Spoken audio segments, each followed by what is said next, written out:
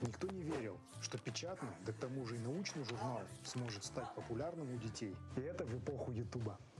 Помню, как в самом начале отправляли наш журнал бесплатно в школу. А сегодня «Ойла» — это научно-популярный журнал, который издается в 11 странах мира на 5 языках. Это журнал на казахском языке, а это на немецком, корейском языке и, конечно же, на английском.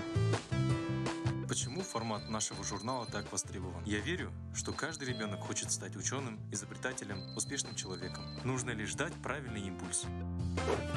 Наш журнал помогает полюбить науку, раздвинуть границы и развить глубину мышления. Мы рассказываем о принципах устройства Вселенной и о задачах, от которых бились лучшие умы человечества. Наш журнал читают более 20 тысяч детей в Казахстане. Мы отправляем журнал даже в самые отдаленные регионы страны. У нас есть юный читатель в ауле Жумыскер в Атырауской области. Доставка к нему обходится даже дороже стоимости самого журнала. Но мы просто не можем оставить этого ребенка без новых знаний. А еще «Ойла» помогает учителям интересно вести уроки. Все это дает нам энергию создавать наш журнал. Сегодня «Ойла» — это не только журнал, но и школа наук для детей. Мы ведем увлекательные курсы по физике, химии, биологии и математике, которые не похожи на школьные предметы. Наши курсы прошли более 700 детей. Энергия знаний бесконечна, но распространять ее можно только благодаря единомышленникам. Мы рады, что наш журнал нашел поддержку многих людей. Мы – команда журнала «Ойла», и мы хотим, чтобы наши дети умели думать.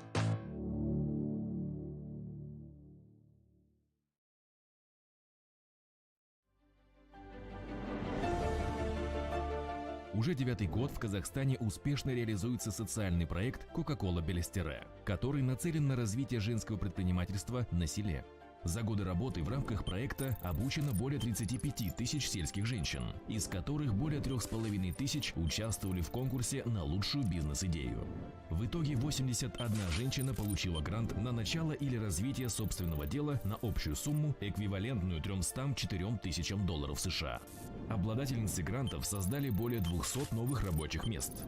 Уникальность проекта в том, что он имеет простые и понятные учебные материалы, составленные на реальных примерах. Бизнес-тренеры проекта выезжают даже в самые отдаленные населенные пункты областей республики. Все это делает проект доступным и полезным. За весь период проекта проведено более 350 тренингов в различных населенных пунктах. В 2020 году обучение проходило в онлайн-режиме.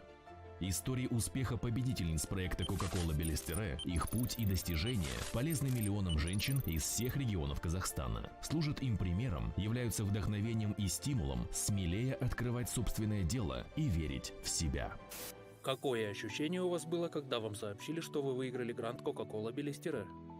Просто бомбила и разрывала изнутри. Я была одной из 10, это было просто взрыв эмоций тотальный, потому что я просто прыгала и скакала. Я волновалась сильно, я сейчас помню, как все как в тумане. Конечно, это гордость какой-то, я даже не знаю, как это описать.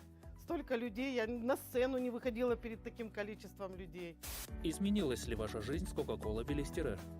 Өзімнің білім беруге арналған оборудованиемді алдым, тренингтер өткізе алатын болдым, эксперт болуға шақырды. Сол арқылы табысым ұлғайды. Бизнесім алдыға жылжыды. Былтыр 400 литр бал алсақ, биыл біз енді Кока-кола грантын жеңіп алғандықтан біз енді Алла қаласа 1000 литр бал аламыз деп отырмыз. Вы хотели бы что-то сказать организаторам проекта «Кока-кола Белестере»? Масштабировать, чтобы количество грантов увеличилось в десятки раз, чтобы женщины смогли реализовать свои мечты, бизнес-идеи. Это очень классный, замечательный проект, и хотелось бы, чтобы больше женщин получило такую возможность. Данный проект дал начало движению активных сельских женщин, которое в итоге способствовало созданию отдельной площадки – форума сельских женщин Казахстана. С 2018 года ежегодно проводятся областные форумы сельских женщин Казахстана. Итогом этих форумов является Республиканский форум сельских женщин Казахстана, в работе которого принимают участие женщины-делегаты со всех областей республики. В 2020 году проект «Кока-кола Белестере» стал доступен в формате онлайн-обучения для женщин, готовых начать или развить свой бизнес. Онлайн-школа «Личные подсобные хозяйства» farmerschool.kz предназначена для широкого круга населения и обучает разным видам бизнеса на селе. Платформа Business Team в социальной сети Facebook – это инициатива экспертов проекта для объединения всех желающих женщин пройти онлайн-обучение основам бизнеса, найти наставников и единомышленников в целях создания и развития устойчивого малого бизнеса. Результаты проекта Coca-Cola Белестере в Казахстане приносят свои плоды и вносят вклад в экономическое и экологическое развитие сельских территорий страны. Проект содействует росту вклада женщин в комплексное развитие села и достижению целей устойчивого развития ООН до 2030 года.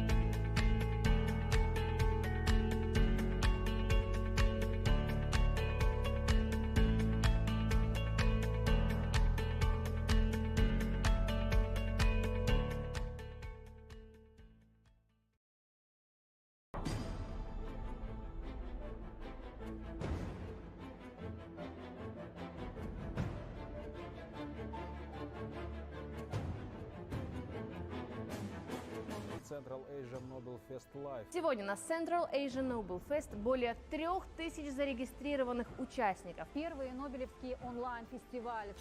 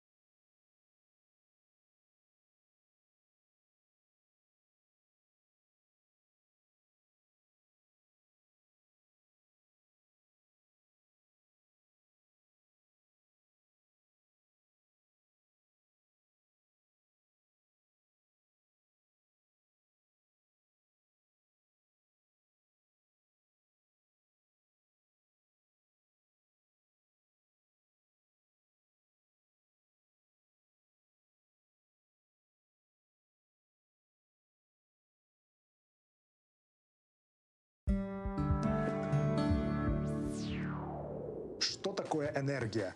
Я думаю, что это знание, которое двигает нас к прогрессу.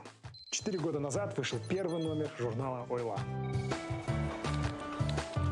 Никто не верил, что печатный, да к тому же и научный журнал сможет стать популярным у детей. И это в эпоху Ютуба. Помню, как в самом начале отправляли наш журнал бесплатно в школу. А сегодня «Ойла» — это научно-популярный журнал, который издается в 11 странах мира на 5 языках. Это журнал на казахском языке, а это на немецком, корейском языке и, конечно же, на английском. Почему формат нашего журнала так востребован? Я верю, что каждый ребенок хочет стать ученым, изобретателем, успешным человеком. Нужно лишь дать правильный импульс. Наш журнал помогает полюбить науку, раздвинуть границы и развить глубину мышления. Мы рассказываем о принципах устройства Вселенной и о задачах, от которых мы бились лучшие умы человечества. Наш журнал читают более 20 тысяч детей в Казахстане. Мы отправляем журнал даже в самые отдаленные регионы страны. У нас есть юный читатель в Ылы-Жумыскер в Тралской области. Доставка к нему обходит. Приходит весна и приносит новые надежды и праздничное настроение. А Кока-Кола делает праздничным ваш стол. Плов с Кока-Кола – вот это праздник! Мамины манты и Кока-Кола – фантастика! Самса круче! Не-не-не, чебурек! Самса! А курдак просто огонь! А наш Беж соберет сотни лайков!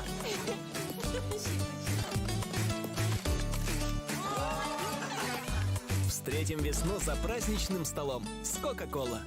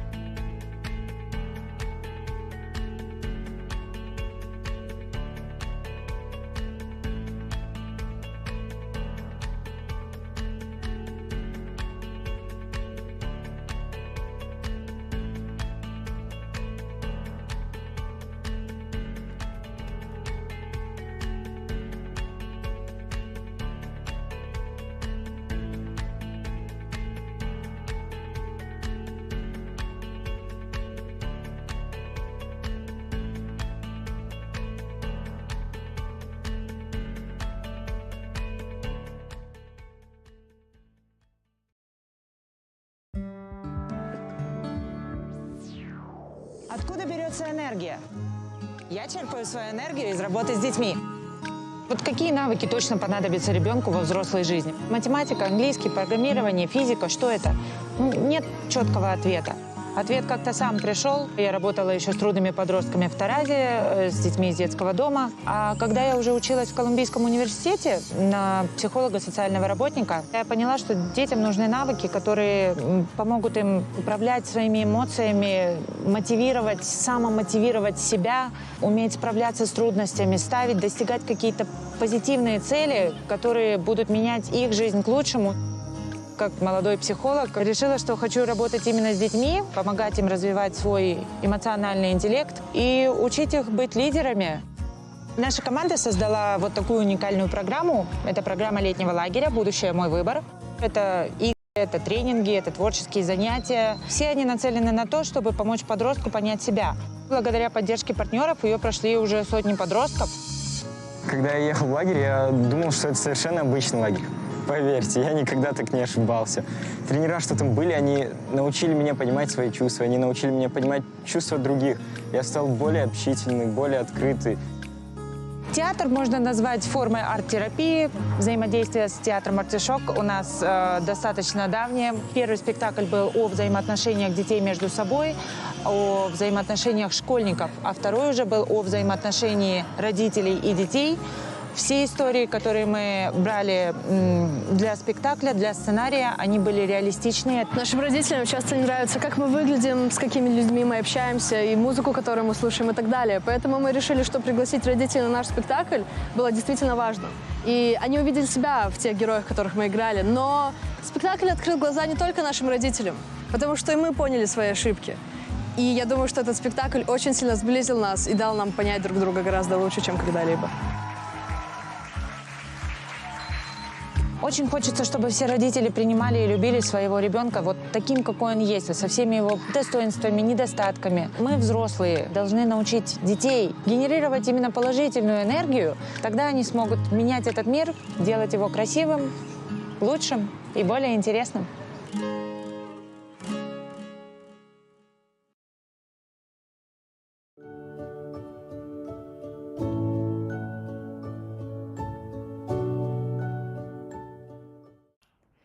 Dear students and colleagues, welcome to the Nobel Fest 2021. My name is Donna Strickland, and I'm an optical physicist and pioneer in the field of pulse lasers. I'm a Nobel Prize winner in Physics 2018 for developing chirped pulse amplification, and currently a professor at the University of Waterloo in Ontario, Canada.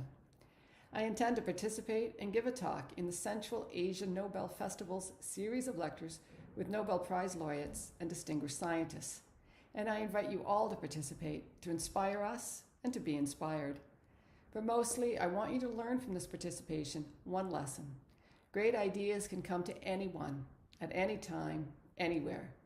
You want to be ready so you can make the most of that idea. I hope to meet you all at the upcoming Nobel Fest and lecture series with Nobel Prize laureates in Kazakhstan.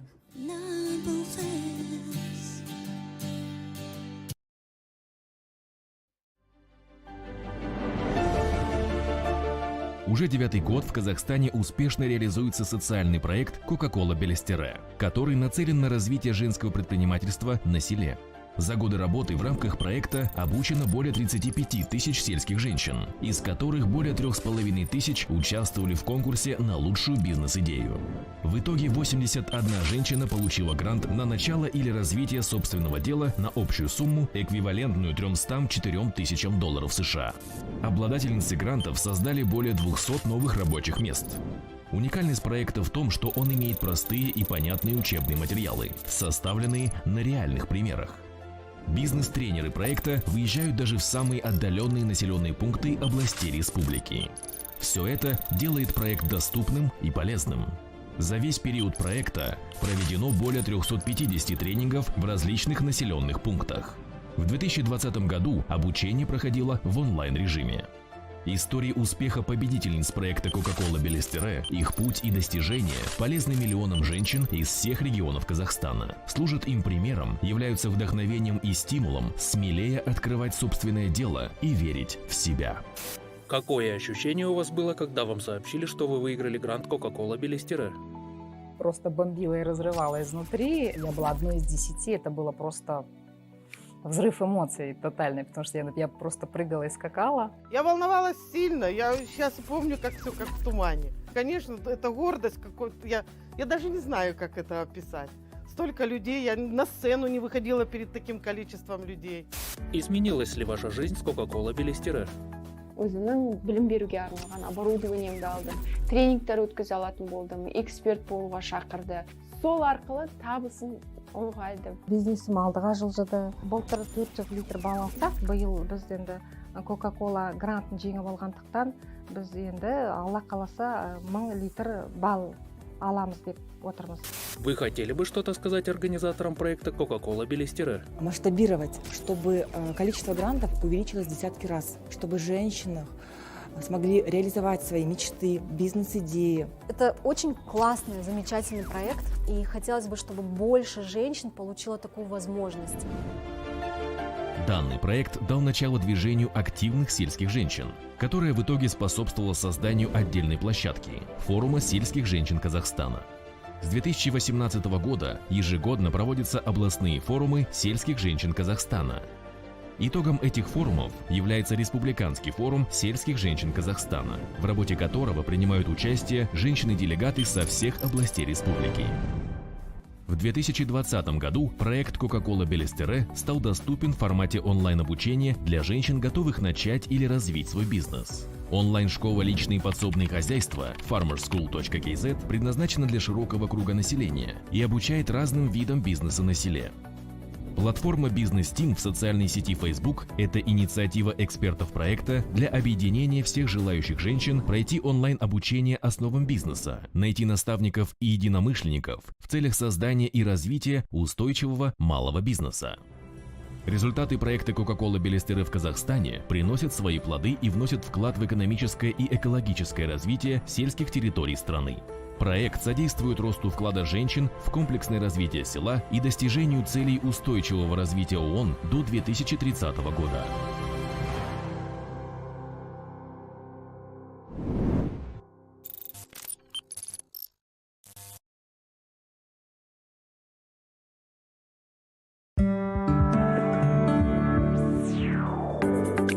Что такое энергия? Я верю, что энергия девочек может дать нашему миру инновации. Поэтому при поддержке наших партнеров 3 года назад была запущена программа Girls in STEM, в которой я ментор. Эта программа помогает девочкам заниматься наукой, технологиями, инженерией и математикой. Мы уже получили впечатляющие результаты. Наши участницы покоряют Кремниевую долину, собирают роботов, запускают мобильные приложения. Об их проектах рассказывают на канале BBC. Я верю, что мы даем шанс каждой девочке заниматься STEM. Недавно в одном городе открывали IT-лицей, в который хотели принимать только мальчиков. Но когда администрация узнала про достижения наших участниц, то изменила свое решение. Теперь туда принимают и девочек.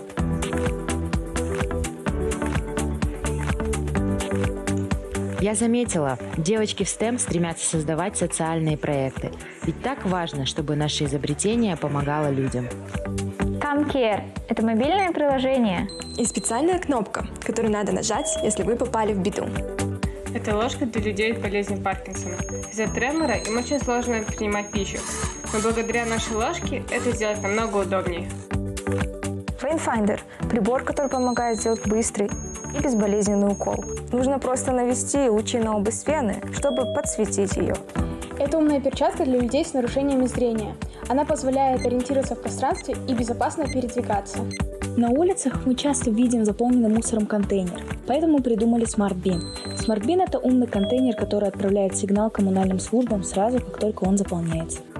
Я очень хочу, чтобы каждая девочка могла стать ученым или инженером. Участие девочек ускоряет социальные изменения. Мы внедряем инновации во имя перемен.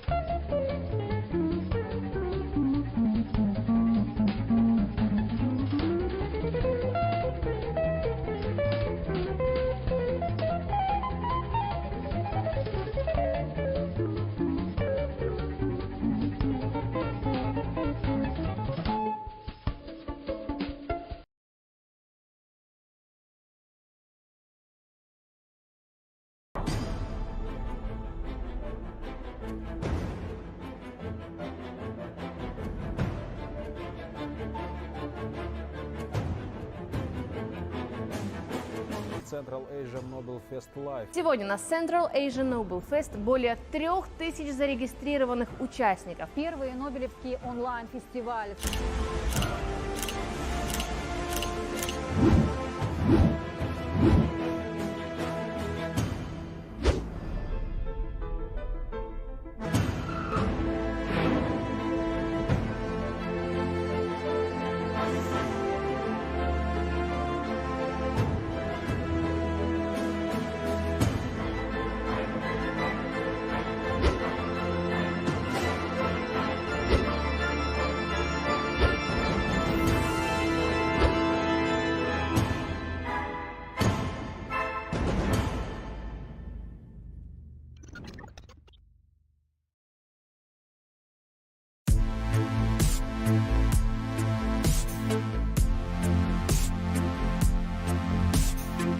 Students, my name is Takaaki Kajita. I'm an experimental physicist studying neutrino physics at the Institute for Cosmic Research of the University of Tokyo. I'm glad to speak to you in the second Central Asia Nobel Fest 2021 in Kazakhstan. Through my lecture, I'd like to share my research experiences with you.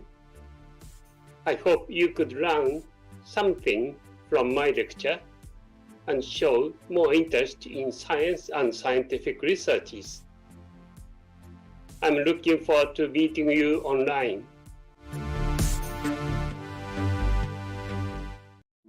Современный человек постоянно несет на себе груз ответственности и забот. Бороться с хроническим стрессом особенно сложно городским жителям. При этом психологический дискомфорт может стать причиной многих хронических недугов.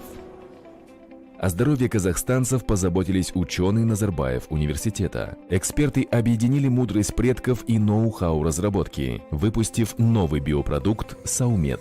Его производят на основе национального напитка саумала, парного кобыльего молока, издревле известного своими целительными свойствами. Саумал изготавливают на заводе в Карагандинской области в сухом виде. Благодаря инновационной технологии сублимации кобылье молоко сохраняет все свои полезные качества. Кроме саумала, в состав биопродукта входят растительные компоненты и метабиотик на основе культуры молочно-кислых бактерий. Выпускают саумет в капсулированном виде на новой производственной линии завода. Целебное действие нового биопрепарата основано на уникальном сочетании внутриклеточных элементов, продуктов метаболизма молочно-кислых бактерий Lactobacillus rhamnosus и саумала. Они помогают восстановить баланс кишечной нормофлоры, обладают антиоксидантным эффектом и ДНК-протекторным защитным действием. Кобылье молоко легко усваивается и обладает высокой биологической ценностью. Оно содержит около 40 биологических компонентов, необходимых организму. Это витамины А, С, В1, В2, В6, В12, аминокислоты, ферменты, микроэлементы и не только. Саумал нормализует обмен веществ, улучшает состояние здоровья и замедляет процессы старения. Саумет рекомендуют применять при диарее, дисбиозе кишечника, во время и после курса лечения антибиотиками, расстройства ЖКТ, при поездках, связанных со сменой климата. Также биопродукт помогает защитить здоровье от негативного воздействия факторов окружающей среды, повышает адаптивные свойства организма при стрессе, улучшает моторные функции кишечника. Примечательно, что саумет производят в соответствии с халал-стандартами. Дело в том, что большинство капсул лекарственных препаратов и БАДов делают на основе животного желатина. Для саумет же используют растительное сырье, поэтому его с уверенностью могут употреблять даже вегетарианцы. На каждом технологическом этапе проводят строгий микробиологический контроль. Саумет назначают по 2 капсулы в день во время и после еды. Продолжительность применения – 3 недели. Возможны повторные приемы в течение года. Перед применением следует проконсультироваться с врачом. Саумет. Защитные силы природы на страже вашего здоровья.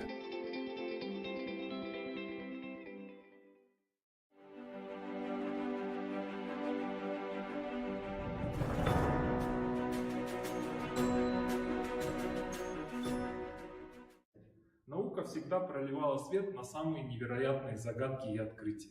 В мире, где ускоряются промышленные революции, знание – это главный компонент развития. Несомненно, пандемия это подчеркнула. Только страны, обладающие высоким научно-техническим потенциалом, смогут быстро возобновить рост и оставаться в авангарде развития.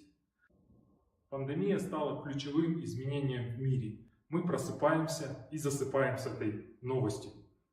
Изменяются абсолютно все процессы нашей жизнедеятельности. Трансформируется не просто работа университетов, но и их призвание. Какими они должны стать в современном мире? Как построить инновационную атмосферу и как университетам находиться в авангарде развития. Мы видим несколько ключевых элементов того, как создать инновационную экосистему в университетах.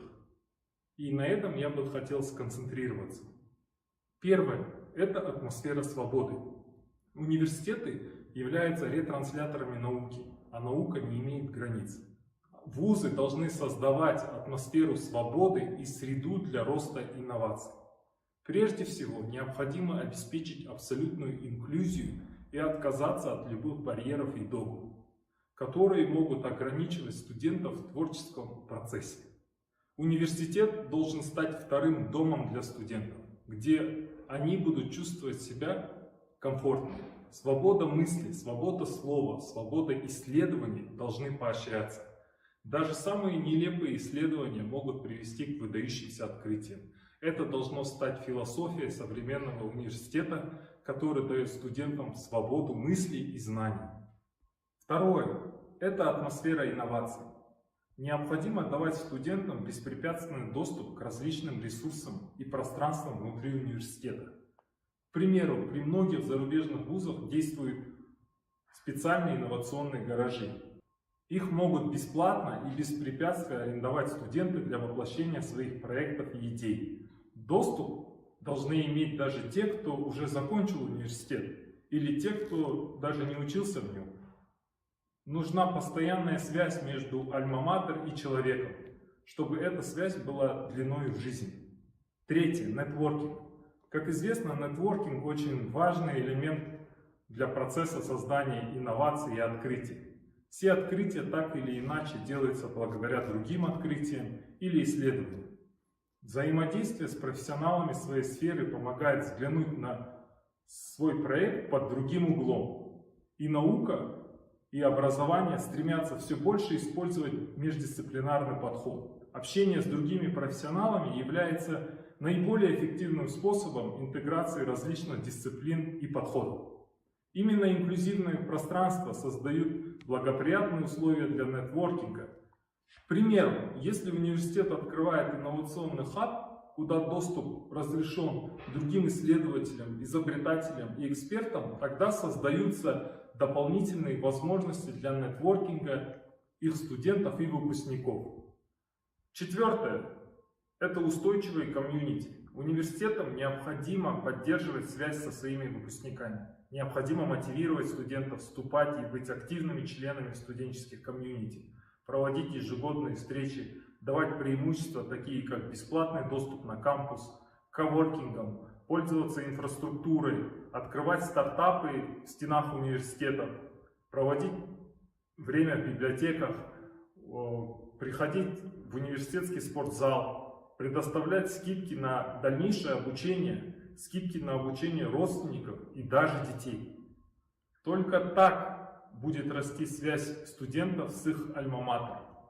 Это будет важный шаг к созданию эндаумента в Казахстане.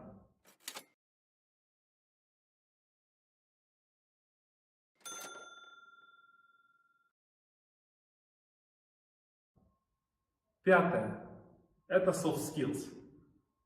Для эффективной кооперации и нетворкинга молодежи необходимы мягкие навыки. Многие студенты и выпускники не умеют правильно выстраивать отношения на работе и во взрослой жизни. Необходимо в программу университета ввести обучение soft skills. Нужны предметы, которые будут мотивировать студентов показывать свою точку зрения, развивать критическое мышление, поощрять процесс принятия решений и обсуждения важных жизненных ситуаций. Шестое – это обратная связь со студентами. Сегодня многие крупные компании уже исключили диплом о высшем образовании из обязательных требований. Этот процесс будет расширяться и увеличиваться. Представляете, сегодня нет многих специальностей, но уже существуют профессии с высокой оплатой труда, где нет необходимости диплома. Нужна обратная связь со студентами. Какие предметы они хотят изучать, что они хотят получить от университета, что хотят внедрить в образовательный процесс. Студент – это целевая аудитория, и его мнение имеет основополагающее значение. Седьмое – это связь академии и бизнеса. Не просто бизнес должен повернуться к университетам, но и университет со своими знаниями должен развернуться к бизнесу. Университеты должны не просто нанимать представителей бизнеса, а создавать специальную программу, которая позволит профессорам взаимодействовать с бизнесом и консультировать их по важным вопросам. Академия должна понимать и знать бизнес-процессы, потому что она учит студентов работать так. И последнее. Обмен знаниями с ведущими исследователями мира. Конечно, несомненно важным становится то, как университеты могут привлекать ведущих международных экспертов и профессоров преподавать для студентов. Это повышает уровень как в глазах студентов, так и в глазах профессоров и в международных рейтингах. Наш фонд инклюзивного развития поставил себе цель создать в регионе новую базу знаний благодаря привлечению ведущих ученых и проведению масштабных нобелевских фестивалей по всему Казахстану и региону Центральной Азии и Кавказ. Так, первый Нобелевский фестиваль, который прошел 1-4 октября 2020 года, собрал более 10 тысяч зрителей, 125 университетов, 7 лауреатов Нобелевской премии, 3 лауреата премии за прорыв и многих других именитых ученых. Нобелевские фестивали станут постоянным и главным научным событием региона.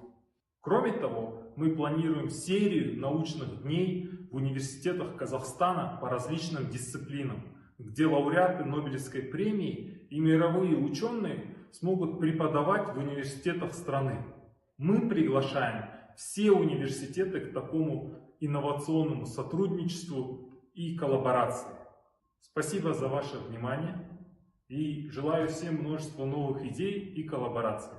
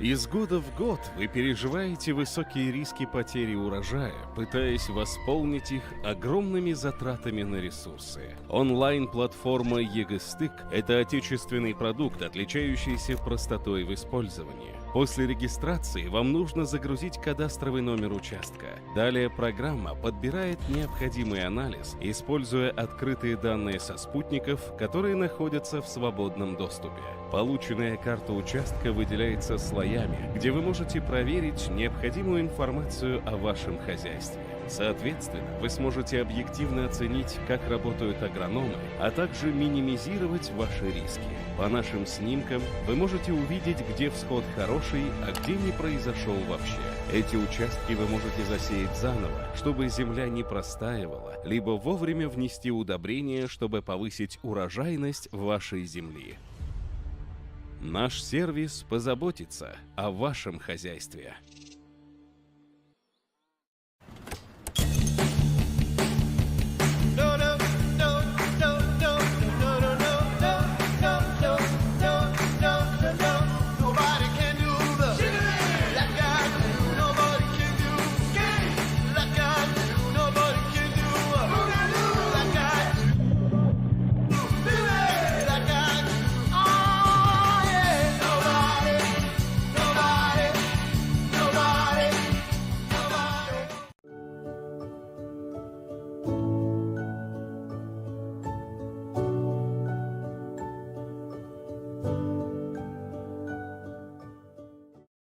Dear students and colleagues, my name is Aaron Chikanover, and I am an Israeli physician and biologist working at the Faculty of Medicine of the Technion, which is Israel Institute of Technology in Haifa, Israel. I happen also to be a laureate of the 2004 Nobel Prize in Chemistry for discovering the ubiquitin-mediated proteolytic system. I intend to participate and to give a talk at the Central Asia Nobel Festival series of lectures, and I invite you all to participate, to inspire us and to be inspired. But mostly, I want you to learn from this participation one lesson. People like us who made important discoveries are human beings exactly like you are. We have 2 hands, 2 eyes, 2 legs. We are simple human beings. And if we could do it, you can do it as well. So all the best, and hope to meet you all in the upcoming Festival of Nobel Laureates in Kazakhstan. Take good care of yourself and stay safe. Welcome to the Central Asia Nobel Fest in 2021. This is John Mather, Senior Project Scientist for the James Webb Space Telescope, working at NASA in Greenbelt, Maryland, the United States. I'm interested in the whole history of the universe from the Big Bang to now, how life became possible on our own little planet circling an ordinary star, how we can protect our planet, and how far we can go. I hope you will find the Nobel Fest a fascinating adventure. Hi, I'm David Spergel. I won the Breakthrough Prize in 2018, and I'm excited about speaking at the Central Asia Nobel Fest on my work and others on cosmology. Over the past 20 years, we've learned that atoms, the stuff that makes up us, makes up only 5% of the universe. So I'll be telling the story of how we probe the dark matter, the dark energy, and look back to the beginnings of the universe and learn how structure and galaxies and everything else emerges. Look forward to seeing you soon. Hello, I'm Christopher Haken, 2018 Breakthrough Prize winner. I'm very excited about the upcoming Central Asia Nobel Fest lecture series. I hope you'll join us. Nobel Fest.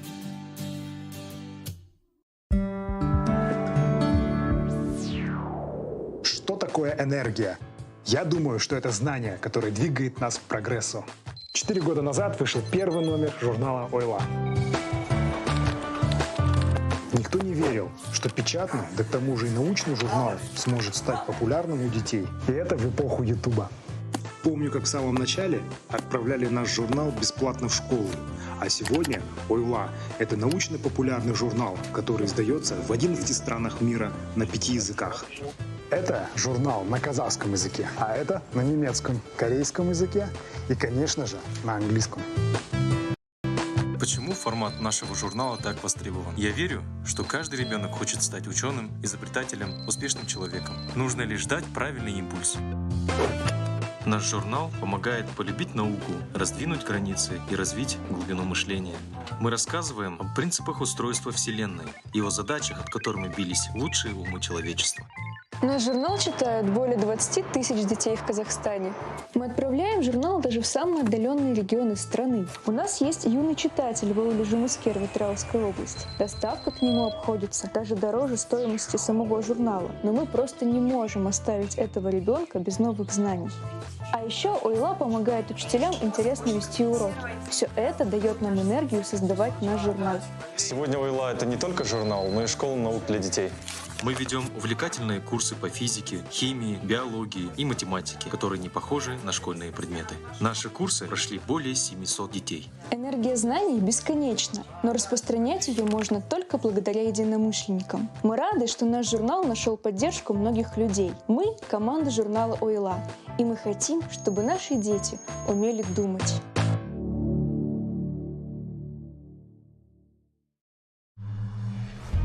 Армандар алға жетелегенде. Білім жетістікке ұласқанда. Шабыттар бірге шыңдалғанда.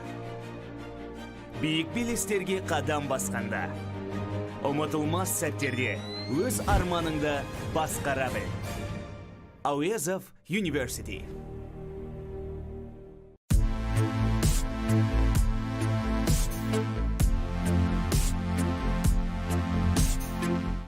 Hi, this is Lyman Page from the Department of Physics at Princeton University. With colleagues, I won the 2018 Breakthrough Prize in Fundamental Physics for research on cosmology. I hope you can join us for the Central Asia Nobel Fest lecture series, where we can tell you more about what it is that we do. Look forward to seeing you there. Thank you. Bye-bye. Все, что нас окружает, города, дома, заводы, все это результат человеческой мысли. Все от страницы рассказов, книги до космических кораблей. Все это создано специалистами. Сильнейшие из них определяют развитие отраслей и профильных рынков. Это специалисты будущего. Жбанов University подготовил более 80 тысяч специалистов, которые развивают различные отрасли по всему миру. Свою историю университет Жбанова ведет с 1935 года с Актюбинского двухгодичного учительского института, преобразованного сначала в двухлетний женский педагогический институт, позднее в Актюбинский педагогический институт и, наконец, в Актюбинский региональный университет Кудайбергена Жбанова. Уже 85 лет университет Жбанова обеспечивает уровень качества образования в соответствии с потребностями рынка труда Западного Казахстана, внедряет инновации и научные достижения в производство и другие сферы жизни, развивает академические связи с партнерами для решения инновационных программ и воспитывает гармонично развитых личностей. Университет Жбанова – это 15 201 обучающихся, 6 учебных корпусов, 4 дома студентов, студенческая поликлиника, парк инновационных технологий, 30 исследовательских центров и лабораторий, 6 научных библиотек, дворец студентов, дворец молодежи, 7 спортивных комплексов и площадок, центр студенческих инициатив, центр обслуживания студентов, 131 филиалов кафедр университета. Жбанов University – это образование будущего, которое наступило сегодня.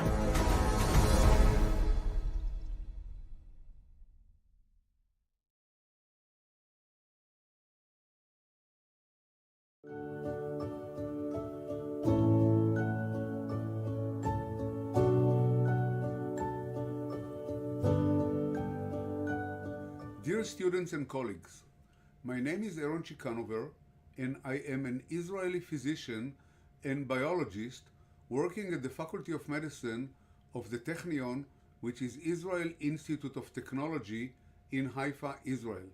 I happen also to be a laureate of the 2004 Nobel Prize in Chemistry for discovering the ubiquitin-mediated proteolytic system.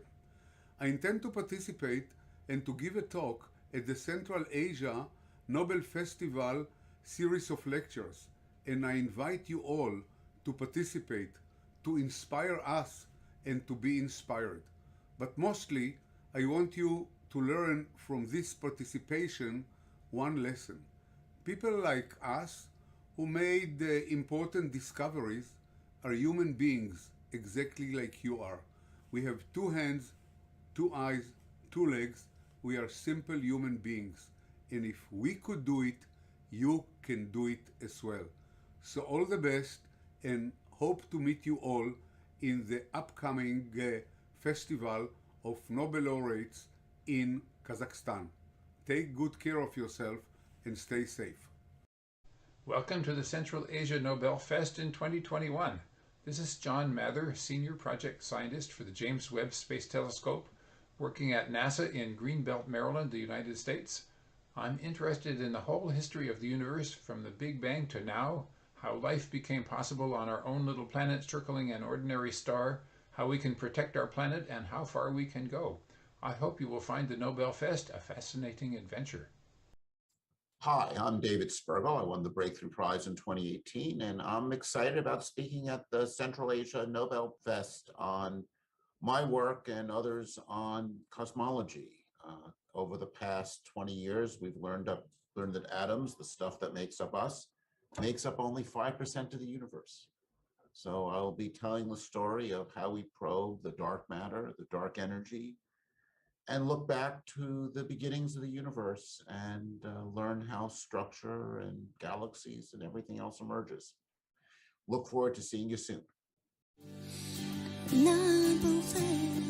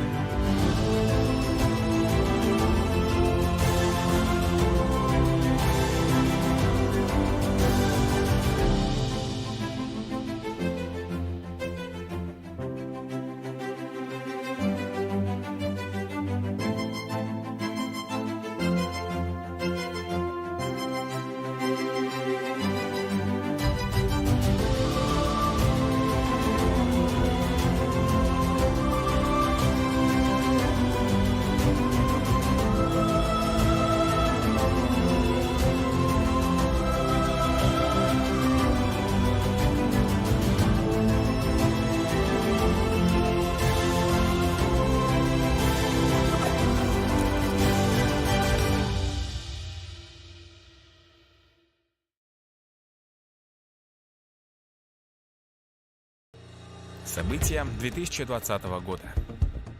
Пандемия, самоизоляция, локдауны. Да, но не только они. 2020 год – это плюс 15 тысяч жбановцев, новые лаборатории и кабинеты, новые возможности Smart University, создан автономный образовательный портал с собственной системой прокторинга. Увеличено количество услуг Smart Arsu, проведена неделя цифровизации. Достижения ученых. Учеными выиграны гранты на 160 миллионов тенге.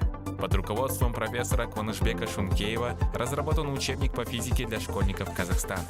Открыт диссертационный совет на соискание степени PhD по филологии. Защищена диссертация по математике. Успехи студентов. Волонтерские организации и школа волонтеров стали лучшими проектами области. Проведен международный студенческий семинар «Перспективы развития студенческого самоуправления в эпоху цифровизации». Участники стартап-академии выиграли гранты на свои проекты почти на 3 миллиона тенге. Международное признание. Университет стал соорганизатором международной конференции QS. Жбанов University впервые вошел в международный рейтинг QS University Rankings и занял 151 место среди лучших вузов. Год Абая. Имя и наследие Абая стало ближе тысячам казахстанцев. Проведено множество мероприятий и конкурсов. Опубликовано несколько научных трудов. Книга Абайтану передана во все школьные библиотеки области. И, конечно же, 2020 – это юбилейный год университета Жубанова. Проведено 85 благотворительных мероприятий. 503 человека награждены юбилейными медалями. 85 педагогов получили премии от областной профсоюзной организации работников. Да? Да. Сейчас? Mr. Balt, good afternoon. How are you? I'm well, thank you. Can you hear us? Can you see us? I can hear you and see you fine, thank you. Perfect, thank you. Чтобы проверить звук?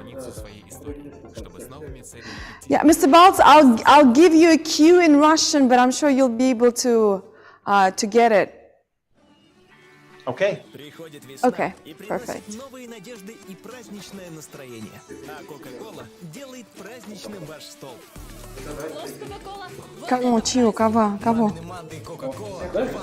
Да? Самса круче. Не-не-не, чебурек. Самса, а курдак просто огонь. А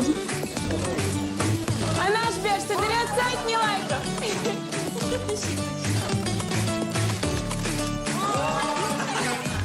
Встретим весну за праздничным столом с Кока-Кола.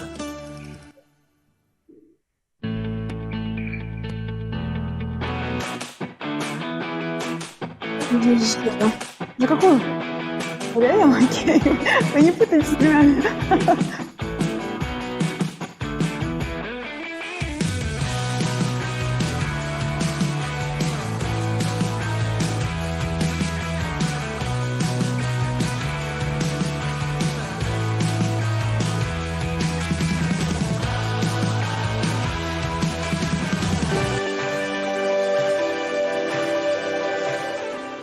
Добрый день, дорогие участники! Я Анжела Гарипа и мои друзья-интеллектуалы приветствуем многотысячную аудиторию со всего мира.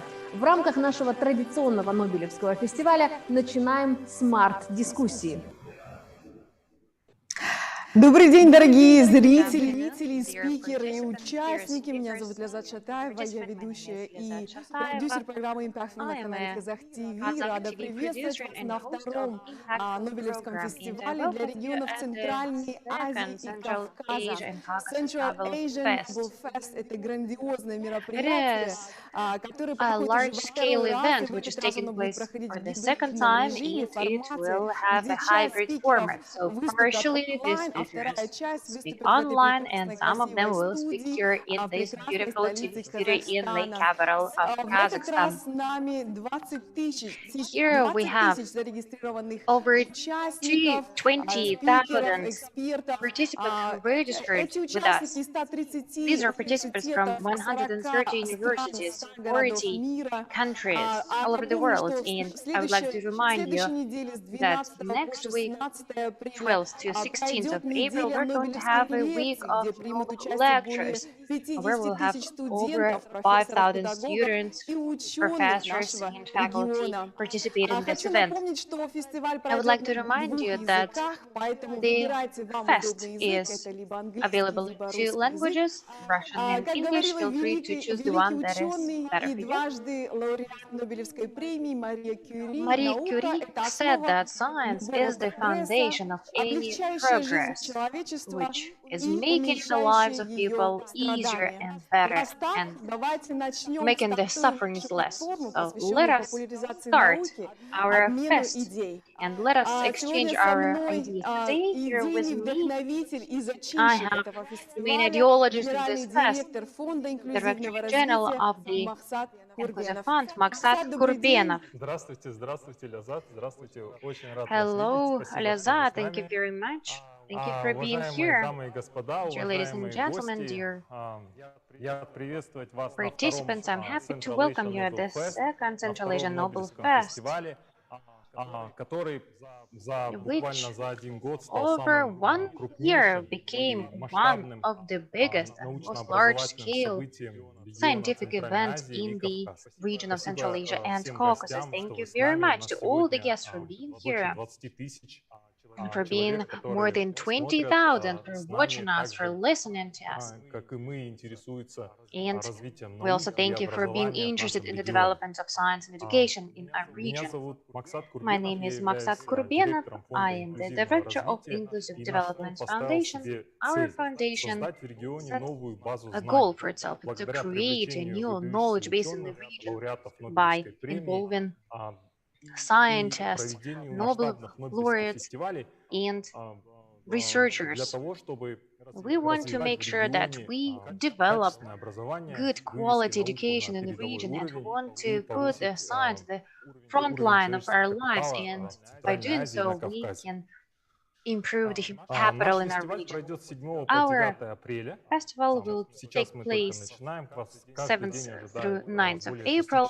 Today we're just starting, and we will have over 6 hours of discussion on topics that vary from economy to green economy to post-COVID economy, and also Industry 4.0, artificial intelligence, 5G systems, as well as educational trends that take place at the moment.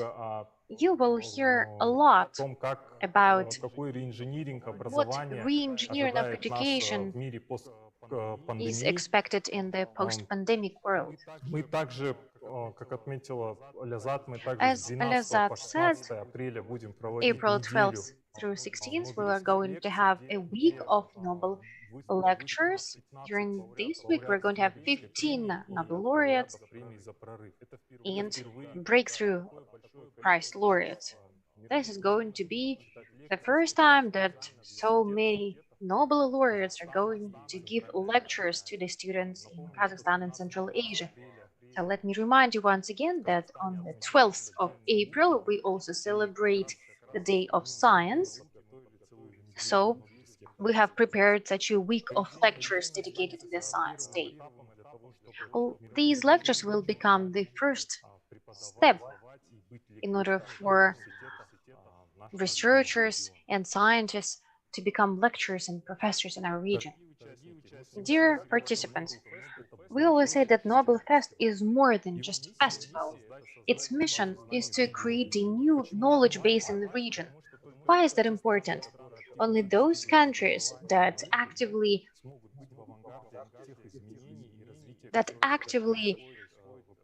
put their efforts into education and science, they invest in these areas, only these countries will be successful. All the developed countries in the world carry out many different scientific events. That is why we wanted to bring such a festival into our region. As a foundation,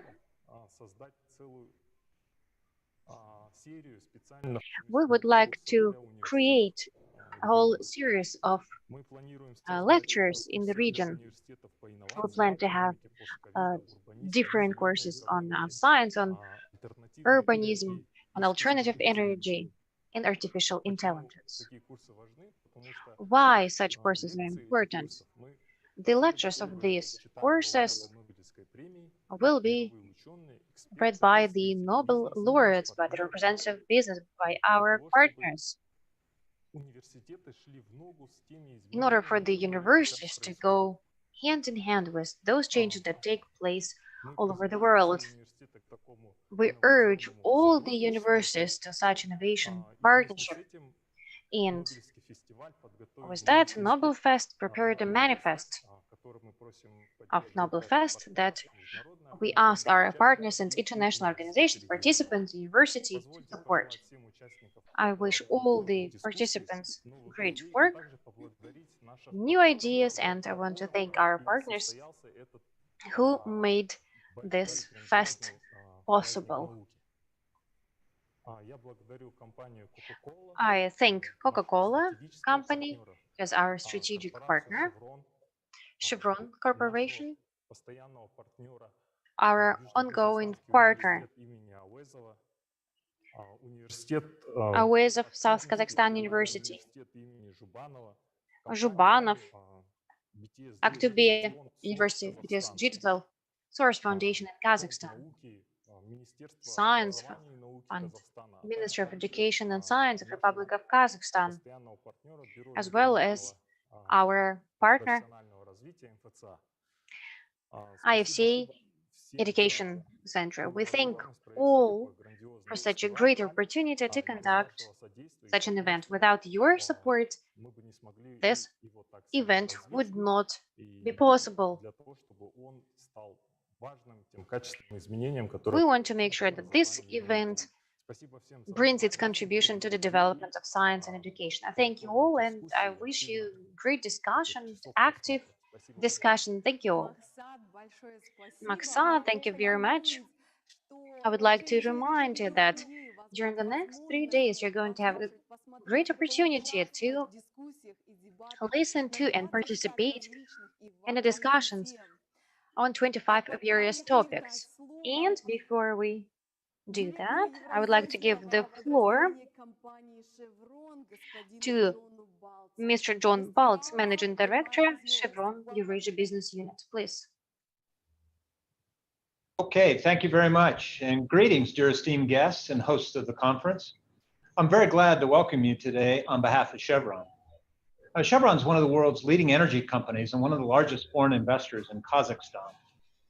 Over the past 28 years, Chevron's investments in Kazakhstan have reached over 40 billion US dollars. And the economic benefits for Kazakhstan from our operations have been very impactful. Our affiliate, Tengiz Chevroil, has contributed over 150 billion US dollars in direct payments to Kazakhstan's entities and 35 billion US dollars into local goods and services since its establishment in 1993. Chevron helped create thousands of jobs. In addition to direct hires, our local spending supported more than 81,000 jobs across multiple industries. For every job provided by Chevron, another 29 jobs are supported in Kazakhstan. We're proud that our investments are not limited by the oil and gas projects, though. Chevron and its affiliates have committed almost 280 million US dollars to more than 300 social projects within the last decade to make a significant contribution to the development of human capital in Kazakhstan. Together with our partners, government agencies, public organizations, schools, universities, we strive to develop knowledge and skills of the Kazakhstani youth. Our projects include platforms for the development of STEM skills, training in robotics, digital technologies, critical and creative thinking. More than 20,000 young people took part in championships, science festivals, and master classes. Along with the unprecedented challenges we are experiencing, the global pandemic revealed some unexpected opportunities for governments, businesses, and communities all over the world. It has advanced digital technologies to help connect people. In the same way, the Nobel Fest today removes boundaries and provides a unique opportunity for people to learn from the best minds, leaders, and scientists, those who strive for a better future and human progress. We hope that this initiative will inspire young researchers to new discoveries and will help them fulfill their potential. I wish all of the participants success in all endeavors. Thank you very much.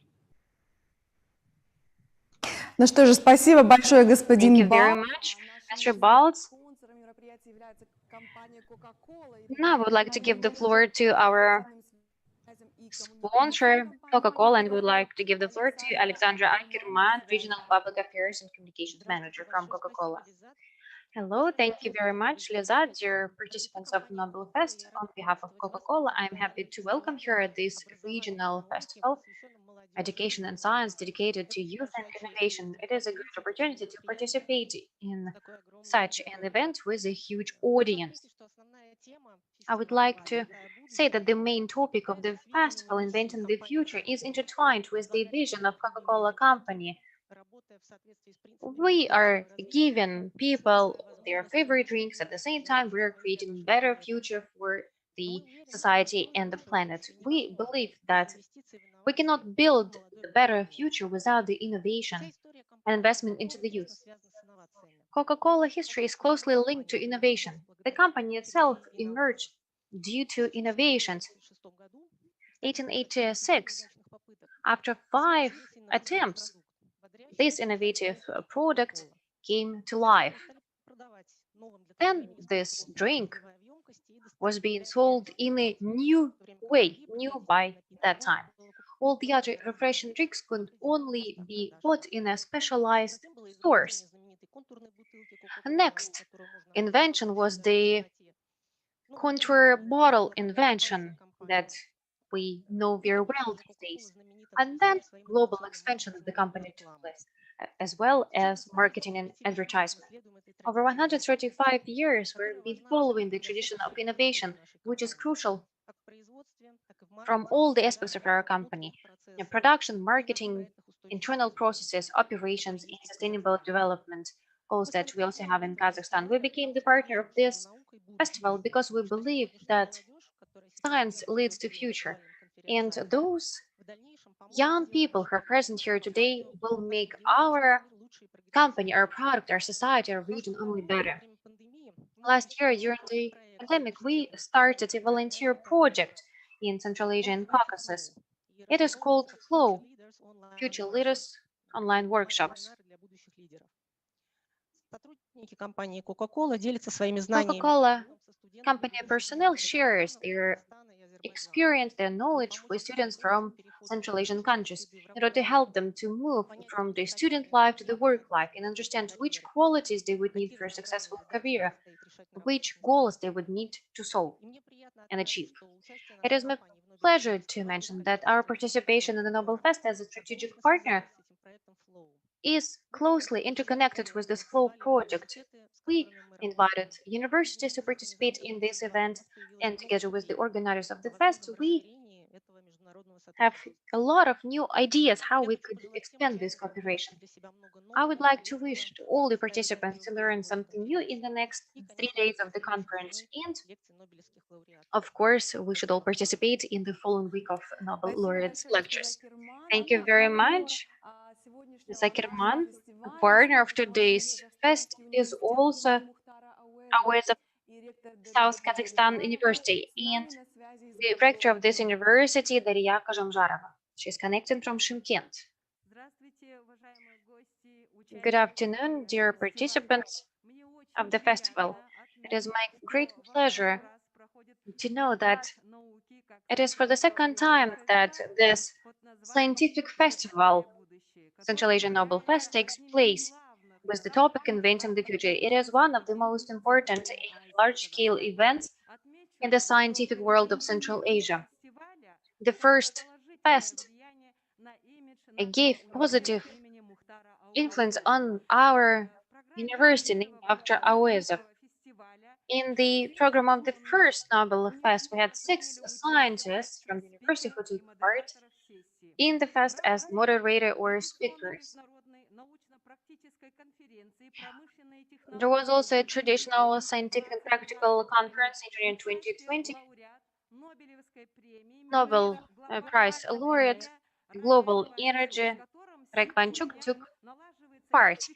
And today we're establishing cooperation and collaboration with the leading universities. This year, our university is acting as a strategic partner of this event. Most importantly, dear colleagues, is that such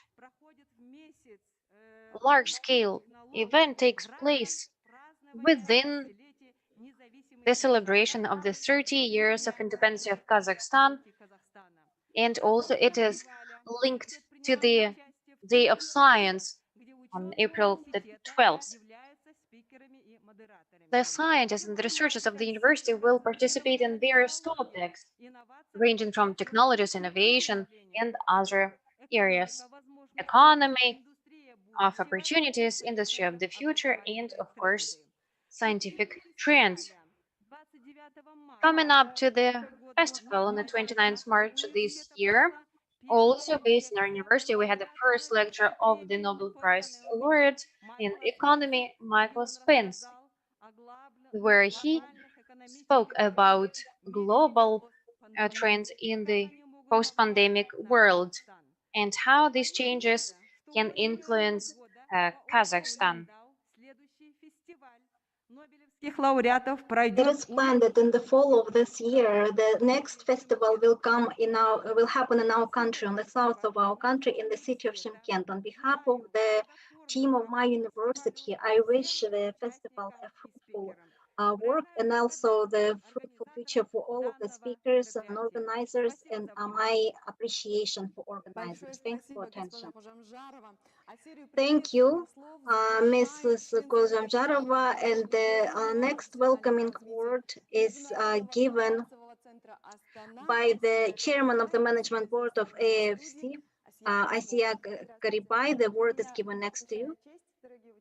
Hello, dear participants. For me, it's a big honor to meet you at this traditional event at the Central Asia Nobel Festival. And on behalf of the AIFC, I would like to say that we had paid a lot of attention to the development of human capital, despite of us being a financial center. We do understand that without the people with knowledge, without thinkers, we cannot achieve some serious successes. Therefore, we created inside of the AFC the specific organization, Bureau for Continuous Professional Development, which does a lot of educational initiatives, research initiatives, scientific initiatives, and the result of this cooperation with the Fund of Inclusive Development became this event.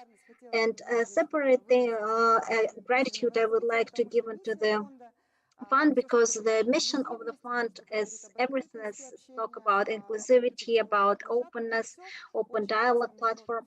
All of it is very close to the financial center of Astana, and we pay huge attention to this type of initiatives. Unfortunately, many of you will not be able to present in our wonderful country, in our city. However, here I would like to say that there are a lot of pros in this pandemic because people are joking that despite of this format, we have many participants, more than in the last year. That means that there's a lot of people that are not indifferent towards education, towards science, and this number of people is growing all the time. So we're very optimistic with the upcoming event. So I wish all of the participants and the guests the fruitful participation. Thank you. Thank you, Asiya. Okay, we are now starting the second Nobel Festival of Central Asia and Caucasus, and I am wishing everyone new experiences, new knowledge, new inspiration to further achievements. Let's go further for the knowledge. Приходит весна и приносит новые надежды и праздничное настроение. А Кока-Кола делает праздничным ваш стол. Плов Кока-Кола – вот это праздник! Мамины манты и Кока-Кола – фантастика! Самса круче! Не-не-не, чебурек! Самса! А курдак просто огонь! А наш беж соберет сотни лайков!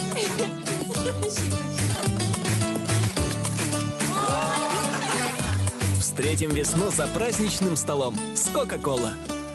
И первая сессия посвящена... And the first session is dedicated to the megatrends in this pandemics. What changes are being brought to the world economy? With us, Marcus Azam will share, the General Director of the committee.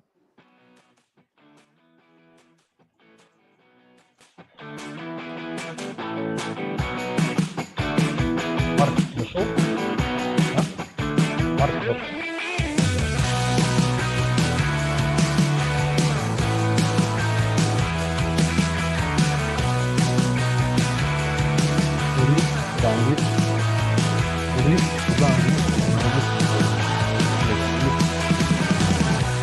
Английский язык поставь.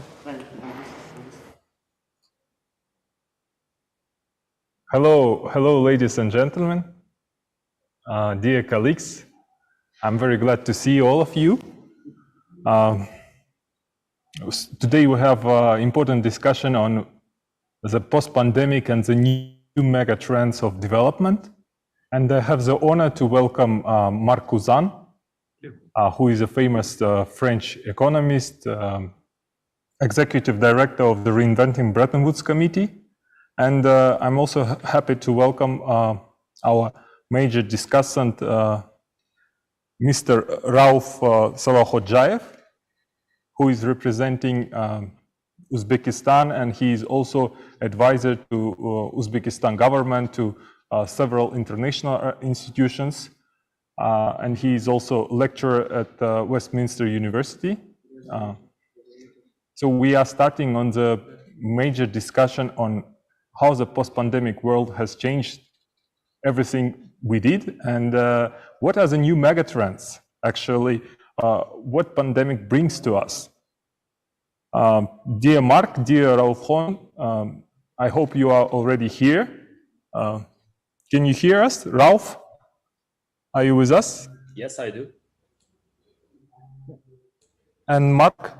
Yes, good morning. Yes, I am here. Hello, Mark. Hello, Rauf. So happy to see you. And Mark, if I may, I would like to start with you. Sure. It's already been more than a year. We haven't seen each other in person. However, we actually started to talk more and to use different platforms like Zoom and Microsoft Teams. We have even more communications than a year before. It's so even we cannot meet each other, we still connecting with different platforms. I think that this is a real change in technology, and all the technological sector has been accelerated with the pandemic. And the major technologies are still at the advanced countries. And I want to ask you following. Before we start with the major theme on the megatrends, I want to ask you about your feeling on emerging markets. Before, we used to think that emerging markets will become more and more developed, and the gap between developing and developed world will become much smaller. What do you think? How the pandemic effect has changed it, or it's still possible? Thank you, Maksat, and good morning or good afternoon, everyone. Let me first thank you for the invitation to participate to this important forum and congratulate your endeavor to make this initiative a reality at a time where we, as you said, we cannot meet face to face, but we have the ability, in fact, to continue to interact virtually. As you suggested, we have been living in a world that is becoming more and more virtual.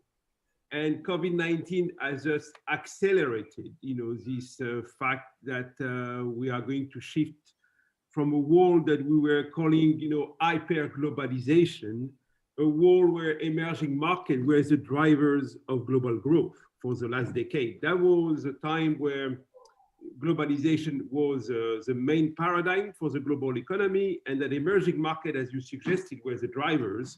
And we were feeling that they are going to catch up with the advanced countries. Yesterday, the IMF released its forecast for the global economy. They were quite surprising positive, but the news was that it is positive because the drivers of growth will not be the emerging market anymore. It will be the United States particularly. So clearly, we are going to see here an accelerator and a mega trends. That's the fact that the drivers of growth, the emerging market, are going to be suffering for a couple of reasons. And I think one of the reasons that I think is going to be very important for the emerging market world, they are going to be in a world that are going to diverge from advanced to EM, that they will need to find new drivers of growth because they are not going to rely on commodities, they are not going to rely on tourism, and they are going to be very vulnerable to capital flow and capital outflow. And of course, one of the other vulnerabilities is going to be if the US is going to grow quite dramatically, you are going to see an upside on the foreign exchange with the dollar going up that will have a huge impact for the emerging market. And of course, these things can be altered if emerging market as a whole, and of course, it's very difficult to put all the emerging market all together because there is a huge heterogeneity among the emerging economies.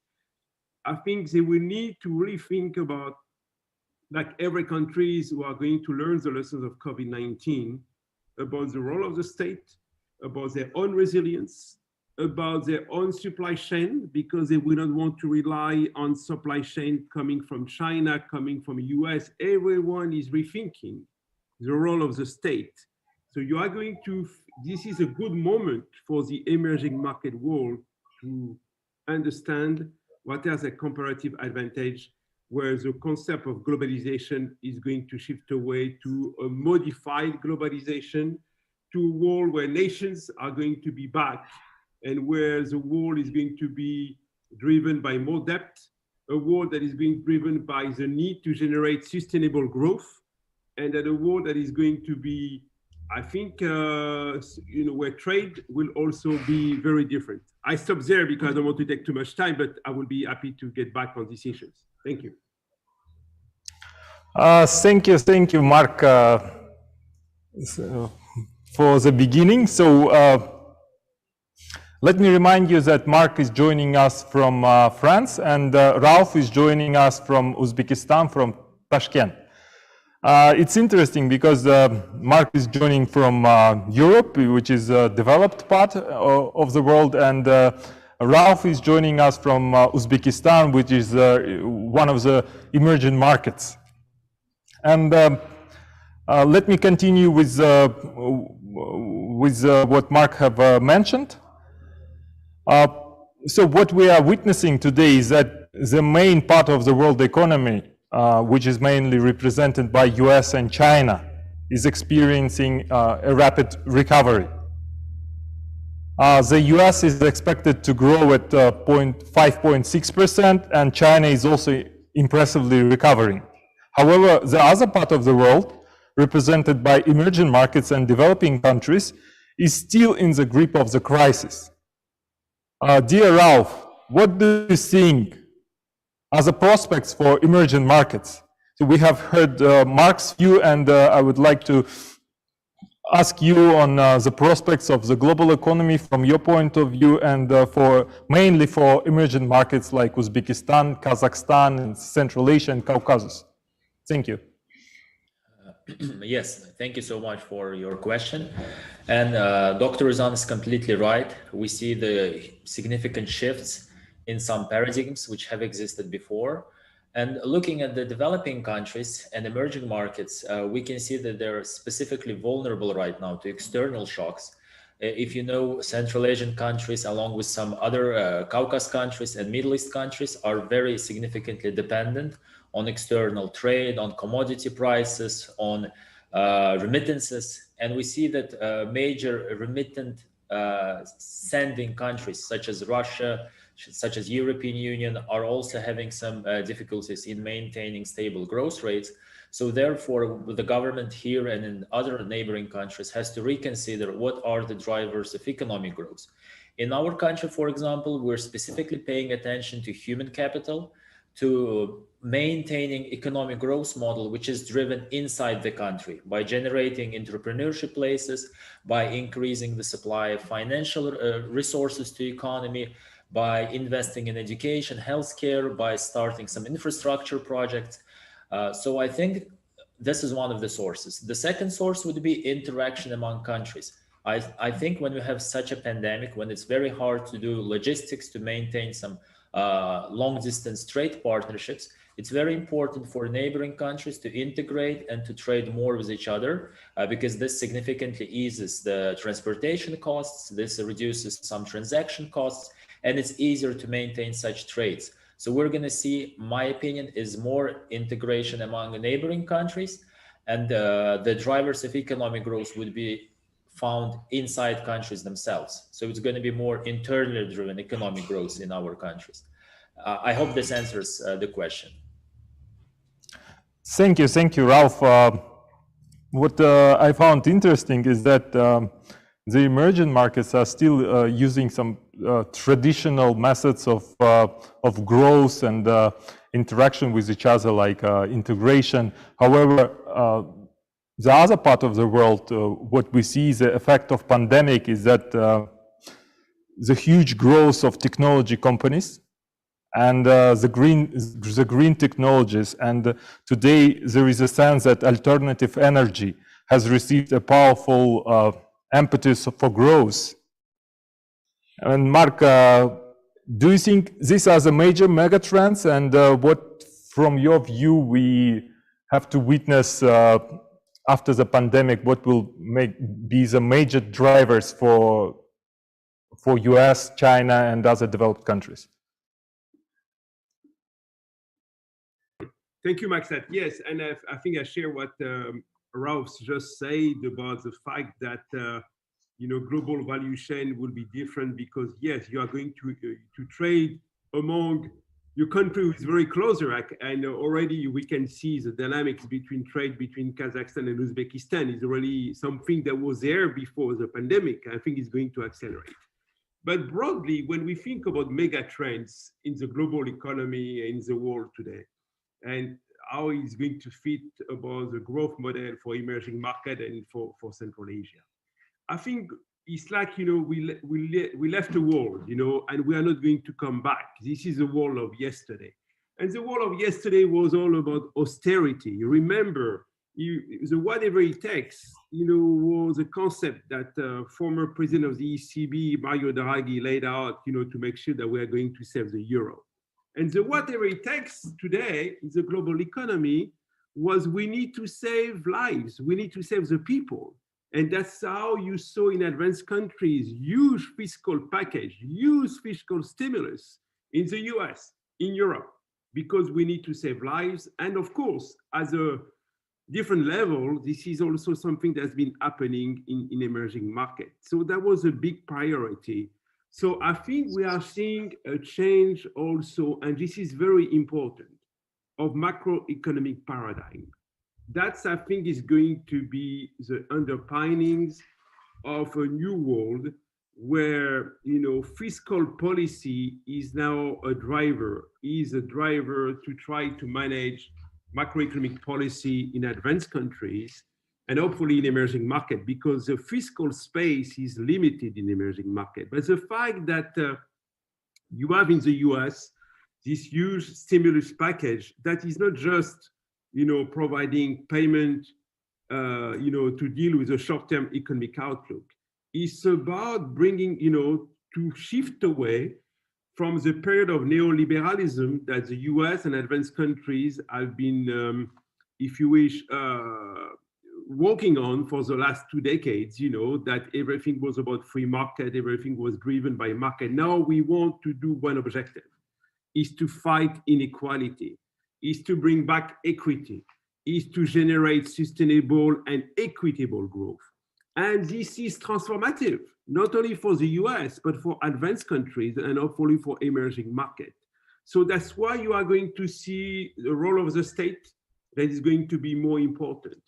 That's why you are going to live in a world where global governance is going to be very different. We are going to move away from international cooperation as we knew it, where you have the orchestra, the IMF, the international institutions who were behind the machinery of international cooperation, to move to something very different, what I will call the concept of nations. This is a concept that was part of the 19th century, meaning that nations who have something in common, who wants to operate or organizing a project together, are going to sit down and to say, we agree. This is a period where two major superpowers are going to be in a period of competition sometime, like China, US, or cooperation. So every country will need to adapt to this new paradigm, a paradigm about macroeconomic policy that's going to be very different, where we want to fight inequality to go to more equitable growth, under a paradigm of global governance that is going to be different. Should Kazakhstan choose between China or US, or should they don't choose and to be neutral? But at one point, country, we need to make choices. And this is the way we are going to live in these new mega trends. Clearly, of course, change, automation, need to invest in human capital, need to be more green, need to be more digital, and it's not going to happen overnight. As Ralph said, you need to invest in human capital. You need to shift your growth model to green economy. This is going to attract and need to attract a lot of investment. But this is worthwhile to do that, because this is how you are going to generate growth for emerging market. This is the way you are going to interact with the rest of the world. And I believe that regional institutions are going to be more prominent and more influential in the years to come. Thank you, Mark. And I fully agree also with Ralph saying that Central Asia should, and Kazakhstan and Uzbekistan should have more integration options.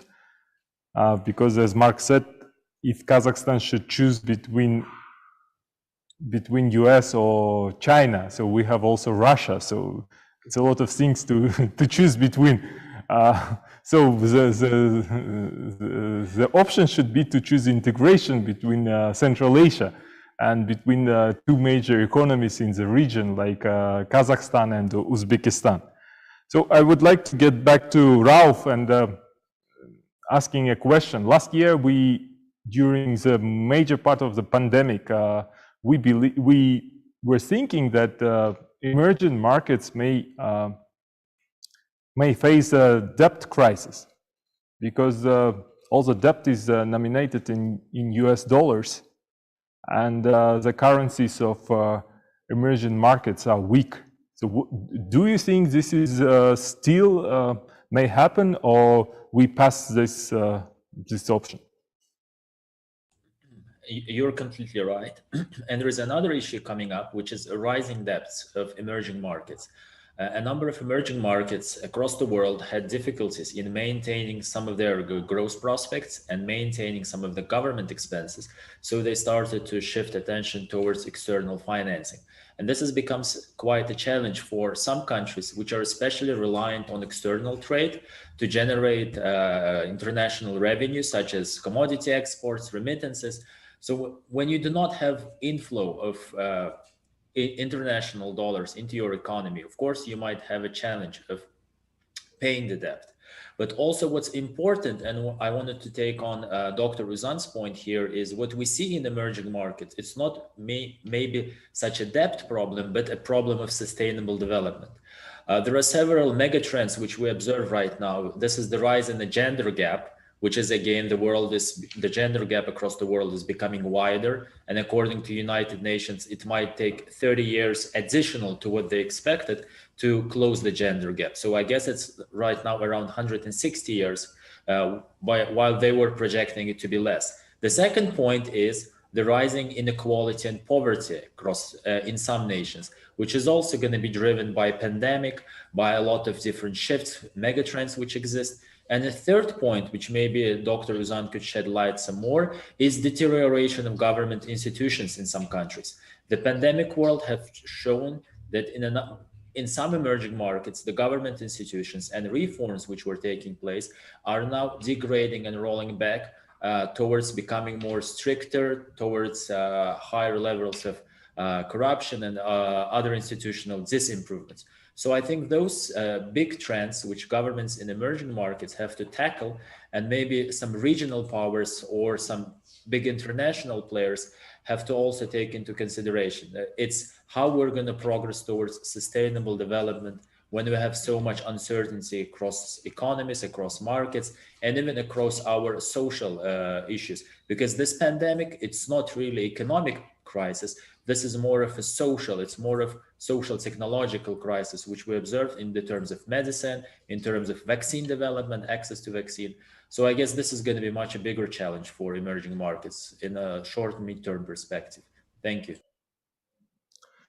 Thank you, Ralph.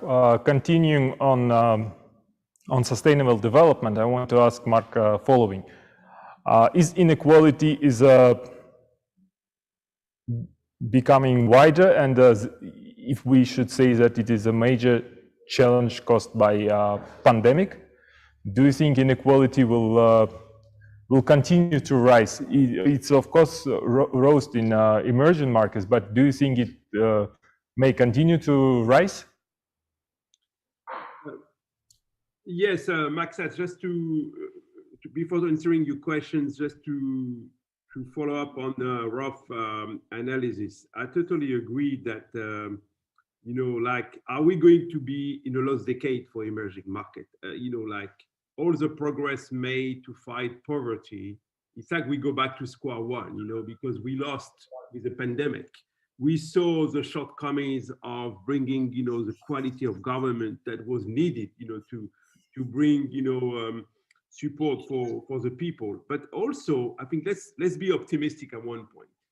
I share and I totally agree. Yes, we have a rise. If you look at the world, you know, and in emerging market, yeah, rise of inequality within country and outside country. You know, that's number one.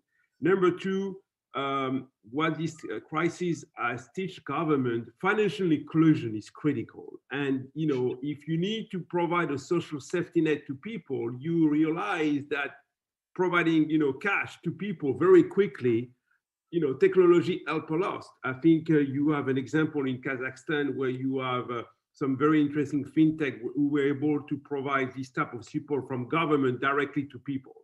So we are going to see, thanks to technology, you know, an acceleration with financial inclusion, you know.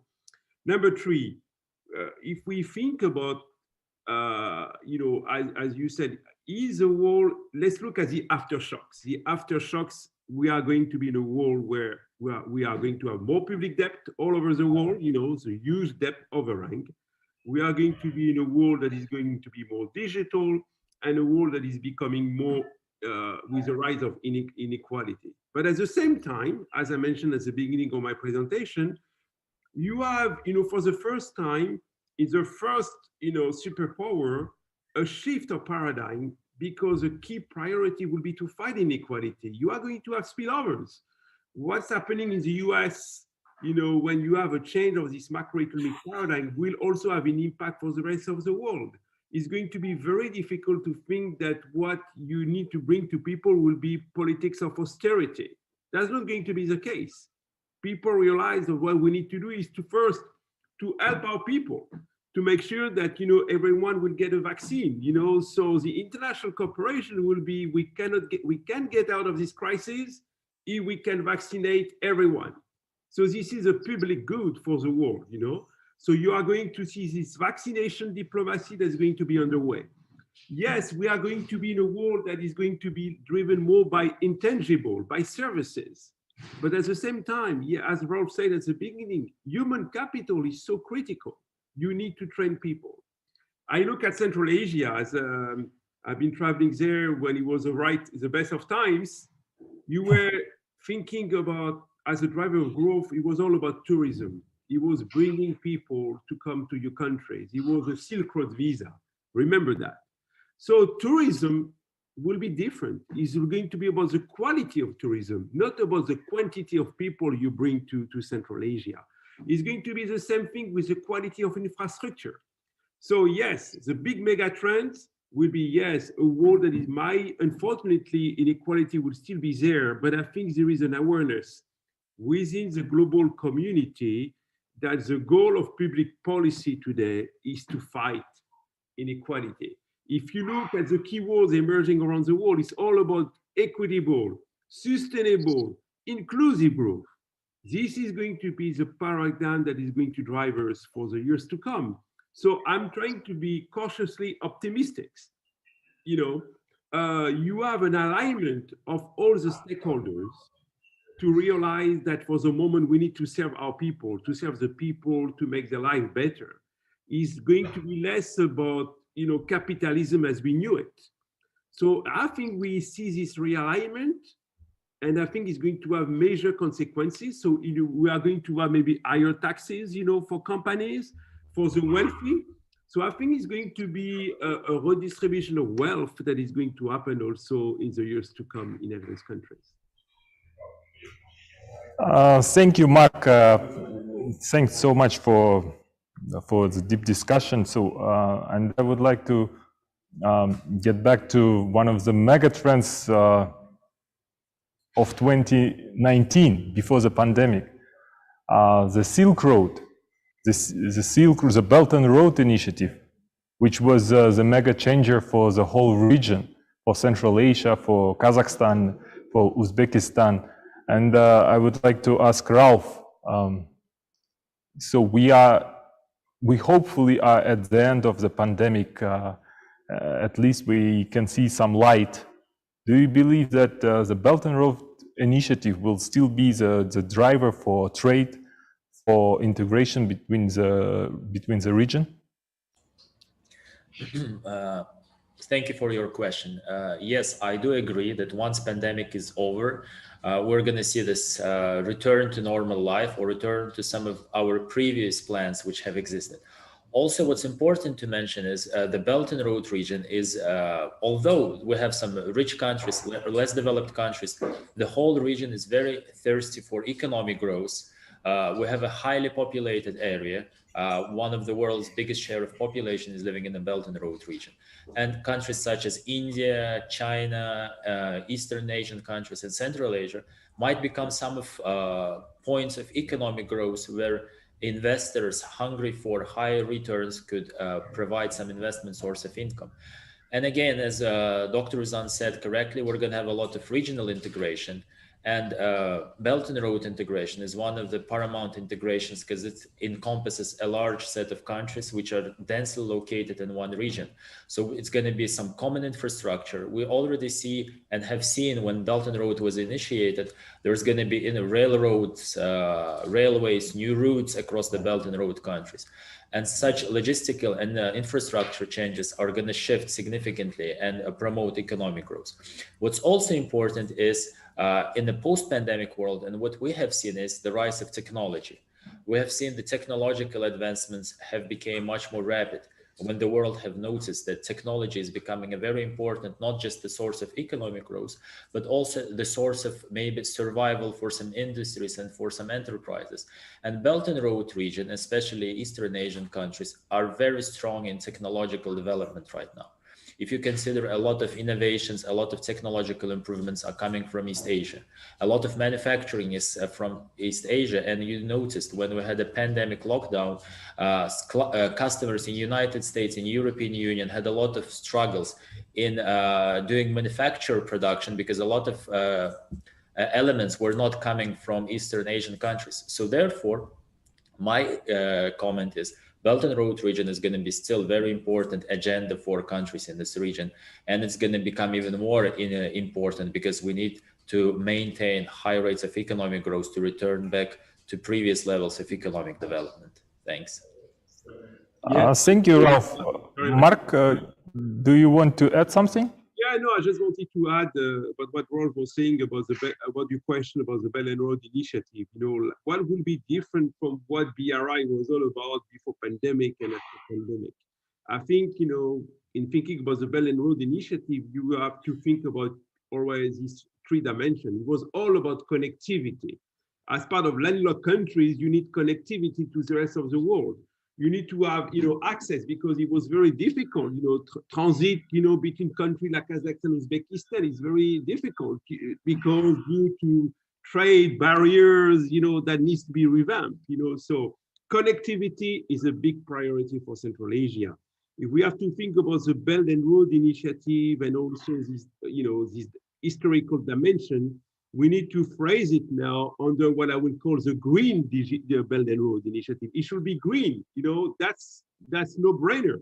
Green, digital, and of course, the driver of connectivity.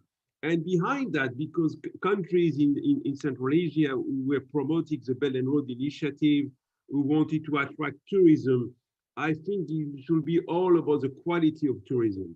It's going to be very, very, very important, I think even when we think about what was the driver of growth in Central Asia, it was you were hit by the trade shock. Central Asia was hit by a commodity shock, and today it was also hit by a tourism shock because we cannot travel. So when you start to think about the next wave and the next step about how we are going to revive our economies, you need to think about the quality of tourism. And I think the Belt and Road Initiative or the Silk Road is still part of you know who you are, as countries. So we need to be anchored differently to showcase to the rest of the world who you are all about. We talk about being nomad. Like if you think about the countries these days, one of the concepts that is emerging post-pandemic, everyone wants to be a nomad. Nomad is all about Kazakhstan. If people believe that they can come to a country, live for 6 months because they want to be by themselves. So when you think about conceptually about Belt and Road Initiative, that's a part of your DNA. But I think it should be all about connectivity. It should be about green, and you make sure that you are not going to increase your debt level, because a lot of countries like Kyrgyzstan who have been very worried about the huge amount of debt that they incur with bilateral with China. So that's, I think, what is going to be the concerns, moving forward. And you need to attract private investment. It shouldn't be just, government-driven Belt and Road Initiative. It should be private investment. It should be foreign direct investment coming to your countries because they see the potential and they see that the Belt and Road Initiative should be part, as a growth strategy driven by green. Thank you, Mark. So it will be great to have a Belt and Road more green, more digital, and more sustainable. So I want to ask a few questions from the audience. This is a question for Mark. COVID-19 exposed and in some cases exacerbated existing socio-economic and racial tensions. Most recently with regard to Asian communities around the globe. Do we expect that our society will be able to overcome them and get stronger in post-COVID? So the question is mostly on the pandemic and that it has appeared in China, and it was, some politicians were saying that it is a Chinese virus. So please.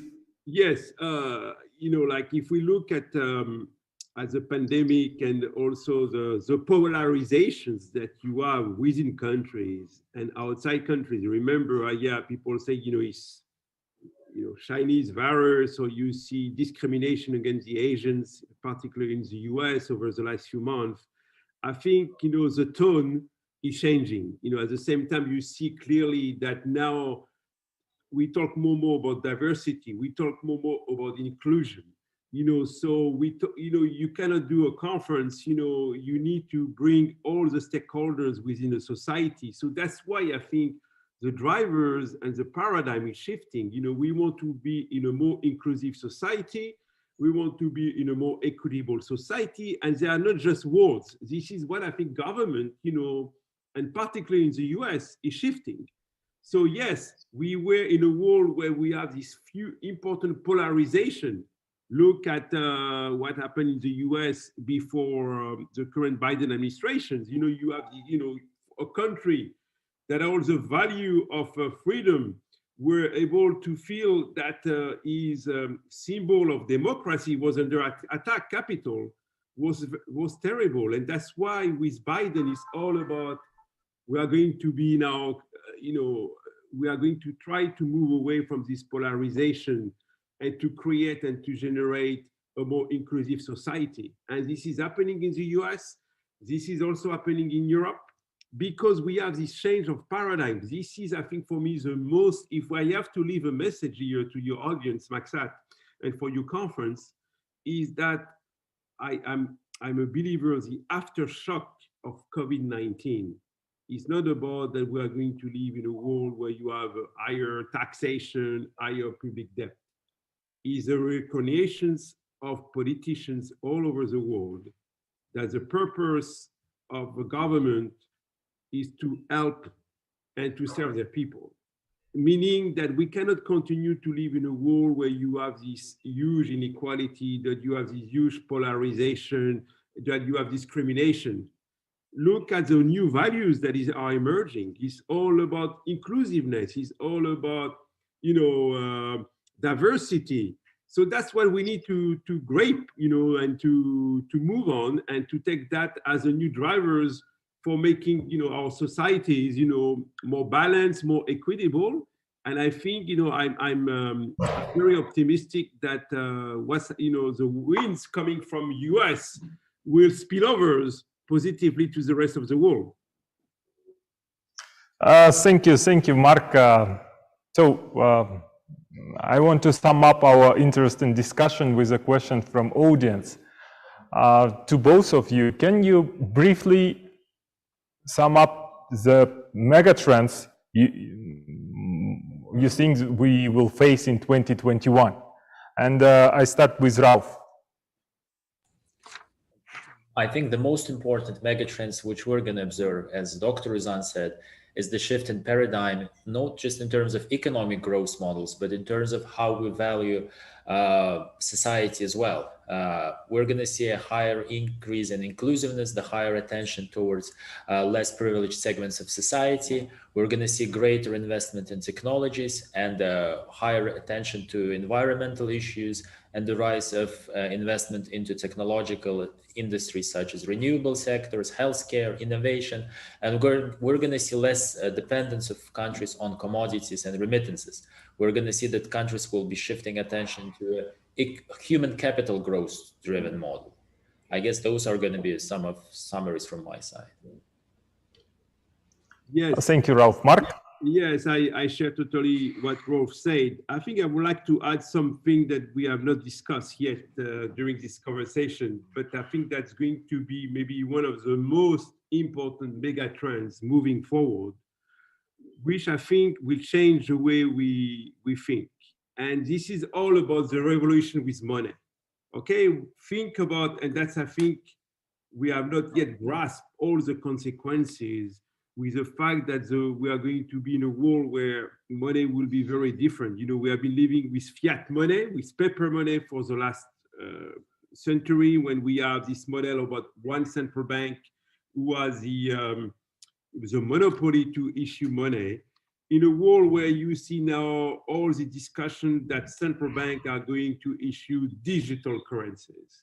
And it's going to have huge ramifications, because in a world where you have euro becoming more digital, where the Chinese RMB will be becoming more digital, you are going to have a very different international monetary system. And also, should we think that private companies and private sector might also issue digital money? Think about the Amazon of the world. You know, within Amazon, well, they can create also a private money to ask their customers to pay with Amazon currency. What's about, which is of course different, Bitcoin. So I think this is also another mega trend that is going to be accelerated in the next 10 years, and we need to pay much more attention, because it will raise a lot of questions about monetary sovereignty. Are we going to be still in a world where you have the monopoly of the state issuing money, or we are going to have this new world where you have, of course, the US dollar within the US, but also a multiplication of private money at the same time? That's going to be one of the key questions also for the global economy, because you see, if every country is starting to issue central bank digital currencies, we need to think about how they are going to interact, interconnection among these digital money.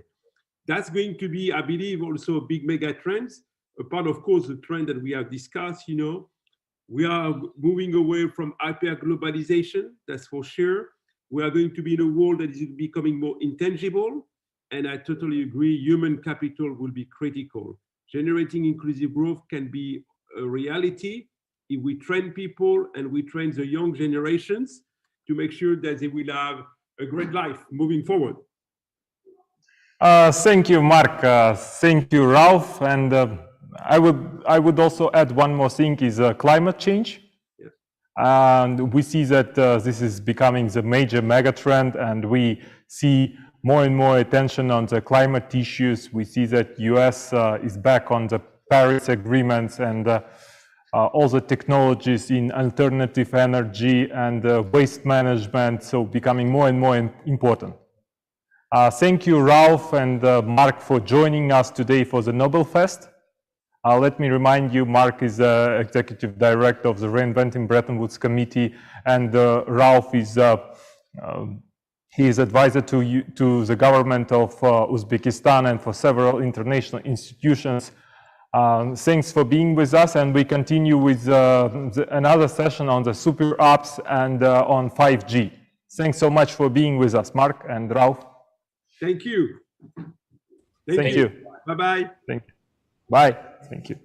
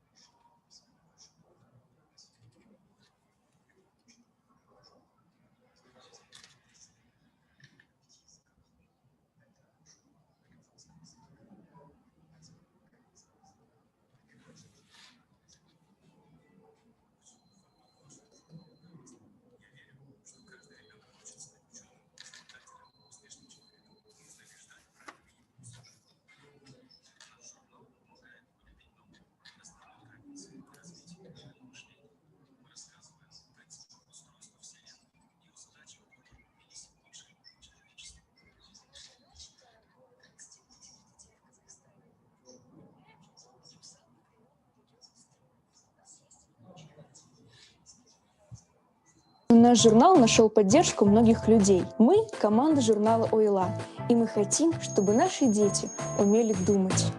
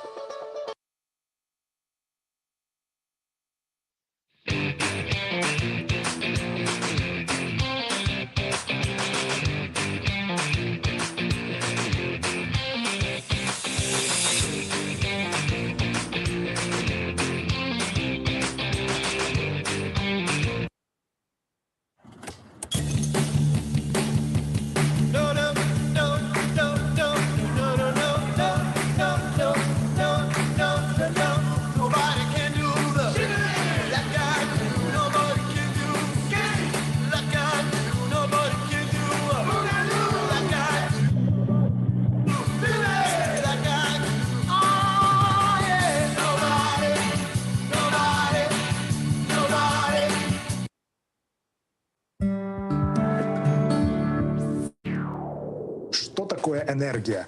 Я думаю, что это знание, которое двигает нас к прогрессу. 4 года назад вышел первый номер журнала ОИЛА.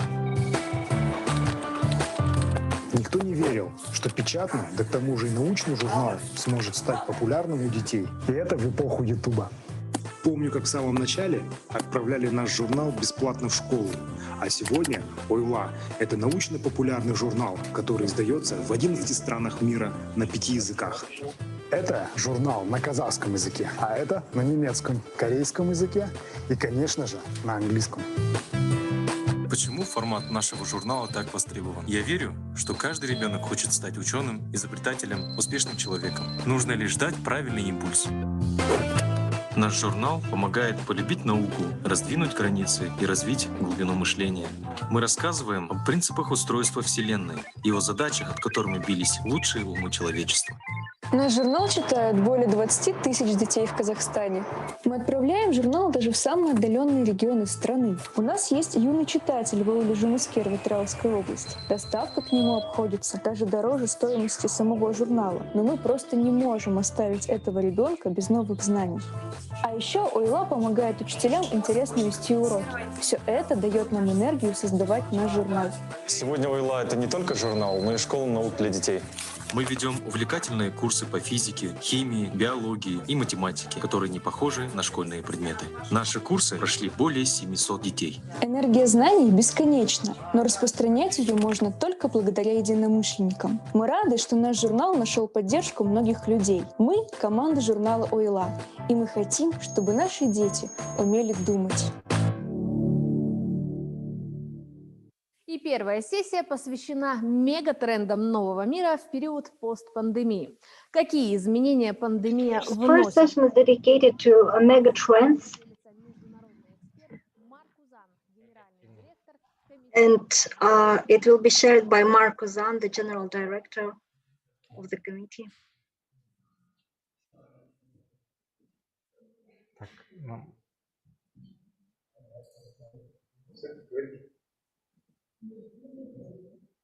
Добрый день, уважаемые коллеги. Good afternoon, dear colleague. My name is Nurtai, BTS Digital. We are developing the YouTube system in Kazakhstan. Good afternoon. My name is Bibars Turzabab. I'm the project leader on the coding school. This is a school without grades, without teachers.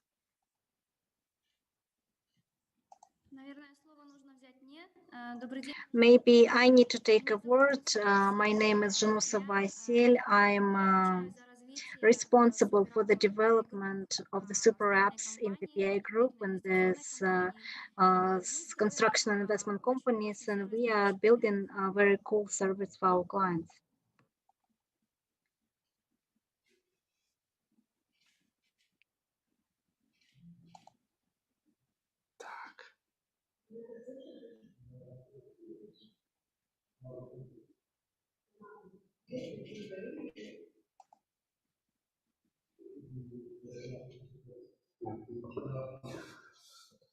Бейбарс, Асель, очень приятно познакомиться. Beybar's Asil, nice to meet you. I think the topic of our discussion today is super apps, and that's what do you think about the trend of the super apps? What do you think is the driving force for the super apps to become the very fashionable trend these days that many companies are really interested in that? Well, if you talk about super apps, it's not even a trend, it's already a reality. With the pandemics, especially super apps became not just popular, but almost vital necessity. And what else? I'm interested in to study the experience of the colleagues from BTS Digital, because as users, we are facing the solutions and I am living in the houses of BI Group, so we face some of the BI Group solutions. We are active users, so it's interesting to talk about that.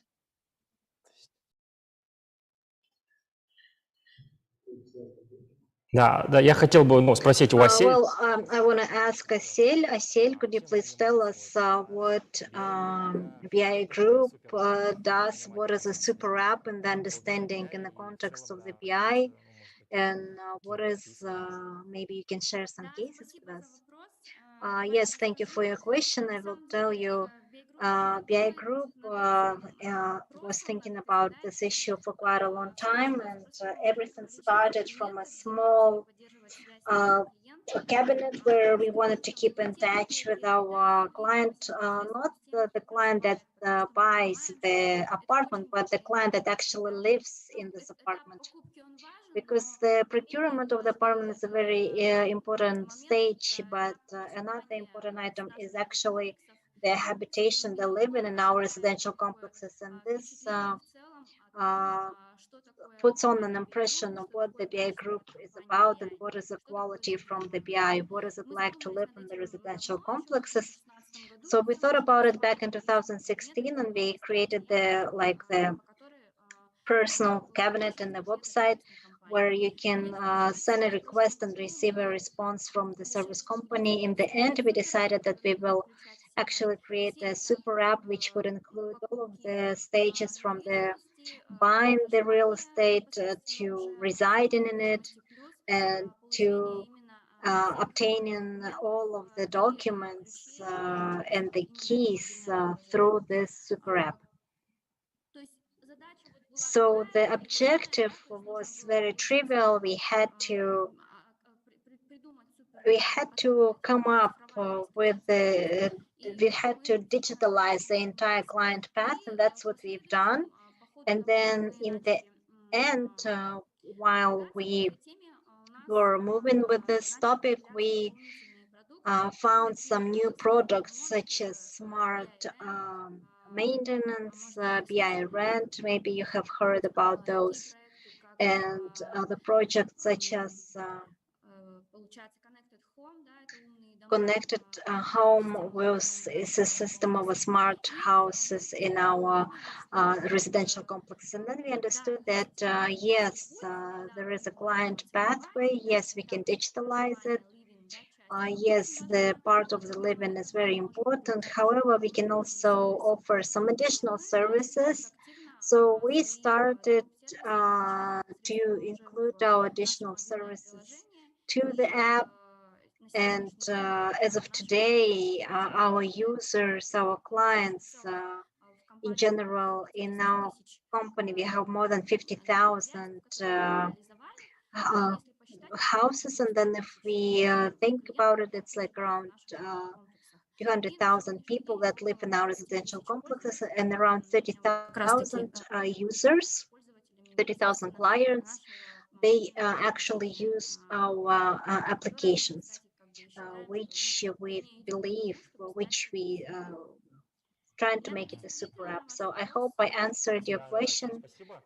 Asil, thank you. I also wanted to ask regarding, we have Kanat Kozhahmet with us. He's an expert in the field of the digital education. I personally know Kanat, and I want to know whether he can hear us, and I want to give him a word.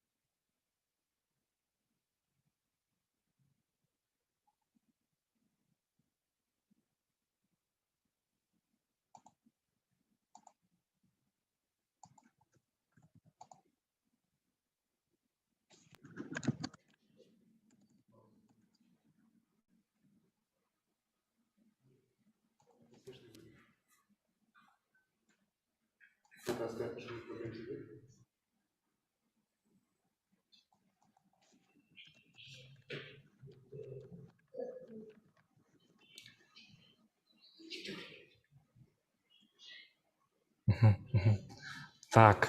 Ну.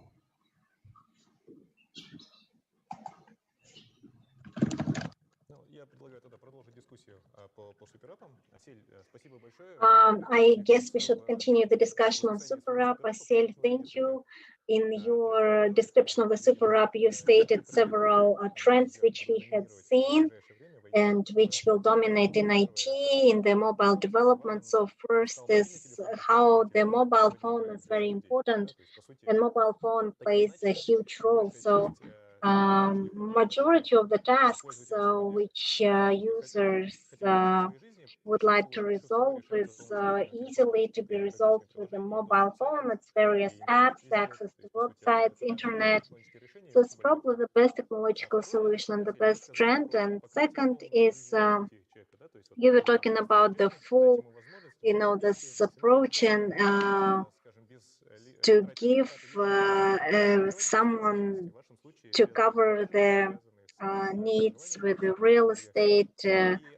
So I think it's two trends which are very important and which we should react, and those are the drivers of the super apps which happen in the world. It's a wish of the company to provide to the client the opportunity to receive the live tasks with the mobile phone. It's a very simple task to just use your mobile phone and do everything you can do with this, and this is a super app which we do. So I think that the major important task of the startup is to find some growth points, find some cases which are needed for the users, which are relevant.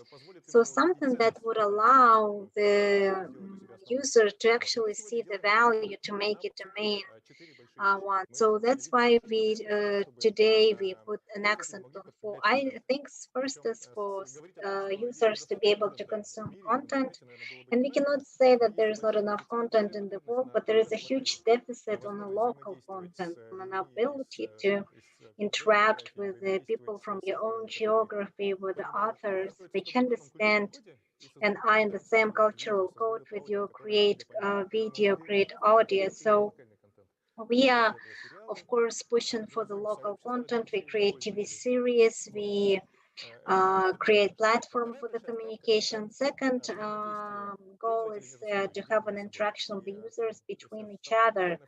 And the main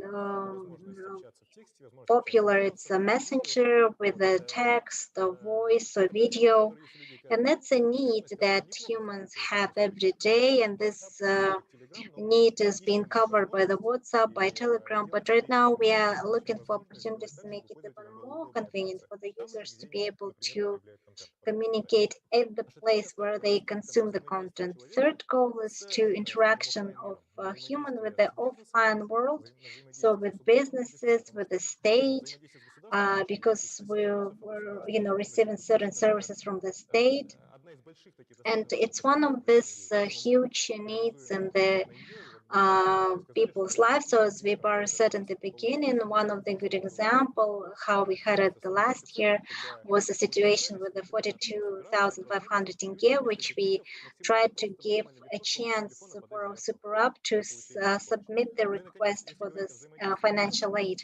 And if you're talking about the connection with the business, it's good if the user can, through one app, receive the services from other companies. So for that, we already created the i2 app platform, and this is the service of the mini apps, which allow us to expand what providers can provide the services, and therefore we can create one app where the human can close their need in content and connection. So we then hope that we can also have, as in your super app, we can have very convenient for the users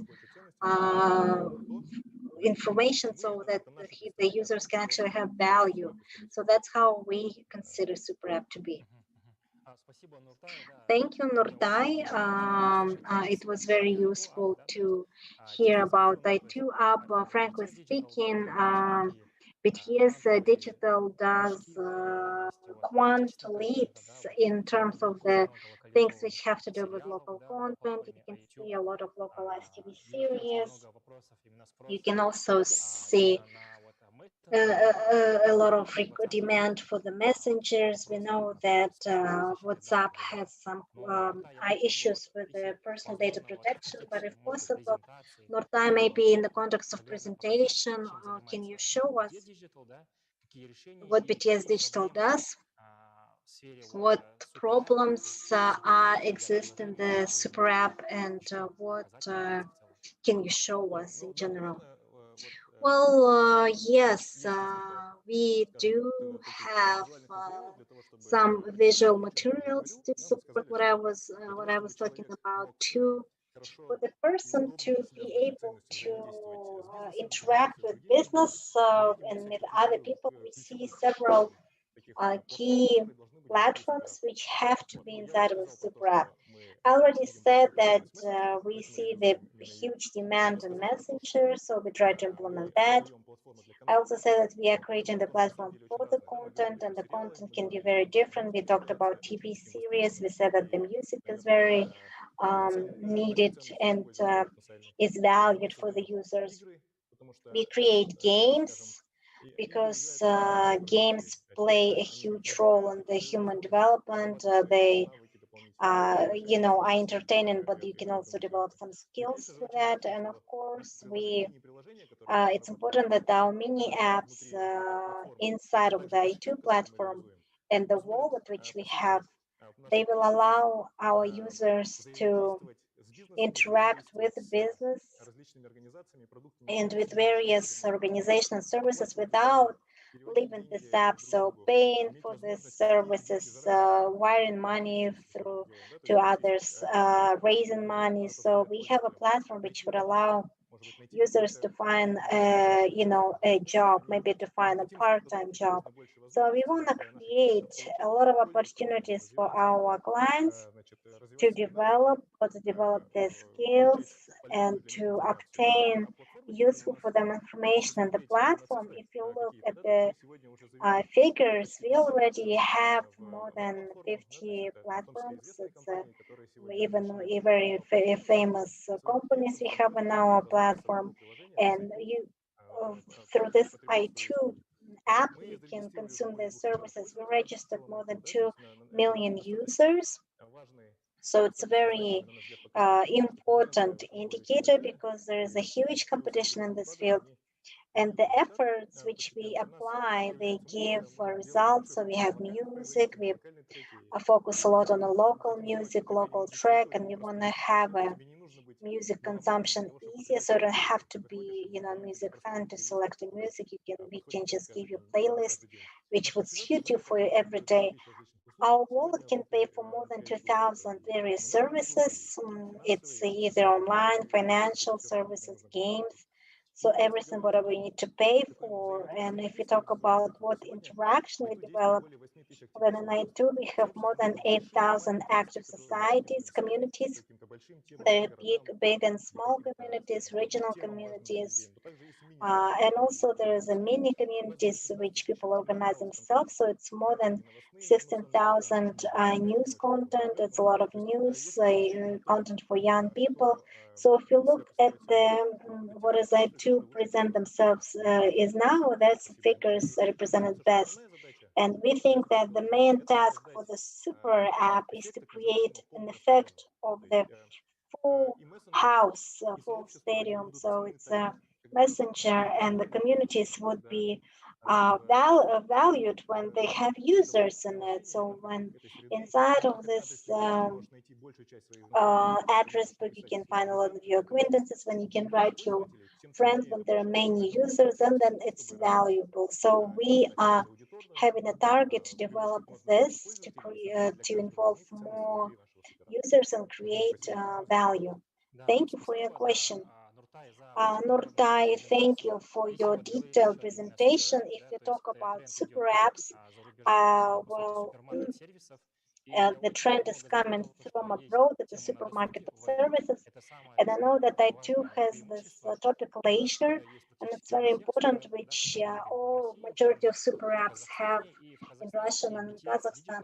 And BTS Digital, if actually supports local Kazakhstani content and local solutions, so which can earn money, make it popularized and in this ecosystem. So I still, yes, I want to ask a question. Could you share the achievements of your ecosystem OPI in terms of the client service? Aseli, I would like to give a word to you. Yes, of course. Thank you, Nurtai. It's a very interesting material, very interesting to meet you before we haven't had a chance. So hope we can meet offline sometime. But if you talk about specifically for our company, our super app is different a little because it's more customized for the real estate. And if you talk about the achievements, then during pandemics in 2020, the contracts of which usually client signed with us, we signed them in an online format, and for that you don't need to go to our office. You could just select the real estate. We just need to sign the agreement. We believe that for us it is one of the biggest achievements of 2020, because you probably understand it yourself that construction area is an interesting one, and it is not a technological one. Nevertheless, we managed to include technologies into our sphere. We sign all of our agreements with our counterparts in an online format. I believe this is a good achievement. And all the payments that are done by the clients, even if it's a preferred payment or right away 100% down payment, all of that can be done online as well. There is no need to bring cash with you. You can just make a wire transfer. We're not a financial institute.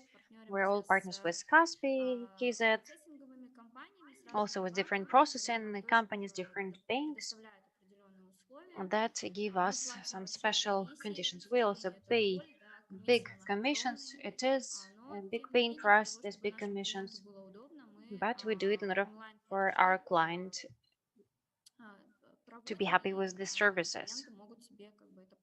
And clients can do that. It's quite convenient for them. These are two major achievements. Can you hear me well, dear colleagues? Yes, yes, we can. Thank you, thank you. We have a lot of plans, and not everything has been implemented yet. Now we work on online mortgage. We have launched a pilot project with Altin Bank. They're also quite digital guys. They develop digital services very well, and very soon we will launch a release. We will have some pre-approval, and clients can submit an application for a mortgage, and the bank should give the response within 15 days, yes or no. And after that, we want to build on that process so that the client doesn't need to go to the bank, doesn't need to go to the construction company, that everything can be done online and remotely. You can buy online, you can pay online, and submit all the documentation online. All of these issues is something we're working on right now. Last year, we also signed the act of completed works and goods when the apartment is transferred. So we are now digitalizing this process as well. So basically, you just get a checklist and you can check everything is good, door is in place, the window is okay. And we also promote this services. We want to be transparent, we want to be clear for the client, and quite often those clients who buy something from us, they just don't know what the process should look like. And we are helping them out, and this year we draw the attention of the client on the potential mistakes that can happen, and we want to make sure that the client is happy at the end of the day and there are no future problems with using the apartment. This is what we are doing. We have a lot of plans. We want to be partners with BTS Digital, and we are open to different ideas, and we're open to the IT society, to anybody who suggests different interesting ideas. I know that the audience is mainly young guys, young students, and the company works quite a lot in this area as well. We have BI graduates, so those students who are on their last year of university studies, they can participate in our program and maybe get a job with our company. Aseli, thank you very much for such a detailed explanation about BI group operations. Well, we all know that IT technologies are being developed in the country, and they give advantages to the local players. So my question is to Nurtai. In Kazakhstan, we have different services, different apps and super apps being developed. Can our IT companies in Kazakhstan, can they keep up with these growth and the technology revolution in general? Thank you very much for such an interesting question. They are doing that quite actively today. We believe that many different platforms are being developed in the country. We have a big community of small startups that have found a specialized niche, and we believe ourselves to be a system-wide players, and they can be both participants to this platform, players and users. They can also help each other and help this niche product. So I believe that IT community in Kazakhstan has a great opportunity. We have a lot of a lot of services that can fully implement the potential of the technology. Thank you very much. It's great to hear that you support local communities and other communities. And there are other startups, not necessarily IT one, but also media maybe. My question is to Asel. So you said that you digitalize different acts of the share participation and generally speaking servicing the client. So in your opinion, can BI group and the client relationship service compete with different apps? And how you will stimulate the economic development of your clients, of your users? Thank you for the question. The main goal for today is to make it easier to buy real estate. We want to make sure that clients don't need to jump through hoops in order to buy an apartment with us, for example. So we prepared a platform to register the contracts of the share participation. It's called CAS Register, and 2 years ago we provided it to the Ministry of Industry. So we want to digitalize different processes. And it is good for both of us because we make it easier for the client, and of course we all benefit from that as well. We want to make sure that it is easy and convenient for our clients to procure real estate with us. The main idea is that we want all of that to pay back because we invest a lot into this platform, and our goal is to satisfy the needs of our clients. We want to help our clients to procure the real estate with one click and to communicate with us, with the service company, because we also service our own buildings just with one click. Our company, K5, we understand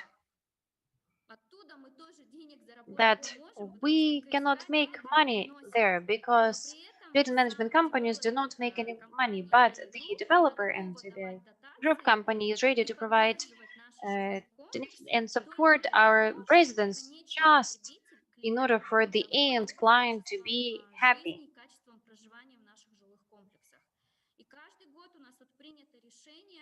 And our management board made a decision to allocate money in order to refurbish our old buildings. We do not collect any money from our clients. So where we see the problems, we come and fix it.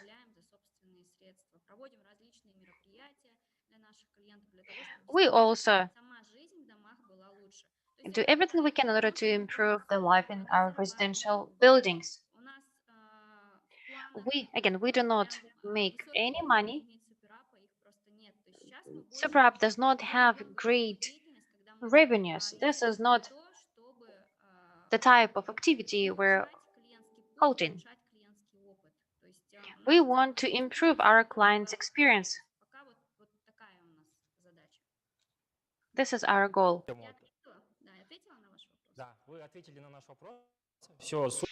Did I answer your question? Yes, you did. Thank you. We see that BI Group is working with the state and senior units. It's called GovTech. We also have a question to Nurtai. What are the barriers in Kazakhstan for the new services and how we can become such a super app? We know it's not easy to do it at the level of ecosystem, just like Kaspi does. But just from your experience, could you share your experience with us? Thank you for your question. So the question is about the barriers, right? I believe that from the point of view of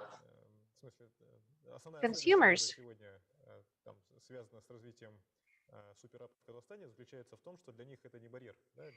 basically, this is not a barrier for super apps. There is quite a big range of different options of apps, and this choice is a big one for the users, but it might be a barrier for the local super app. So we need to create such a product or such an app that would be better than any other ones in order to win the hearts of our clients and our users. It should be better, it should be more convenient, it should be faster. This is the main goal, because the choice of we need to understand that the choice of apps is really unlimited. We just need to prepare the better service and the better product. So for clients, there are no barriers, right? It's just the competition over the client. And if you have 2 million users, you must be one of the leaders in this area. This is quite a good number. Yes, we do put a lot of effort, and we want to develop different services. We understand that super app is not a specially segmented product that is prepared for a certain audience. And we need to understand that we are creating value for different clients, for different segments, and that creates certain requirements for developing different areas. These are big efforts that make it possible for every client, for every person in Kazakhstan to have such a product that would be very convenient. And it's good that 2 million people already joined us, and over 500,000 people use us on a monthly basis. So we believe that the value that we create for these clients can also be brought to the wider audience. So maybe to the whole population of our country. That's great. Thank you. Maybe I'll ask another question. The question is, how did this super app stimulate inclusive society?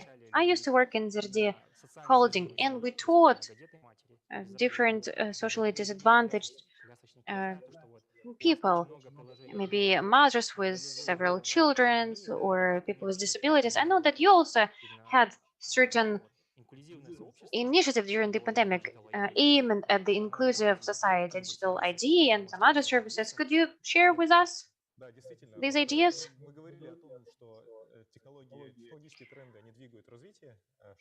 Well, technological innovations move the growth forward, and we're becoming more and more capable. But if you look at it from the point of view of what it means for people, it is basically something that is making opportunities equal. And these are the people who might be at different levels of their development, or they might be located remotely somewhere. So we try to create products, we try to create opportunities in order for the users, no matter where they are, in Almaty or anywhere else, they can just go to a library, let's say, just get access to the internet and to use the service. They can also visit the centers of providing services to the population. And if the person is located in a remote village, then of course there are other barriers. It includes internet, and it includes different other limitations, internet and other. And of course, players often monopolize this situation. And we would like to use our product in order to equalize, in order to close this gap. If a person has a mobile phone, and this person should have equal opportunities, no matter where he or she is. And our product is an integral part of this ecosystem, and it allows us to use identification, and then people can connect no matter where they are. They can receive their digital signature and have access to all the services legally that they can receive from their mobile phone. So they don't need to go anywhere physically and they don't need to queue up. No, they can just have access from their home and they can get all the services that can possibly be available online. So it is a great opportunity to make equal opportunities. But I have this idea. I read Innopolis case. So when guys from Innopolis created a Telegram chat, there is a mirror of this city, all the people there, and this Telegram chat is available for quick solution of relevant issues. So our people from Akimat who are implementing smart city idea could do something similar. So we have our own I2 message. They could do something similar. They can have a Telegram chat where they could communicate with population directly. They don't need to send several applications and go anywhere physically. And I believe this is one of the cases that is possible already in Kazakhstan. So if you have any questions or maybe audience has any questions, we're ready to answer for our participants. Well, I support this idea. We can try different formats. And we can also have pilot projects, and I urge everybody to participate in that. And generally speaking, super app development should go along with the human capital development. So let me ask you a question. Now that you have a school called Quant, could you tell us a little bit more about the school? Yes, of course. It is a programming school. It is initiatives of the IFC. It is a PPP where we help anybody, even students who still study in school, they can come and get these skills, and they can always move to some digital professions. We know that digital, especially in big companies, requirements to IT skills is quite great. You used to need 3 technologies. Now you need 5 different tools, and 3 tools you should be very well familiar with. And we suggest that our students and our young people get these skills. We have no lectures, no grades. We just want to make sure that they learn all these skills. And then you just need to fulfill one project. You need to show it to your employer. You can work together with some other guys, and you can even develop an app based on this project. And personally, I'm going to ask our students from school, from university, to download local IT solutions and develop them. We work with universities. We also provide digital internship. We also have people that we send to the Silicon Valley. Thank you very much, Bivas. What do you think? What else can company such as BI Group company, just digitals, what they can do for the development of the youth potential in the country? Well, speaking generally, I believe that companies don't need to focus on students only. You can work with anybody. You can also focus on working professionals. We need to look at the skills. So let's say a person already works in construction, and if this person can also gain some new skills or works in media or elsewhere, they can also have new skills, because students can change from job to job.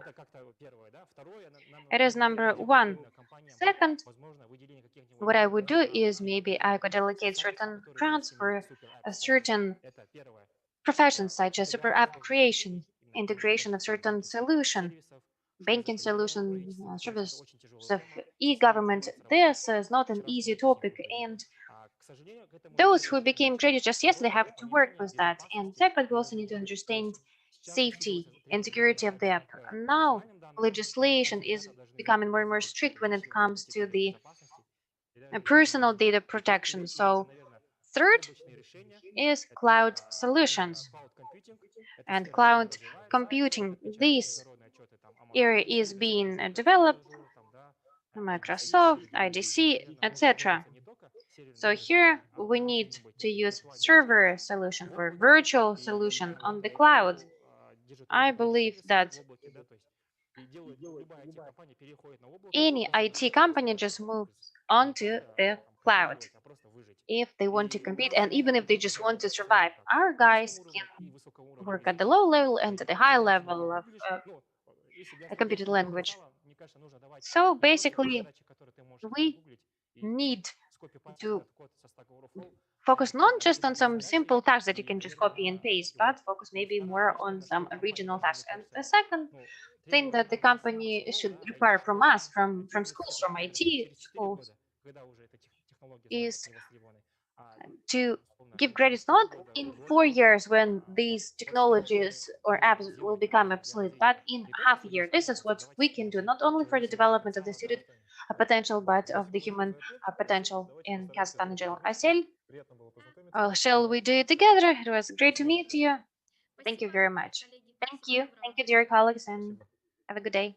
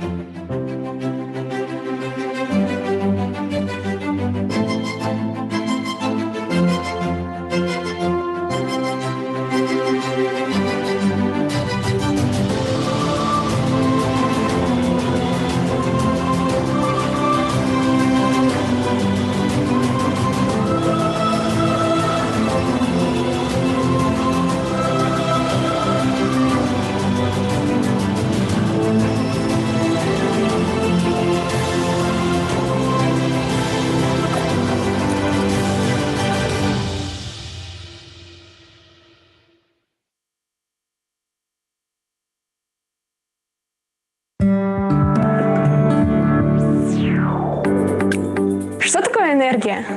Я верю, что энергия девочек может дать нашему миру инновации. Поэтому при поддержке наших партнеров 3 года назад была запущена программа Girls in STEM, в которой я ментор. Эта программа помогает девочкам заниматься наукой, технологиями, инженерией и математикой. Мы уже получили впечатляющие результаты. Наши участницы покоряют Кремниевую долину, собирают роботов, запускают мобильные приложения. Об их проектах рассказывают на канале BBC. Я верю, что мы даем шанс каждой девочке заниматься STEM. Недавно в одном городе открывали IT-лицей, в который хотели принимать только мальчиков. Но когда администрация узнала про достижения наших участниц, то изменила свое решение. Теперь туда принимают и девочек.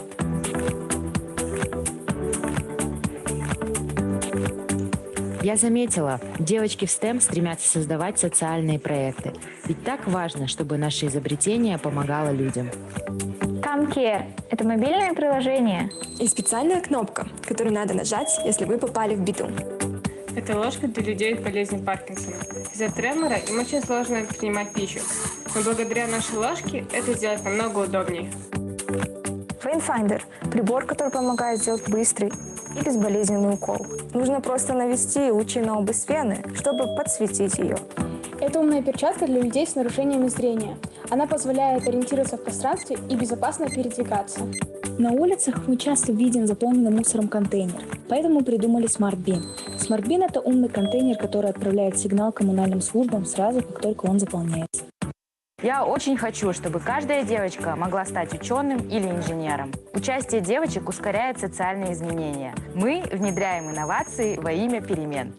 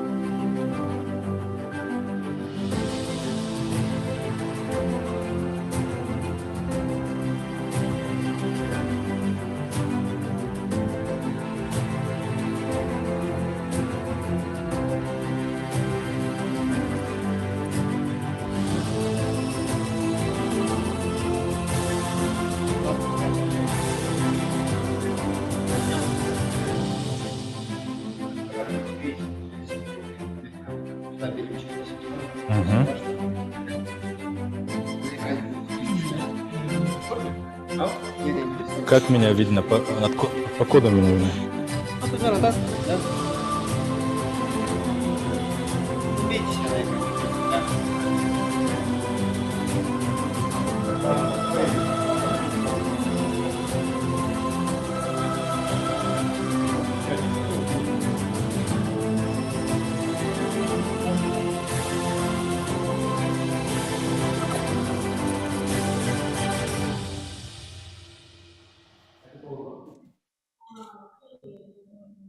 Можете прочитать текст?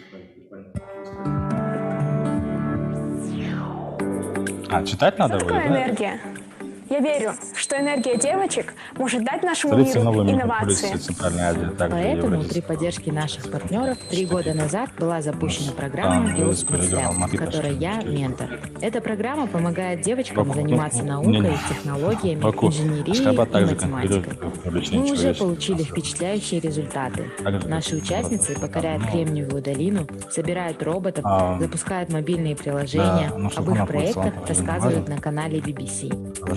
Я верю, что мы даем шанс каждой девочке заниматься STEM. Недавно в одном городе открывали IT-лицей, в который хотели принимать только мальчиков. Но когда администрация узнала про достижения наших участниц, то изменила свое решение. Теперь туда принимают и девочек.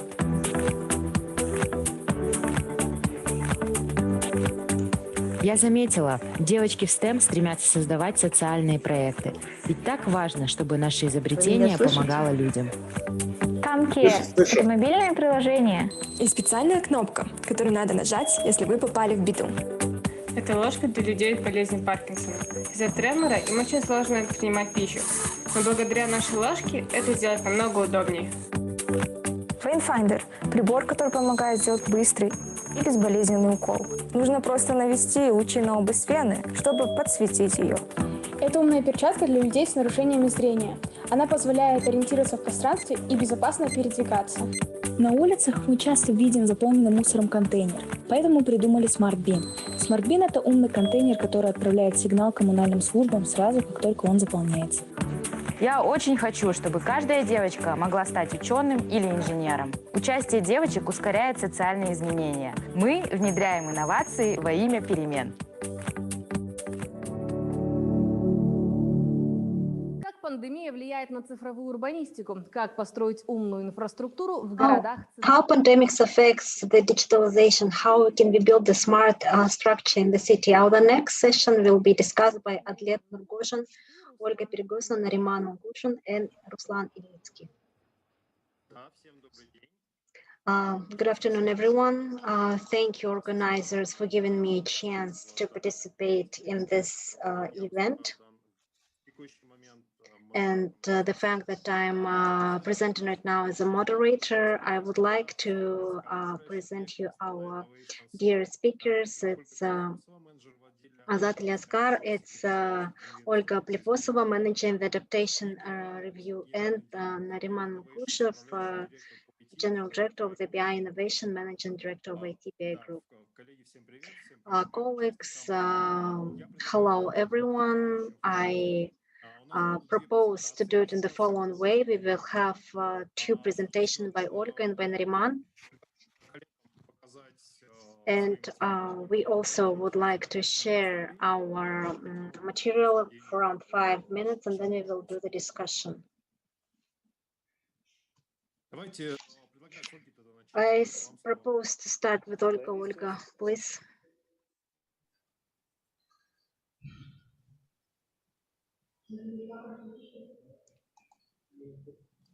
Ольга, вы нас слышите? Olga, do you hear us? Yes, I can hear you. Do you hear me? Okay, I will try to demonstrate my slides. Я ее пока не вижу. I do not see it right now.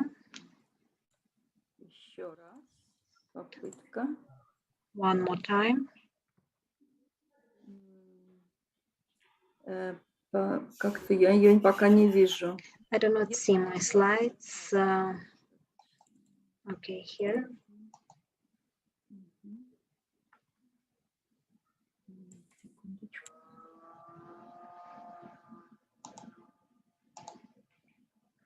Сейчас вы видите мою презентацию? Do you see my presentation? Все, хорошо. Спасибо большое. Thank you all. Меня зовут My name is Olga. I'm from Kazakhstan. And I'm very pleased to present. Thank you, organizers, for inviting me for this conference. I would like to say a few words. You probably know what is the United Nations Convention UNFCCC does, but I would like to remind how it works, how the Secretariat supports it. So this convention is, I will switch to English because I prepared to deliver my presentation in English. So the UNFCCC provides the foundation for the multilateral actions, and under this convention, governments have the platform to consider the latest scientific information and agree on actions to be taken. The UNFCCC also the space for political engagement and exchange of information for climate risks, national policies, best practices, and developing international guidelines for taking the actions and reporting. The key instruments that parties using to report is the national determined contributions, so-called, where parties talking about what they are doing to reduce greenhouse gas emissions, and doing other actions to combat climate change, as well what they're doing to adapt to already severe climate change impacts, and developing what strategies are being developed. The most recent agreement is the Paris Agreement, which is also probably we've heard about. 5 years ago, it was adopted, and there was an unprecedented number of the head of states presenting at this conference in Paris, who agreed to hold increase of the global average temperature well below 2 degrees, and increase ability to adapt, to increase resilience of the planet, of the nations, and making financial flows that support these actions in developing countries sustainable, and put even the global goal on the finance, 100 billion per year, starting from 2020, from last year. And of course, the distinctive feature of the UNFCCC that it seeks to leave no one, especially the most vulnerable, behind, and help them to adapt to climate change and to take actions to curb emissions. So how does it all relate to the topic of our today's conversation? The cities are, as you know, homes of up to 55% of the world population, and the trend is increasing. Also, more than 50% of all infrastructure is concentrated in the cities. They are hubs for governments, economy, technology, and so on. Cities, on the other hand, the cities and people who live in them are extremely vulnerable to climate change and to ever-increasing extreme events that are connected to it. For example, you know all the examples, and one of them was hurricane, which is supposed to happen one time in 500 years, is now happening much more often. The droughts, heat waves, floods affecting cities and people precisely because of the very density of the population and exposure to the natural hazards. So on the other hand, the cities are also the major sources of global emissions that are creating this climate change. That's currently about 18% of all global emissions coming from just 100 cities. This will not stop long here, since we don't have much time, but this problem and the opportunity also connected very much with actions that UN actions to support countries to achieve sustainable development goals. And here the main lesson is that a systematic approaching from nations to communities, and of course to the cities, on all the sustainable development actions and all sustainable development goals are key here. The cities has a tremendous potential to while increasing and enhancing the quality of the cities, and its smartness and resilience provide opportunities to develop, implement, and scaling up of transformative solutions that also contribute to climate change. On this infographic, we can see that several work streams that this transformation can happen, and maybe we can talk about it later and go into the more details. I'm just outlining a couple of them which are relating to climate change mostly. So this is automatic detection and monitoring of emissions and renewable potential, energy potential, which cities has most. Predictive analysis and forecasting scenarios on the different variables of the climate, and which are also important for the quality of the living people living in city, and other directions. So talking about specific questions, dear Chair, do you want me to go now into them, or we will leave them to the part of the discussion?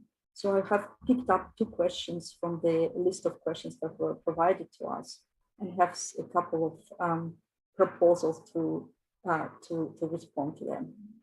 Are in your hands, Mr. Chair.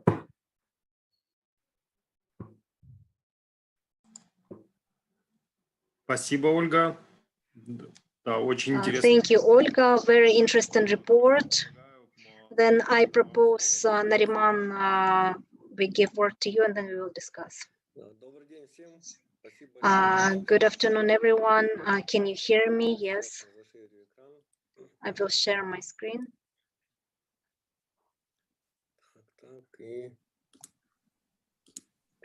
Презентацию видно, да? You can see my presentation, right? Yes. Good afternoon, everyone. Thank you for inviting. I'm very glad to represent BA Group and talk about our innovation activity.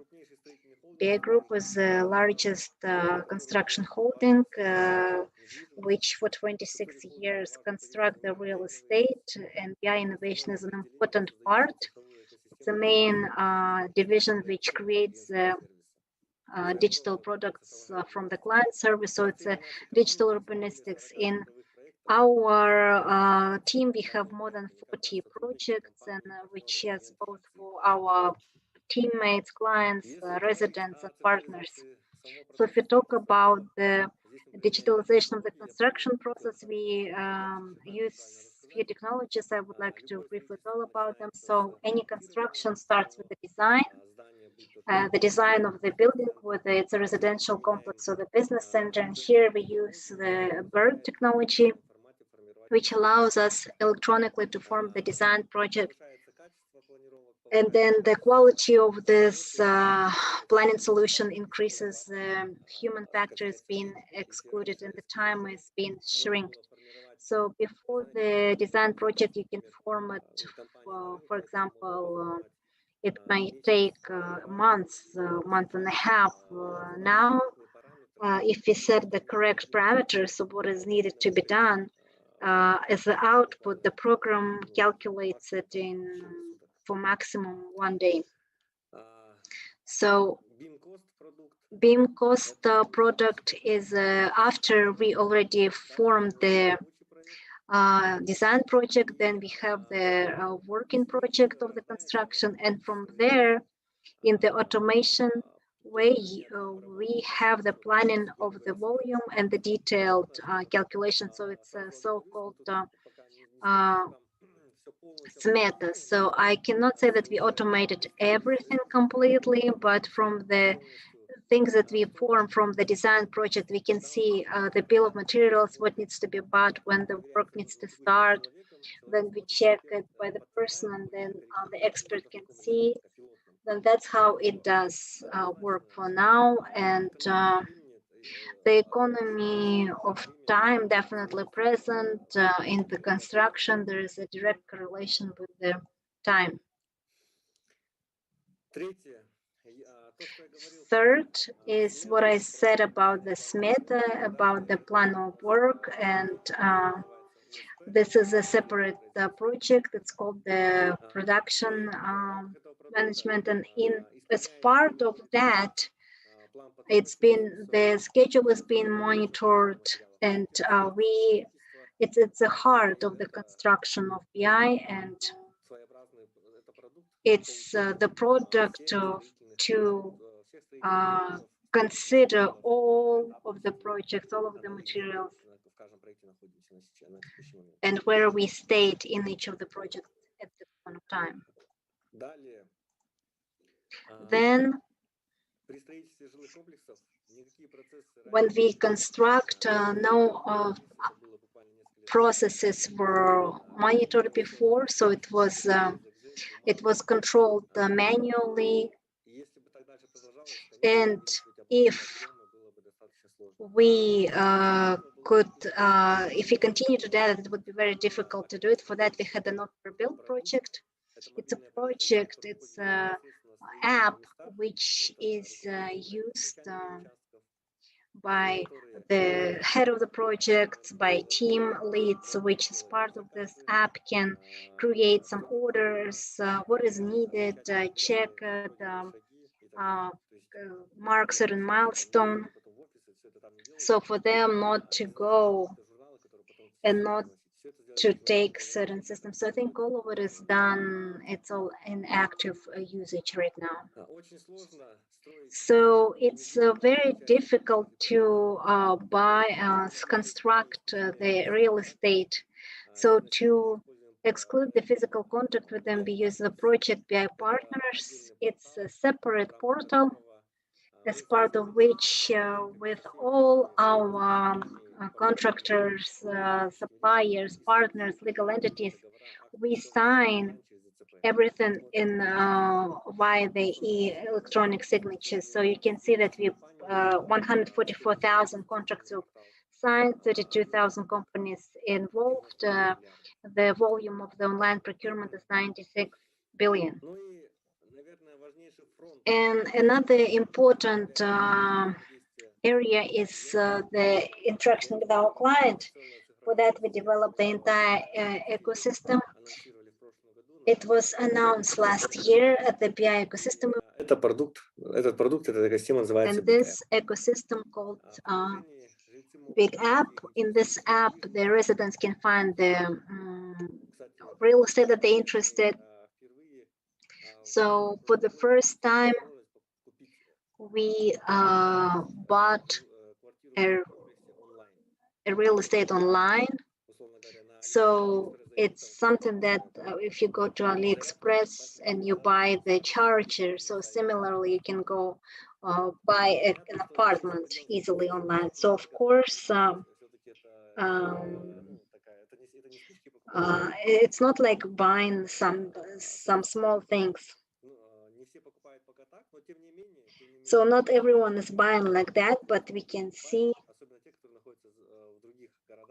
especially people that are in different cities where the BI is not present, and then clients through this app can track the construction process, submit orders, and then once they are in the in the apartment, they can write any questions there. So there is a tracking, there is a monitoring, and then we respond to all of the situations. So lastly, what I want to talk about is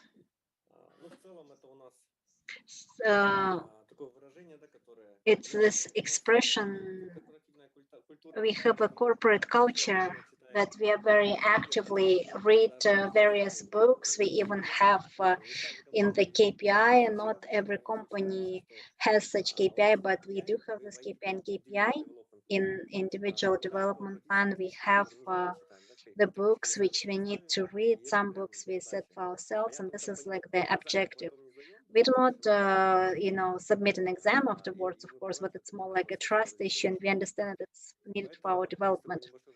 So there is this expression that I liked by the book of the Salim Ismail. The companies that put the proper stakes, they will become the leaders in next 10-15 years. And if they combine the big investments and the willingness to change, it will be great. So that's why I'm saying this is that right now BI selected a very huge area, and then invest a lot in the digitalization with their clients. So we position ourselves as a construction tech, and we will, of course, be happy to work with both clients and contracts. And thank you. Yes, Nariman, thank you. По роду деятельности с Нариманом и с его командой достаточно часто пересекаемся. I can just confirm that we work with Nariman and his team quite a lot. So I can support what he said. With that, I thank all our speakers for their speeches.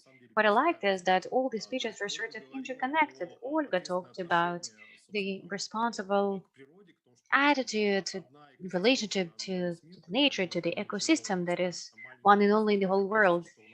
And the world is actually quite small, no matter how big it might seem.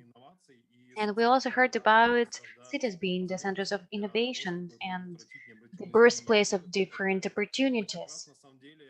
So actually, this has been reflected in Nariman's speech, where he talked about the big construction holdings that are defining the path in many economies. The construction business can be leading one in many economies. And when introducing innovation in development, these innovations can then find a place in other industries as well. We have a question from the audience. It is to Nariman. Does BI Innovation use international experience when using smart technologies? Thank you. First of all, we look at the market. We also look at the 100 biggest developers in the world. We also look at what the most developed ones of them are doing. We look at the Chinese company, the French company. We study their experience. Second, we also closely follow what's happening with startups in California. There are a lot of interesting startups, including in 3D printing, Uber services. And third, we also look at the CIS market. And as an example, I will just say this. Russia has this quickly developing company called PIG, and we learn a lot from them. So if they can do well, why can't we? Thank you, Nariman. We have another question. Does Kazakhstan buy quotes for the CO2 emissions? And maybe Azad or Askar could comment on it because we have yet another speaker. Azad, please, the floor is yours. CO2 emission quotas. Thank you very much, dear colleagues. First of all, I would like to thank you for this opportunity to participate in this event. Could you repeat the question, please? Is Kazakhstan involved in the CO2 emission quota trade? I think this question is not within our competencies because we are doing something completely different. We're working on smart cities, ecosystems, PPP, etc., etc. We're doing digitalization of the city, so we're not really involved in this project that you're asking about. Yes, maybe Olga can help us out. Olga, could you comment, please? I can definitely say no, Kazakhstan does not participate in the CO2 emission trading system. Actually, the situation with the CO2 emissions trading is a little bit, well, not even a little bit, but it is being reviewed. It is now the Kyoto Protocol second stage that makes such trading system possible.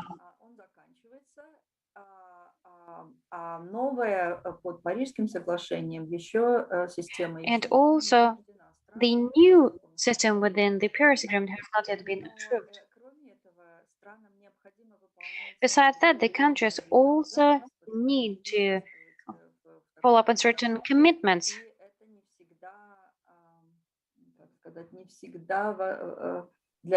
And it is not always possible for all the countries. So for the case of Kazakhstan, as far as I know, it is not my area of expertise, but as far as I know, such commitments is still being implemented. So all the reports are being prepared. They have not been submitted to the Secretariat yet. So even if there was such an opportunity, as of now, it is not being done. Thank you very much, Olga. I believe that the country that doesn't have a big carbon footprint, quota trading is a good possibility. It stimulates introduction of innovation in order to reduce emissions if they remain.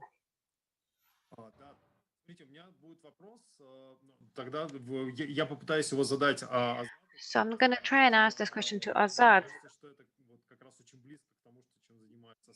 I think it is very close to what Astana Innovation is doing. How can cities provide an attractive system for technology companies? Maybe, Azad, you could share the experience of Astana Innovation, what conditions are being created. Thank you for the question. We have identified 3 areas. First of all, human capital. We talk about our citizens, people who live in Nur-Sultan, those who are ready for a technological boom, those who know about the technological agenda, and if have all the necessary competences. In this regard, we would like to talk about such organization, I mean educational organization as University, Nazarbayev University, Alem School.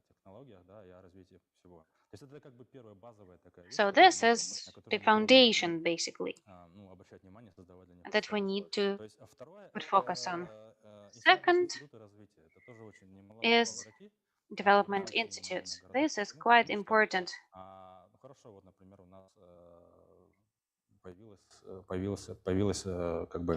This is something that tells us that the society is ready, the community is ready, the trends are there,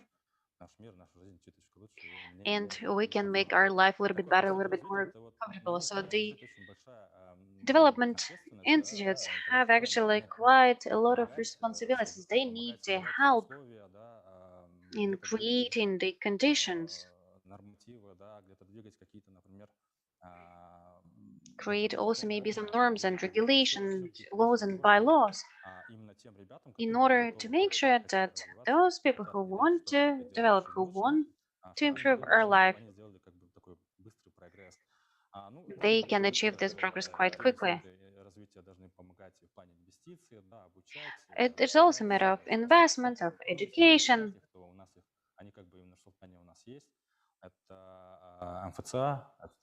Also, we have IFC, we have Astana Hub, and Astana Innovations. The third one is city being open to innovation. What does that mean? It means that we are developing a good tool here.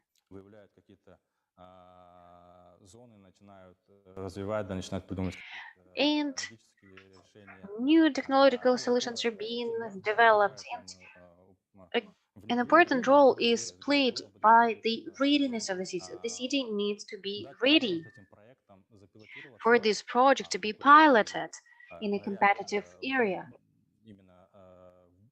based on real conditions. The city needs to support it, to hear them out, and to give the opportunity for that project to the best ones. And then if the pilot project goes well, it can be scaled up. So these are the 3 components that need to be created. If we talk about our product, on the first component, human capital component, we can say that Astana Innovation is organizing different Olympiads for students. We also have Astana Innovation Challenge. We also have different battles, challenges. We identify a problem, we announce a tender competition, and then we also collect different suggestions and identify a winner.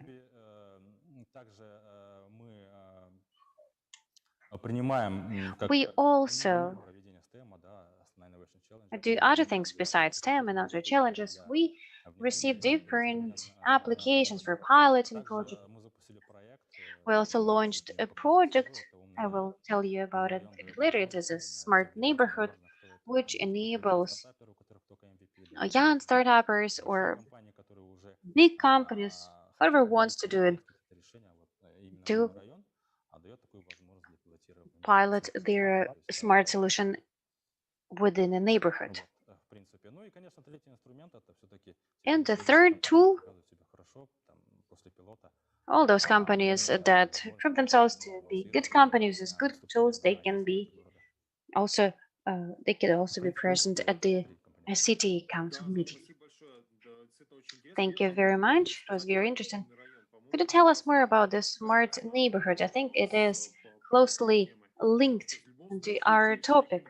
So those solutions that are piloted at the level of neighborhood has a close relation to the smart city topic. Could you speak more about that? Sure. The idea of creating a smart neighborhood was born about 3 years ago. For us, it was a pilot as well. We understood that in Astana or in Nur-Sultan, there is a certain concept of the smart city. And in order to implement all these initiatives, all these ideas, we needed to have a neighborhood where we would pilot the solutions. So, having thought about it and having developed a concept, we used it in our district called Baikonur. So we identified a certain area plot together with Akimat, with the urbanization people. We said that we would have such a pilot of a smart neighborhood. After that, we announced requests for proposals. Whoever wants to pilot their new solutions to make our life better and more comfortable, more convenient, and safer. So we piloted in Baikonur.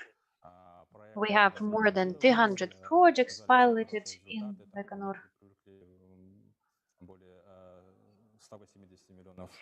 We have over 180 million of investment. We do not provide investments, we provide conditions so that companies can pilot their solutions. Those who want to, who can, they pilot.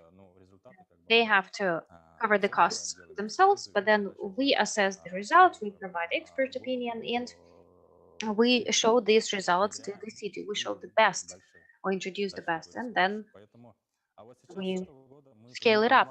As of this year, we understand that looking at the results, we can be sure that the Baikonur Smart District showed some positive results, so we decided to scale it up to other districts, Yesil, Almaty, and Sararka districts of Nur-Sultan city. We announced requests for proposals. We collected this, and now it is the last stage of approval. We identified the areas where these solutions will be piloted. So these are long-standing issues, actually. Also, eco points, warm bus stops,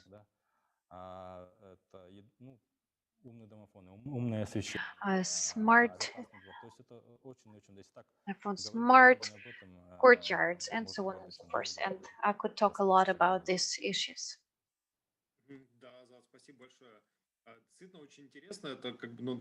Thank you very much. This interesting. You give us very interesting numbers. Basically, it is not just a lab where you test these solutions. These are real buildings, real neighborhoods. So you either show the effectiveness or you don't. My question is to all the participants of the discussion regarding the analysis of data for smart city. What are the main technologies that smart cities cannot do without?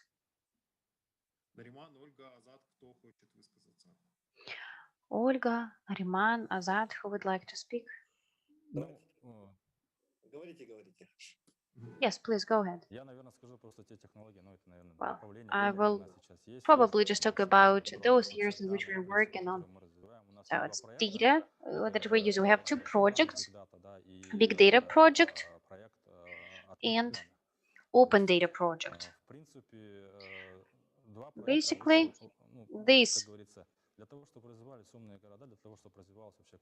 two projects are quite connected. And of course, the data is very useful. If you look at big data, it unites over 104 sources of data. Transport, education, healthcare. We understand that once we identify the correct data, and then we analyze it. This data gives us great analysis for developing different parts of infrastructure or managing different parts of infrastructure. We created this tool, these projects, it works very well. Now we just want to expand even more in order to provide analysis. And also, I'd like to say a couple of words about open data.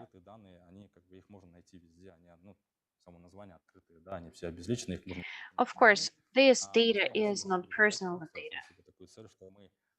We wanted to unite different data. We have more than 40 different areas or sources of data.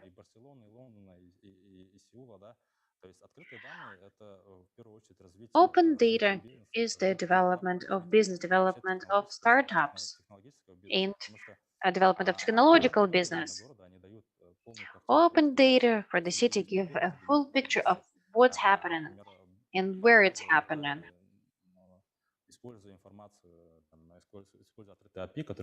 You can also use the Open API, and then you can maybe just special service or an app. So these two projects are being actively developed in order to create and develop smart city project. Thank you. Thank you very much. Nariman, did you want to add? Yes, I did. I want to say that your question was about what big data analytics is needed for the smart city. Basically, no special analytics, no special data is needed in order for the city to exist. The question is, how will the city exist? But we used to live without any analytics of data about 50 years ago. Well, there was analytics, but it was not computerized. It was paper-based. Now, if we talk about what could be done, I believe that it opens up great opportunities for the city and for startups, starting from, well, in Japan, there is a whole institute that only studies the traffic route and traffic light. And based on the data that they have, what was the traffic flow on a specific street, they can manage different traffic lights. So one will be green for 1 minute and the other for 30 seconds, depending on which buildings utilize which waste. And maybe in one building, they waste and manage more often and the other is less frequently. Then you send the waste truck at different times. So there's a great opportunity for using the data.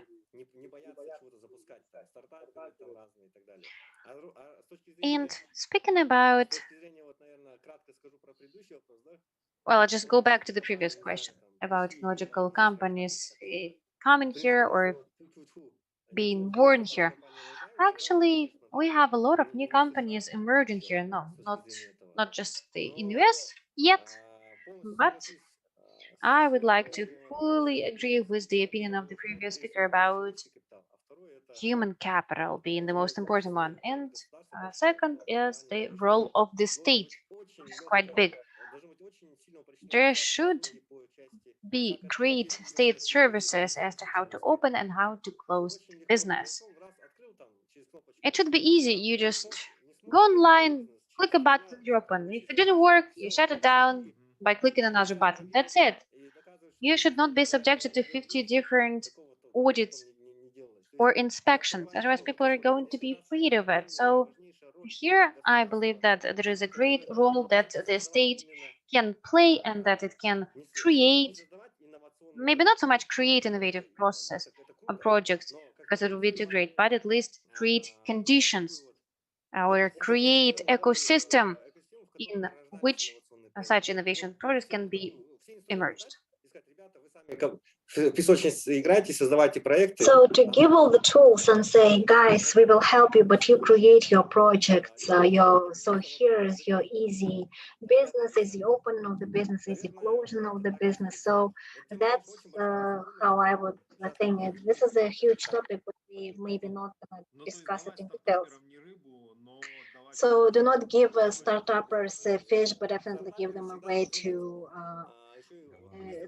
teach them how to catch fish. Yes, another gold rule is that startuppers, they should be very semi-hungry or hungry, because when startupper is full, when then the ambitions slow down, and then they no longer want to go after the big success.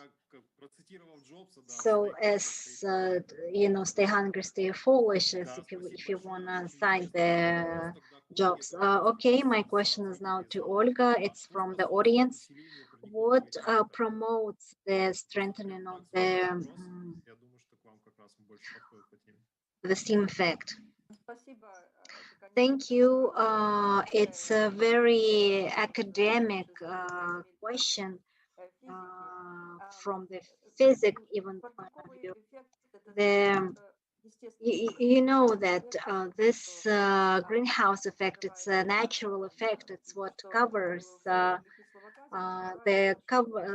layer of the CO2 covers our Earth. If you will not have this layer, then the heat will no longer be kept and the temperature will not be applicable for life. So this is how it works naturally. But due to the fact that in past, starting since the Industrial Revolution, there is an exponential emission of the greenhouse gas emission, then that's the heat, the energy. So transport plays a huge role. So all of it, this blanket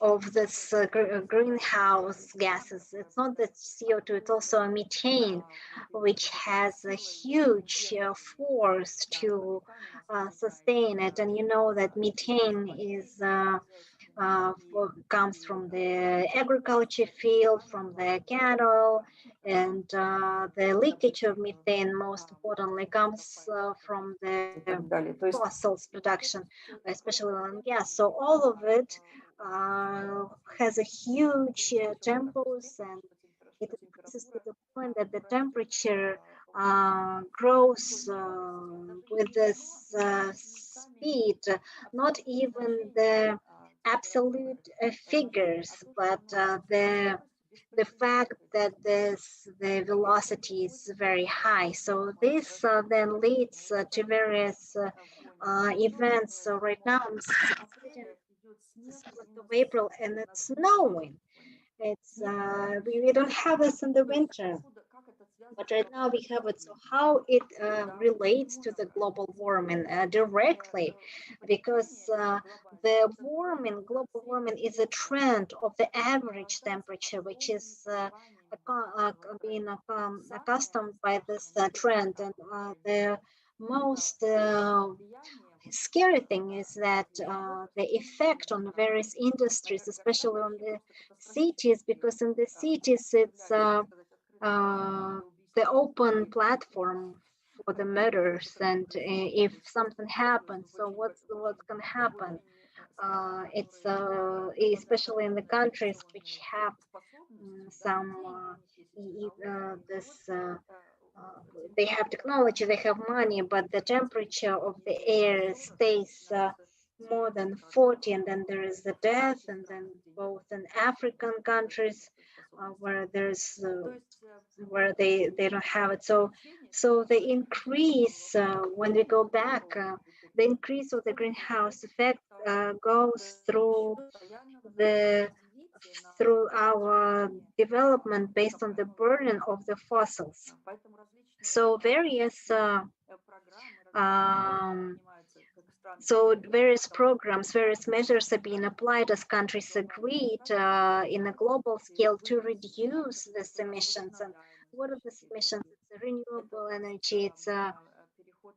It's transfer to more more economic usage of this energy. So and then even if we will stop the emissions, many industries, they just stopped due to COVID because the planes were not operating. So the emissions were down of CO2 by 11%. So it's a huge figure, but the temperature continues to grow because even if we stop, it will move by inertia. And for us to avoid these catastrophic consequences of this change, climate change, we don't have much time, frankly speaking. If by 2050 we will not transfer to this netto zero emission, the much we emit, the much we consume, then you can read about these consequences. The pandemics will be just a playground compared to what could happen. But I want to say something different. If you don't have any other question, I want to develop this topic, which is very far from me, the person that does the support of the intergovernmental processes. Nevertheless, if we talk about how to create the favorable conditions for the development of the smart cities, one of these areas where we can have additional scaling up, it's like moving with the direction of this with this activity, which is being done as part of the international agreement. So countries, for example, the developing countries, many countries, they have access to the finance mechanism as part of this UN framework. It's a global economic fund, global green fund, where you could submit an application for various projects. And if we take, for example, some private topic, some private company cannot just go, but they can be part of the project, which is done, for example, in, a huge request is being submitted on the improvement of the energy in the cities, and then they involve on a national level some companies which and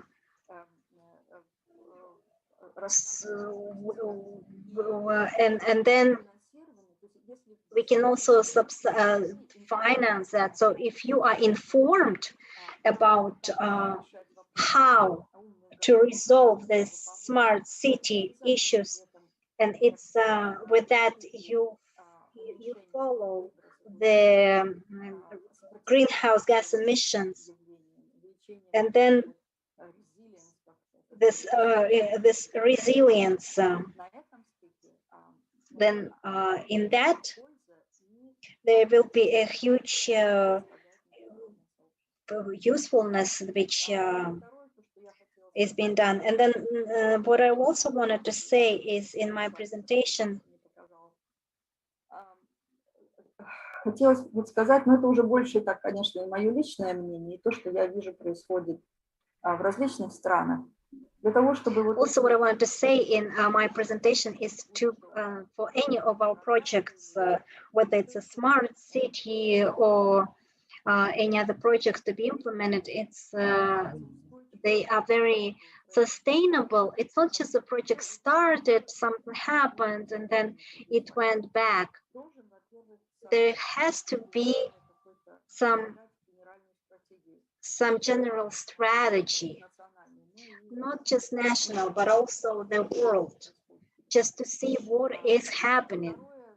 And second is this education, which was mentioned by Nariman, is also what we should always remember. Study one more time, and then second is the question was asked, how can this solutions can be promoted, and we can actually say a lot of things that how technology should be used, but I want to underline one thing. It's important to have a regional cooperation and the cultural cooperation and the local practices. So we are not just going into cloud 7 for the big data and whatnot, and artificial intelligence and what other new words, but we can see what is acceptable at the current time. Yes, we increase, yes, we see, but to do, to make our life more compatible with where we live, it has to be on some, based on some foundation. So that's what the practice shows, and the practice of introducing adaptation measures, that this practices are more effective than what's happening in the States and in Europe and etc. So these examples, you all probably know them. They're not that big, but we can just take all of the gates and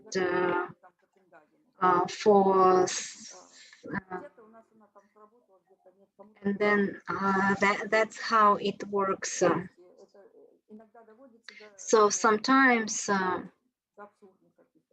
it's been taken to the absurd level. So to study this historical traditional experience, to study the world experience, and then the global tendencies, then what we have, the so-called smart. So not follow someone and say that in the US everything is good, but here not so as much, and not go back to our ancestors, but actually to see this decisions. Thank you, Olga. You made a good summary of our discussions, because our colleagues from Astana Innovations and from BI Group, they said that they studied the world experience and they adapted. And this is exactly what you were talking about. So unfortunately, we had faced the end of our session. I would like to thank everyone. Thank Olga, thank Nariman, and I think that audience was very interested in what we had done. Thank you, Ruslan. Goodbye. Goodbye.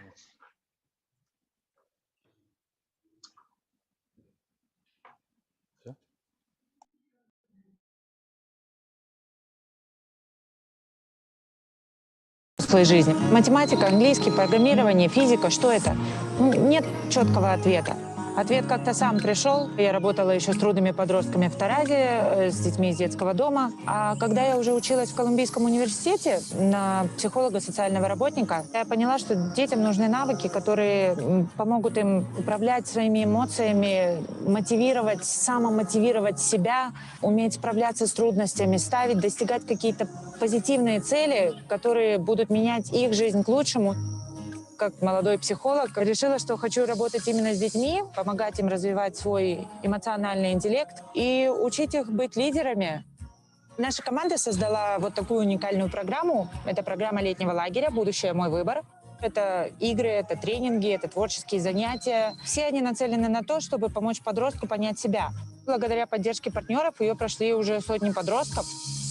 Когда я ехал в лагерь, я думал, что это совершенно обычный лагерь.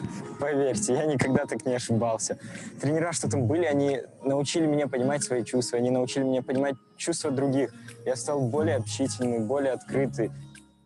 Театр можно назвать формой арт-терапии. Взаимодействие с театром «Артишок» у нас достаточно давнее. Первый спектакль был о взаимоотношениях детей между собой, о взаимоотношениях школьников, а второй уже был о взаимоотношении родителей и детей. Все истории, которые мы брали для спектакля, для сценария, они были реалистичные. Нашим родителям часто не нравится, как мы выглядим, с какими людьми мы общаемся, и музыку, которую мы слушаем, и так далее. Поэтому мы решили, что пригласить родителей на наш спектакль было действительно важно. И они увидели себя в тех героях, которых мы играли. Но спектакль открыл глаза не только нашим родителям, потому что и мы поняли свои ошибки. И я думаю, что этот спектакль очень сильно сблизил нас и дал нам понять друг друга гораздо лучше, чем когда-либо. Очень хочется, чтобы все родители принимали и любили своего ребенка вот таким, какой он есть, со всеми его достоинствами, недостатками. Мы, взрослые, должны научить детей генерировать именно положительную энергию. Тогда они смогут менять этот мир, делать его красивым, лучшим и более интересным.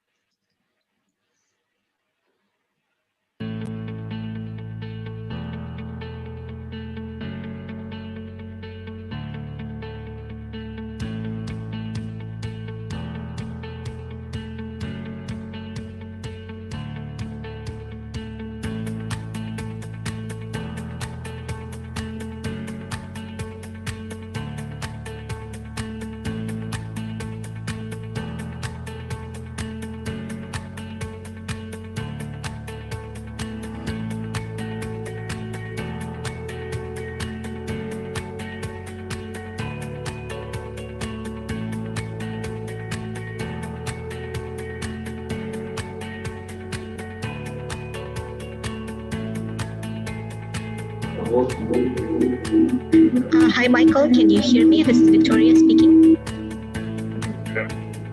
Unfortunately, I can't hear you.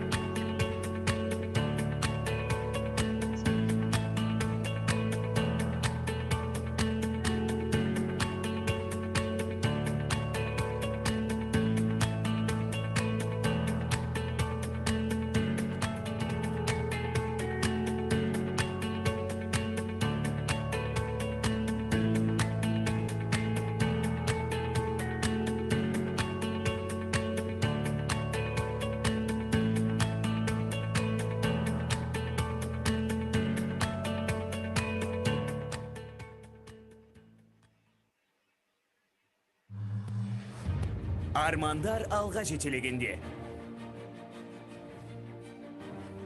Білім жетістікке ұласқанда. Шабыттар бірге шыңдалғанда. Биік белестерге қадам басқанда. Ұмытылмас сәттерде өз арманыңды басқара біл. Әуезов University. Развитие сферы искусственного интеллекта и переход в новую индустрию 5.0. Development of the artificial intelligence. Британский ученый-кибернетик Кевин Уорвик, израильский ученый-компьютерщик Development of artificial intelligence is our next session, and we have the following speakers for that.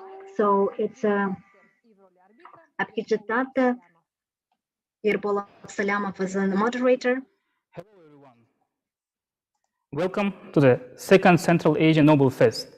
Today, me and our experts, we are going to discuss the birth of Industry 5.0, artificial intelligence and humans. My name is Absalamov Yurbol, and I'm a technical project coordinator at Institute of Smart Systems and Artificial Intelligence at Nazarbayev University.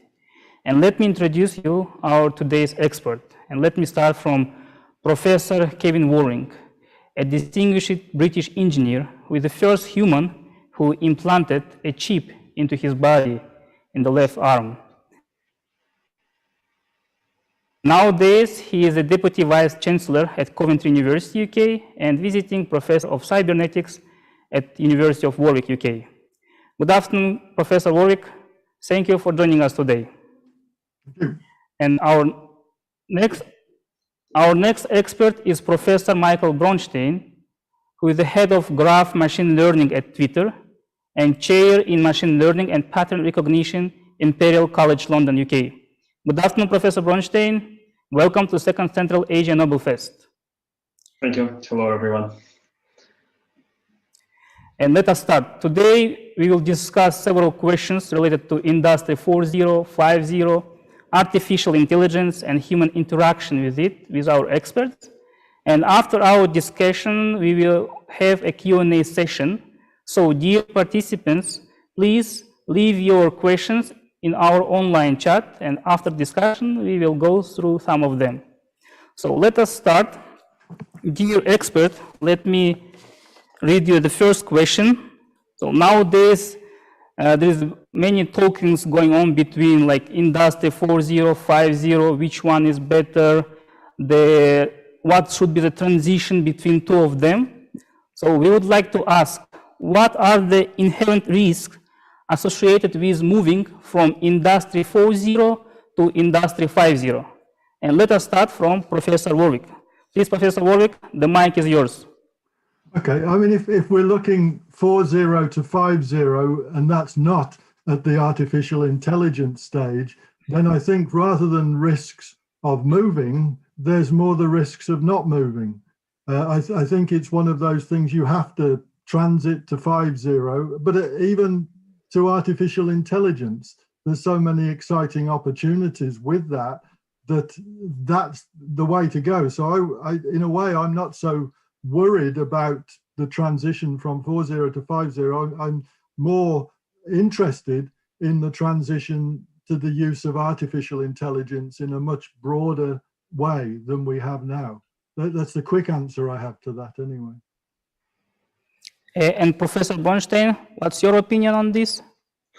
Yeah, well, I should agree to that I think the risk of not moving probably should be considered together with the risk of moving. So I should say, well, of course, the definition, probably the boundaries between the Industry 4 or 5 are probably not completely clear, but I would say that probably Industry 4 could be considered as a way of providing data that could be exploited by machine learning and artificial intelligence technologies to make the next step in industrial automation and the development of the industry. Okay, thank you for your useful comments and opinions. Well, we all know that Industry 5.0 is here, and hopefully it have a bright future, which will bring many benefits for the humans. But you know, sometimes one thing comes to my mind is like, if the worst case scenario, I guess you remember this famous movie Terminator with Arnold. So, but hopefully it will not be the case when the machine will conquer the world. We will be able to control them and manage. Okay, thank you for your answers again, and let's move to the next question. Not displacement, but synergy. How are cobots, so-called collaborative robots, going to improve human performance? So, Professor Bronstein, let's start with you. Yeah, well, so I think it's a good question. So synergy is probably the right way to pose it, and it's a question that is obviously complicated, and I guess I have an opinion on this, and probably other people might not agree. It has, in my opinion, two different dimensions, right? So first is which tasks could be automated, at least in principle, and second, which tasks should be automated. And if we're talking, for example, about whether artificial intelligence can replace a human, we can start probably with the question of some kind of cognitive complexity of the task, right? So, and here estimates probably can vary, but roughly I think everybody somehow agrees that anything that takes less than a second for a human to decide some kind of cognitive task should be relatively easy in some sense to replicate with a machine. And the second question is probably less technological, but it is more moral or ethical. And imagine that we have a robot that performs surgical operations. What happens if the patient dies during such an intervention? So situations where the cost of error is very expensive and where the applications are critical, I think the adoption of fully automated systems will be much slower than in other areas. And probably the most common example that is given is autonomous driving. So we now have technology, or well, we are probably not far away from the moment where we will have it, that will allow to handle autonomous cars, probably 99.9% of the situations. And probably it's also not unreasonable to say that we might have an autonomous car that is safer than humans for a variety of reasons, because computers don't drink, they don't fall asleep, etc.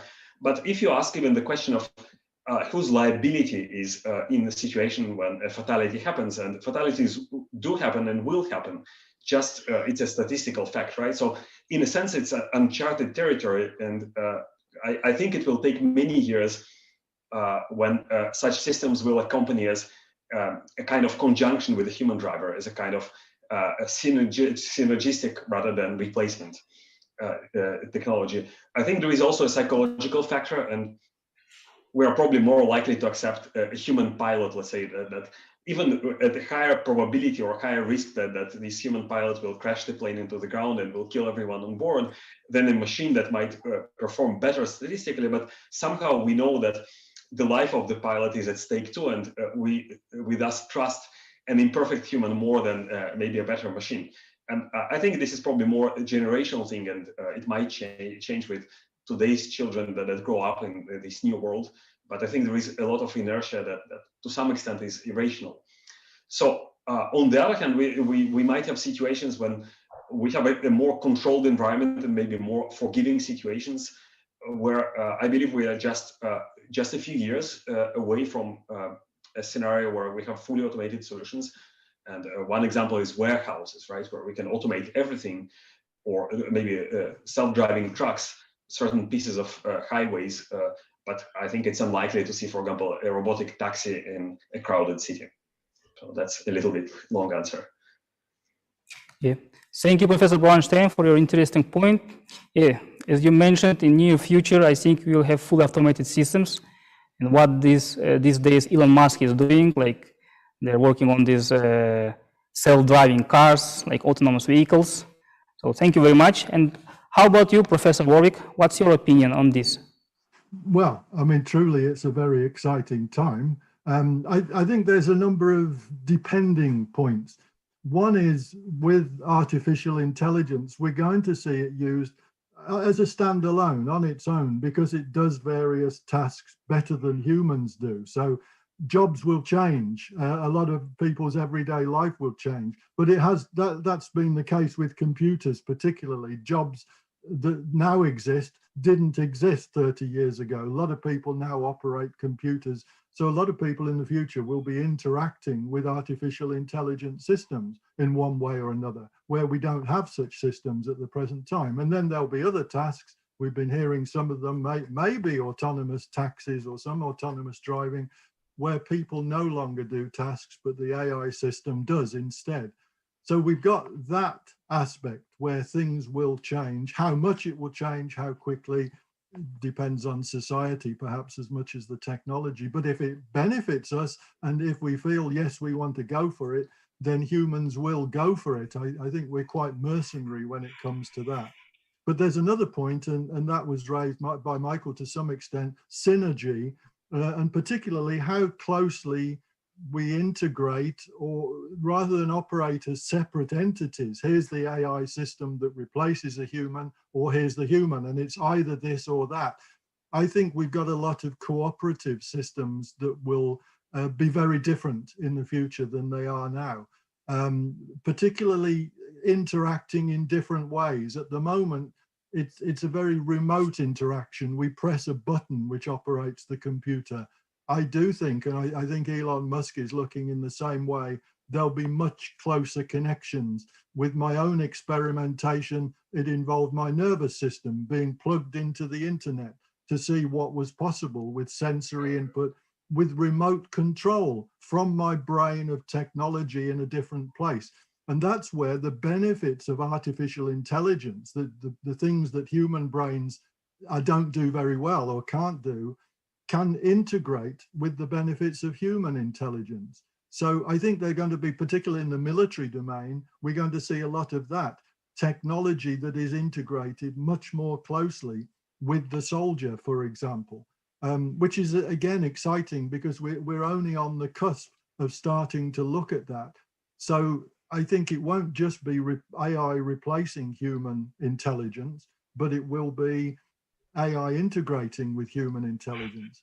But the point you raised at the end of the last question, which I think is important, when we're looking at artificial intelligence, it's pretty key as to what we mean by intelligence. A lot of what we call AI systems are simply data-driven memory systems. They're not really the same as human intelligence at all. They're a very different thing. Whereas if you think of an artificial intelligent system and is intelligent in some ways that human are intelligent, then it can potentially be dangerous, which is something you alluded to. Whether we get into the Terminator scenario, well, if we're crazy, we will do. We will end up there. Hopefully we won't. Hopefully we will use AI to benefit humankind in medical scenarios in particular, where it can really understand what's going on in the human body in ways that we can't. But we really do have to watch. We don't go that little bit too far. We have to be careful. Yes, thank you very much. Totally agree with you. This is a main important fact is synergy. As Professor Warwick mentioned, in the near future, the more jobs will be occupied by machines. But anyways, here there comes a synergy where humans should control these machines, the process the machines are doing in order to avoid some kind of bad scenarios. So thank you very much, and we are moving on. Our next question is, what will be the social impacts of extreme automation, turbocharged by the Internet of Things, artificial intelligence, and the Industry 4.0? Are advanced manufacturing technologies and digitalization going to accelerate collaborative solutions to address development issues? So, Professor Kevin Warwick, what do you think about this? I think we're already seeing changes, particularly in the marketplace. You can blame Amazon and companies like that, I guess, but a lot of things now we're purchasing online remotely. We're not going to shops, and certainly in the UK and the USA, city centres, what are they for? There's offices there, but shops now are starting to, as they used to be, are starting to disappear. And that changes the interaction between people. And I think COVID-19 has accelerated changes in that area. So I think there are big societal changes that mean that interaction between humans is becoming very different. And we have to remember what humans are. We're made up of our brain cells, and what brain cells do is to communicate. That's really all brain cells do, is communicate. And now we've got new ways of brain cells to communicate through social media, through purchasing, through all sorts of ways that we can, where we weren't able to. And we're benefiting from that already, but I think it's going to go further and further in that direction. So we're going to see lots of societal changes because of that. But where I find it particularly exciting is in the medical sector, because I think there are a lot of problems we have, neurological problems particularly, remembering that the body, the brain, the nervous system and so on operate electrochemically, so they're partly electronic. And I think we'll have new ways of communicating what's going on in the body into technology, to use the technology to assist people. That is going to help how long we live for. That is going to increase again, simply because we can deal more in real time with medical problems and emergencies. You know, we'll be wired into the system. Your body will be recognized and monitored almost on a permanent basis in the future. Maybe you'll have a little printout all the time in front of you or straight into your brain that will understand what's going on. So I think we're going to see dramatic changes in the medical, with the synergy, again, the technology, the AI linking more directly with the human brain than it does at the moment, for benefiting this new synergistic human machine future that we see. Thank you. And Professor Bronstein, please, mic is yours. What do you think? Yeah, well, I agree with Kevin to a large extent, and I also believe that we are already feeling some of the impacts, and we definitely are going to see the societal impact in our lifetime. And I think on its own, it's not a new phenomenon, right? Basically, an industrial revolution has traditionally been associated with sometimes tectonic shifts in the job market and the way that we interact with each other and with technology. I think the new thing here about this industrial revolution, the fourth one or the fifth one, is really the pace and the scale of the transformation. That is probably really hard to estimate, and well, some people say that whether the number of new jobs created or types of jobs that are currently even unimaginable will outpace the loss of jobs due to automation. I think you can argue about these numbers. I've seen different estimates, so it's really a complicated question. I think some of these aspects are inevitable, and it's probably the responsibility of the society and of the government to make sure that the consequences are less painful. I think inevitably will be so. But I would like to sound maybe a more optimistic note and think of the positive impacts on the society that this technology can bring in the future, in particular artificial intelligence and machine learning technology. And I agree that healthcare and medical applications are probably among the most interesting and probably among the biggest impact that they can produce on ourselves, our lives and our health. And it is interesting, actually. I think I'm a big believer that in some countries, in particular on the African continent, that maybe historically have lagged behind with the infrastructure, whether it's in healthcare or maybe smart cities or payment systems or communication. Now they have the opportunity to leap ahead with the use of modern technology as the foundation, rather than trying to fix and modernize and patch legacy systems without basically being weighed down by this inertia and tradition. So in a sense, technology can possibly rectify some of these historical distortions and injustices that might have been there. So I don't really believe that, as we mentioned in the beginning, we somehow in the public imagination we always think of this Terminator scenario that basically machines will rebel and will kill us. I don't think that we're nowhere anywhere close to that. So indeed, it's hard to define what is intelligence, let alone artificial intelligence.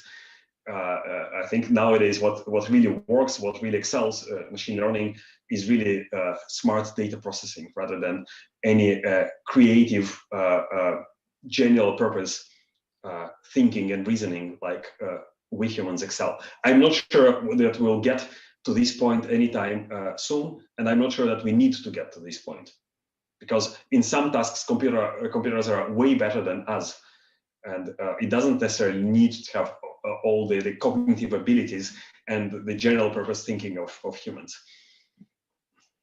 Okay, thank you very much.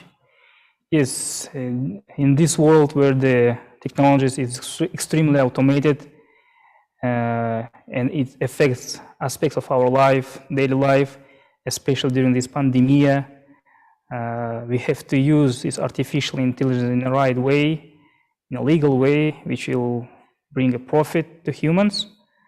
So when we discuss this question, I agree with your points, but somehow this kind of idea comes to my mind. Back in the days when I was a bachelor student, I studied in South Korea. For example, I want to eat, so I just use the cooking machine, put the ingredients in there, turn it on, and voila, in 1 hour I have a dinner. Then I put the dishes in the washing machine, and this machine deals on its own. I need to clean the house, turn on the smart vacuum cleaner, and it do this work. So in this sense, we have kind of two sides. The one which make people maybe lazy, the machines, systems doing things for them, and they can lie down on the sofa. On the other hand, it's give us a good opportunity to invest our energy, time, and effort to things which will develop us, which will bring some kind of benefit for us.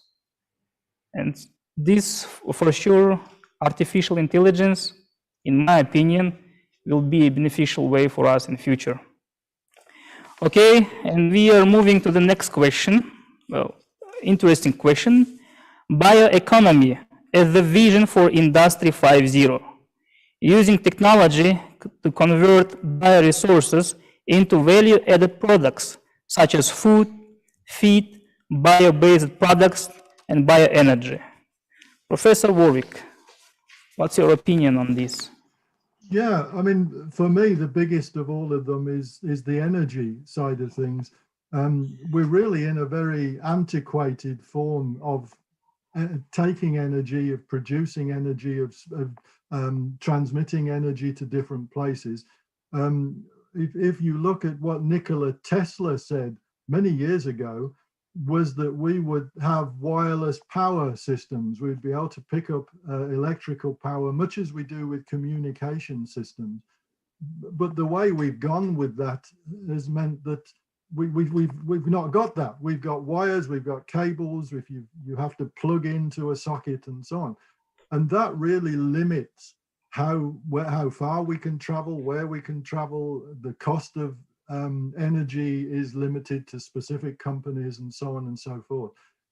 So I think if we look at something and in terms of a very different bioenergy system, then it potentially opens up all sorts of new opportunities and new possibilities, not only for producing energy, but also transmitting it or getting it from one place to another, which is very exciting. And there are a number of groups now around the world starting to look at that particular aspect. So it could mean how we get our energy is transformed into something very, very different on a much more permanent basis, but something that it means it's there. A lot of the infrastructure that we have now, which restricts how we live to a large extent, is going to change dramatically. So I find it a very exciting area, particularly in terms of the energy aspects. No, thank you. And Professor Bronstein? Yeah, well, so I would like to focus on another point. So you mentioned food, right? And this system that somehow magically takes all the ingredients and cooks them. So, well, maybe I'm biased because this is also part of my research. I think there are now many interesting results and big promise of significant change that the technology could bring in the near future. And this also relates to basically to the development of the medical and healthcare field. So somehow traditionally, right, and this has not necessarily been always the case. So this is probably the tradition of modern Western medicine, is to separate food from drugs. And drugs is what you take when you get sick, right? And food is what you eat in order to function. And it was not the case. I think even the Greeks apparently said, let food be thy medicine. So we often hear, for example, advice to avoid certain foods, right? Because they're unhealthy, and maybe there are even some fashionable superfoods that you're supposed to eat to have some healthy benefits for your body. But if we look at the substances that we put in our mouth when we eat, there are vast amounts of these substances, hundreds or thousands of bioactive molecules that are not really well studied or well understood. They are unknown to the public at large, right? How many times have you heard of flavonoids or indoles, right? And yet this is what you get in a lot of foods, especially coming from the plant kingdom. This is not something that is tracked by regulators. So in your list of stuff that you get on your food package, which is usually the carbs, proteins, fats, right, and maybe vitamins and microelements, you will not get these molecules, right? So this is truly the dark matter of nutrition, and it's many of these molecules that are actually similar to drugs that are used, for example, to cancer. So some foods might actually be rich in maybe subtherapeutic doses of chemicals that in the long term can prevent diseases, or if they're used together with, for example, drug therapies, they can improve their effect and make them more tolerable.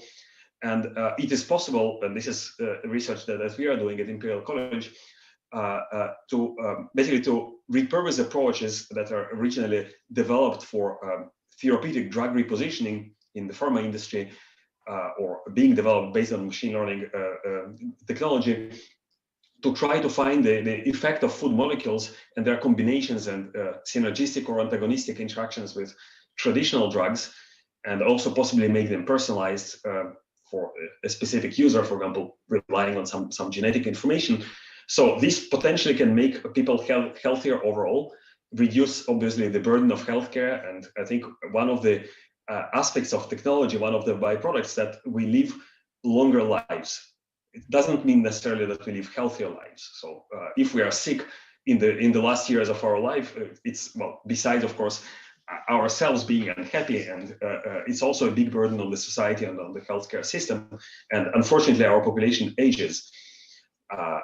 So there is a need to move from the current healthcare model that is really a sick care model, it tries to help you when probably it's already too late, when you already got the disease, to the real healthcare model where you can prevent disease or recognize it before it happens. And this is really where artificial intelligence and machine learning technology can excel. And there are many trends that go in that direction.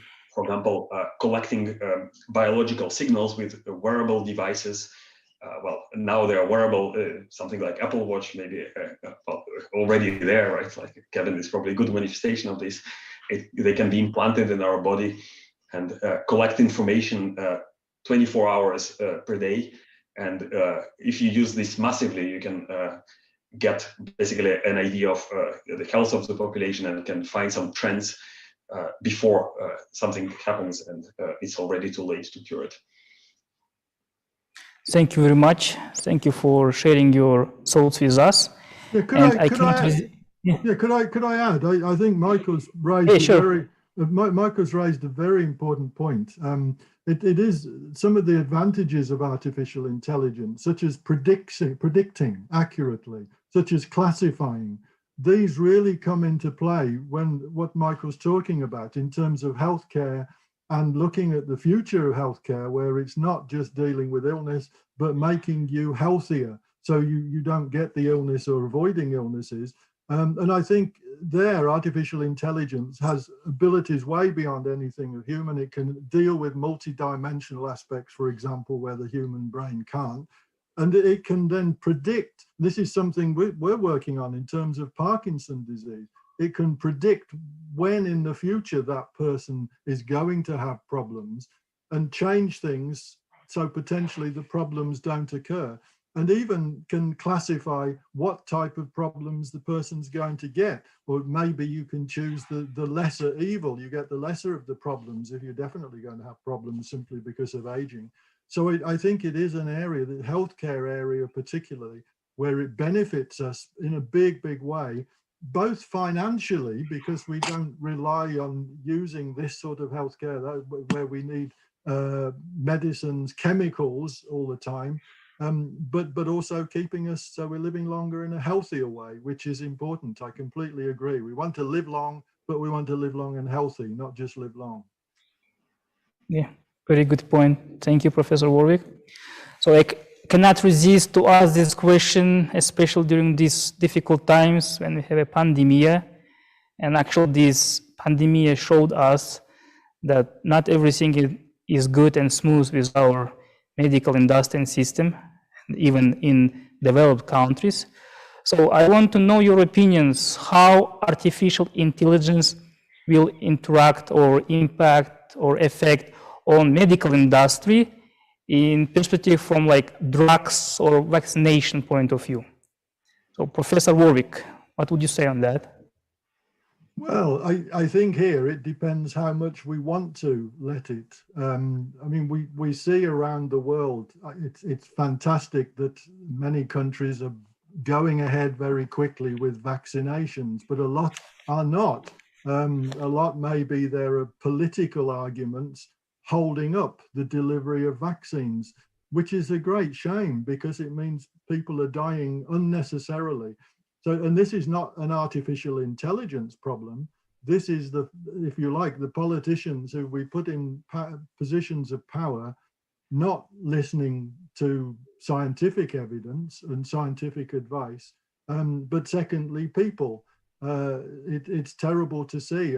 Certainly in the UK, pictures we see of gatherings of people where nobody's wearing a mask, they're all close together, inside a building, and you think, well, surely you can listen to what the issues are and behave slightly differently so that the problem would go away if we all behaved well. So it's not so much we can trust in artificial intelligence, we can believe what it tells us, but we then have to act accordingly. So, and that's one thing with the COVID situation that isn't really, it does occur to a large extent, but there are still large numbers of people who, if you like, disobey what the science tells us or want some sort of freedom to do what they want to do rather than anybody else. So it's not, I think when we're looking here, it's not just an artificial intelligence issue or a technological or a computer or even a scientific issue.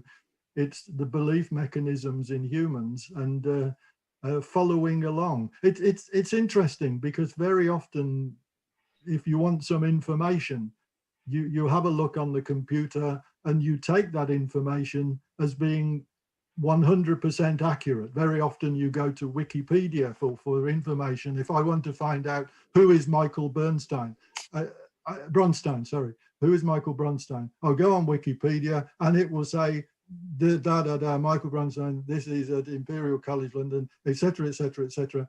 And I take it as though it's perfectly, so in that way, as humans, we tend to just believe what's there.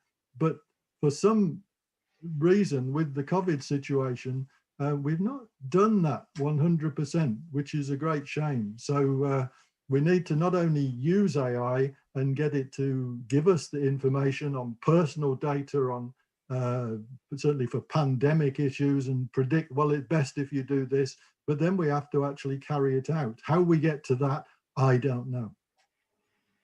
Okay, thank you. And Professor Bronstein, your quick view on this question? Yeah, so, well, this is somehow related to the work that I'm doing in my research. So I think maybe I'm overly optimistic here. So I strongly believe in the potential impact of machine learning techniques on drug design and drug discovery. And I think in the past few years, we've seen great progress in machine learning for what is called in silico or virtual screening for drugs, where basically it's a combination of methods such as, for example, graph neural networks and active learning that allow to search this extremely large space of possible candidate molecules. And there is also, well, recently great progress in protein modeling. As you know, proteins are probably the largest fractions of therapeutic targets that are used by the pharma industry, like AlphaFold from DeepMind. So one thing that is, however, common in all these problems is that they are relatively well understood chemical and physical processes that underlie them, for which we also have a lot of data. So it's a kind of magic match for modern machine learning. So on the other hand, if we look at other stages of drug discovery and drug development, such as target identification, it is still a traditional biological research. And now, hopefully, it will be changing. So there are many interesting companies like In Vitro, for example, that tries to change the way that this is being done, basically collecting, doing a kind of single cell data science. And also, don't forget about the clinical trials, basically all the stages that are mandated by the regulators for drug safety. that take the lion part of the cost and the time of developing a new drug. So it's interesting, actually. I mentioned it in the context of food. There are potentially cheaper and faster paths to new therapies that are called drug repositioning, where you take existing safe drugs and try to use them against new targets or in combination. And that's where recently machine learning is also being tried and shows quite promising results. Probably still too early to tell, and even in such a fast-paced field as artificial intelligence, it's to get a clinically meaningful result, it takes some time. So just one thing that I wanted to mention, I think we talked about it in the beginning, the medical devices. I think this is a territory where the cost of mistake is still very high. And again, there is a question of whose liability it is if something happens. And it's unlikely to see, for example, robots that operate in place of surgeons anytime soon. But what is likely to happen is artificial intelligence systems that work along humans in synergy, maybe in the form of some recommender systems or assistance devices, but the ultimate decision is taken by a human, and the human bears the burden of responsibility. So, and this is what is already happening with ML-based imaging tools or ML-based diagnostics. So this is probably something that is already there, and in the next few years it will become more commonplace. Yep, thank you. Totally agree with both of you. Yes, indeed, ultimate decisions should be done by humans. And dear speakers, Professor Bornstein and Warwick, now we have the question from our audience, and let me read them aloud. So the first one, recently, the conversation about artificial intelligence algorithms started to revolve around racial bias in the artificial intelligence output because the learning data sets themselves are biased. How would you start mitigating these processes? So, Professor Bornstein, what would you do? Yeah, well, I don't think that I have a magic solution. And this is probably a little bit ideologically charged topic. So I'm not sure that many of the arguments that are put forward in this field are scientific. I think it is difficult to distinguish between real science and scientific activism. I think it is the case, especially if you take language models, for example. So basically, the corpus of data that is used to train a machine learning algorithm reflects the biases that come from us as a society. So I would say, well, it's not a magic solution. Let's try to fix the society first, because artificial intelligence is the reflection of ourselves. The data that comes from human activity, right? Like text on which we train language models is a result of our activity. So if we are biased, then inevitably the computer will be biased. Now, having said that, there are algorithmic solutions that can be tried. So there is an entire field of algorithmic fairness and algorithmic bias. So it is possible to prove mathematically, for example, in certain senses, that your algorithm is free of bias. Now, we ourselves are biased. We somehow trust humans making decisions when which is clearly a biased system. Should we demand the same or unachievable level of lack of bias from a computer system? I don't know. I think it's less a scientific question. It's probably more an ethical or a social question. And Professor Warwick? Yeah, I think Michael's given a very good answer. It's a very difficult one to answer. An artificial intelligence system, just like a human system, to be honest, depends very much on the data that goes into it. And it's interesting, are humans biased, whether it's a racial bias or another bias, inherently, genetically? And that's a good question for other people to answer, but it can be altered, I would suspect, in terms of data that's entered, so the person can be educated to think differently. And let's hope that that is true for everybody.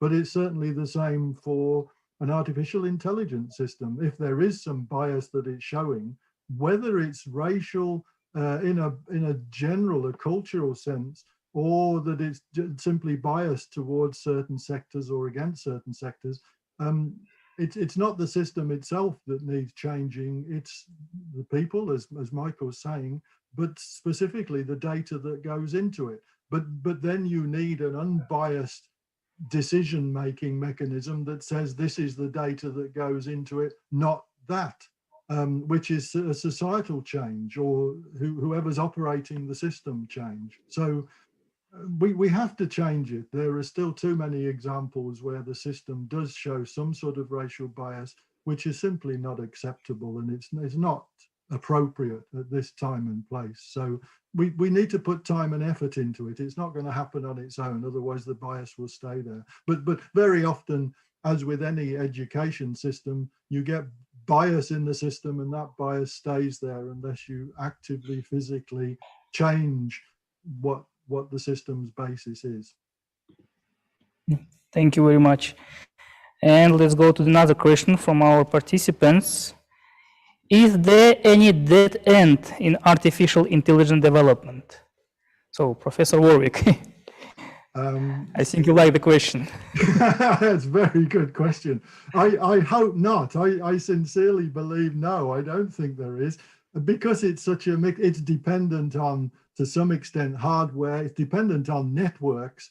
I mean, networking is a big advantage for artificial intelligence when you compare to humans as we are now. Unless we start networking our brains together, we're really limited as to how far we could go. And networking can and will change dramatically in the years ahead. So will there be a limit in 100 years' time? It's impossible to say, because the networks could be different. I'm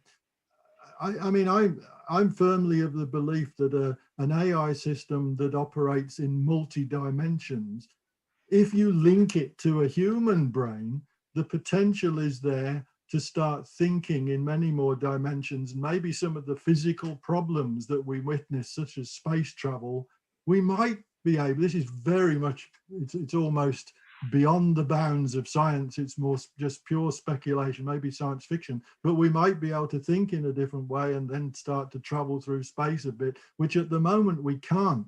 We've only been to the moon so far, which is absolutely nowhere. And I think that is because of the limitations of the human mind rather than anything else. And if AI, without those limits, can open up new ways of thinking that we haven't even imagined yet, then great. So I cannot see the limits, if there are any, and I hope there aren't. Yeah, thank you. And Professor Bronstein? Yeah, so it's an interesting question as well, and I think the entire history of AI, however short it is, teaches us that something that is considered and very adamantly considered and believed to be a dead end proves to be the contrary, and in a very magnificent and impactful way, right? So if you think of the 70s, when neural networks were considered to be the dead end because of their combinatorial complexity, and there are several even mathematical proofs that would show it, right? So in the UK, there was this famous Lightfield report, I think in 72, that brought up the curse of dimensionality and showed mathematical arguments why these methods would not be possible. And here, 30, 40 years after, we see them really the main driving force and the main tool of artificial intelligence nowadays. So I would be very cautious in labeling things as dead ends, because you might spectacularly be mistaken.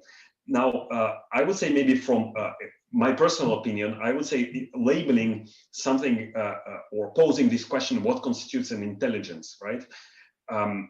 In whatever sense, whether it's in the sense of Turing test or something more sophisticated, is an interesting academic question. So obviously it has much deeper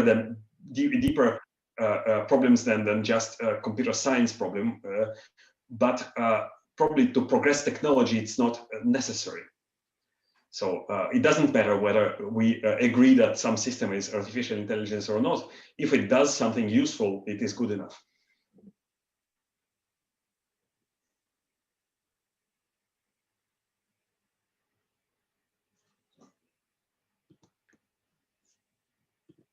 Oh, I think you're muted, sorry.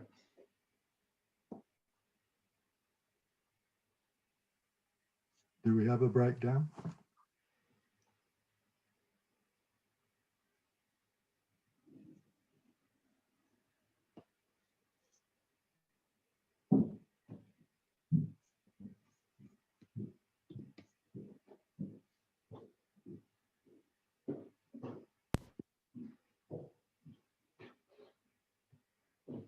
Hello, hello, hello.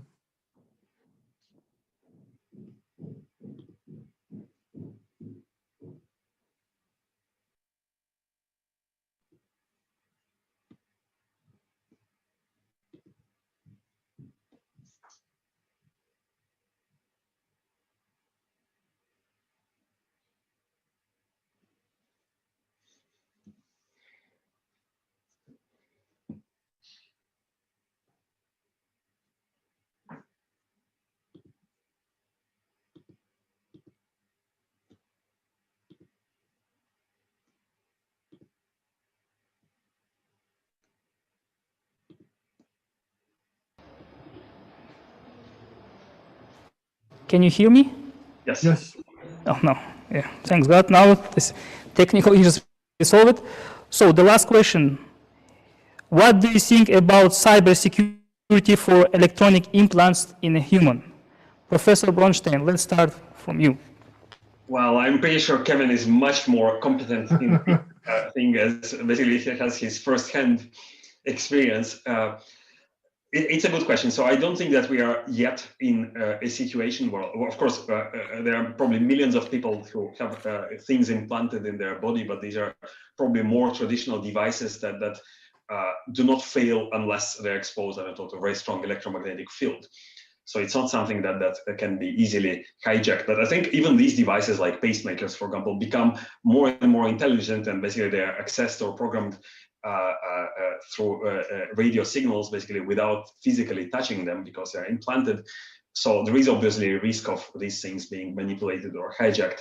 And as these technologies becoming more prominent and more sophisticated, of course, there are risks. So there are, of course, standard solutions to protect against such interventions. Probably as every system, it's always a trade-off between being useful and being safe. So it's probably always a trade-off of risks that one is willing to accept. So that would be probably a more generic answer, but I'm very curious to see what your say about it. Thank you, and it's really interesting to hear Professor Warwick's opinion on this. Yeah, well, I think Michael's answer is a good one. I mean, it really does depend on the technology and what it's doing. If you've got an identification implant, then clearly we see some of the issues with credit cards and so on. And many of them are not different. It's not really a cyber problem. It's a problem of present day. So some sort of implants, I don't think there's any different an issue that there is now. But where it does come different, and Michael alluded to it to some extent, when you look at a Parkinson's disease stimulator, you've got electrodes in the human brain. And I think this is where it starts to be different. For the Parkinson's disease, it's difficult to say there'd be too much. Maybe you cause the person to have Parkinson's disease. They can't do anything about it, which is not pleasant, but it's not something extra. But if we're looking to the future where we've got implants linking brains together for the purpose of communication, starting to communicate in a much better way than we do as humans at the moment. This mechanical form of communication is absolutely pathetic. The sooner we can communicate by thinking to each other, the better. But when we do that, of course, it really alters what we think of as privacy, because the possibilities of people hacking into your, not just to a network, but into your brain become a very big one. Not just downloading from your bank account, but downloading your thoughts, which is a good thing from a communication point of view, but of course is a bad thing from a security or privacy point of view. I mean, I don't see it as a negative, though. I see it as an enormous opportunity. Security, cyber security, cyber efficiency, if I can call it that, cyber effectiveness, the whole thing, and new forms of communication, I see as enormous research areas in the future. What does it mean to communicate by thinking to somebody else? How are we going to do that? Will we still use language, or will it completely alter what it means to be human? I think these are important questions that future generations will be researching as an everyday basis. So it's very exciting, but clearly there are immediate dangers when it comes to hacking into people's brains and downloading thoughts. Yeah. Thank you very much. And unfortunately, time is going, and we here came to the end of our very extremely interesting panel. So if you would like to conclude, I would say, and I think our dear expert will support me. So at this stage, at this point, everything in humans' hand. Humans should make an ultimate decision. Humans should control the processes, and artificial intelligence, smart systems, cobots are there to support and help us, not to control. So thank you very much, dear participants, dear expert, for your very useful recommendations and opinions. It's my honor to meet you, and I hope the third Central Asia Nobel Fest will meet in person here in offline mode. I think the pandemic will gone. So again, once again, thank you very much. It was really good session. I hope everyone enjoy and like it. I wish Professor Warwick and Bronstein success. I believe that you will have a tremendous results in your research. We wish you good luck. And everyone, take care, stay healthy, and bye-bye. Thank you very much. Bye-bye. Thank you.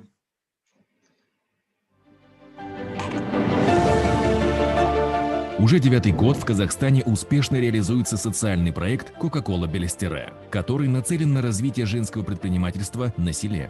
За годы работы в рамках проекта обучено более 35 тысяч сельских женщин, из которых более 3,5 тысяч участвовали в конкурсе на лучшую бизнес-идею. В итоге 81 женщина получила грант на начало или развитие собственного дела на общую сумму, эквивалентную 304 тысячам долларов США. Обладательницы грантов создали более 200 новых рабочих мест. Уникальность проекта в том, что он имеет простые и понятные учебные материалы, составленные на реальных примерах. Бизнес-тренеры проекта выезжают даже в самые отдаленные населенные пункты областей республики. Все это делает проект доступным и полезным. За весь период проекта проведено более 350 тренингов в различных населенных пунктах. В 2020 году обучение проходило в онлайн-режиме. Истории успеха победительниц проекта «Кока-кола Белестере», их путь и достижения полезны миллионам женщин из всех регионов Казахстана. Служат им примером, являются вдохновением и стимулом смелее открывать собственное дело и верить в себя. Какое ощущение у вас было, когда вам сообщили, что вы выиграли грант «Кока-кола Белестере»? Просто бомбила и разрывала изнутри. Я была одной из 10, это было просто... взрыв эмоций тотальный, потому что я просто прыгала и скакала. Я волновалась сильно, я сейчас помню, как все как в тумане. Конечно, это гордость какой-то, я даже не знаю, как это описать. Столько людей, я на сцену не выходила перед таким количеством людей. Изменилась ли ваша жизнь с «Кока-кола Белестере»? Өзімнің білім беруге арналған оборудованиемді алдым. Тренингтер өткізе алатын болдым, эксперт болуға шақырды. Сол арқылы табысым ұлғайды. Бизнесім алдыға жылжыды. Былтыр 400 литр бал алсақ, биыл біз енді Кока-кола грантын жеңіп алғандықтан біз енді Алла қаласа 1000 литр бал аламыз деп отырмыз. Вы хотели бы что-то сказать организаторам проекта «Кока-кола Белестере»? Масштабировать, чтобы количество грантов увеличилось в десятки раз, чтобы женщины смогли реализовать свои мечты, бизнес-идеи. Это очень классный, замечательный проект, и хотелось бы, чтобы больше женщин получило такую возможность.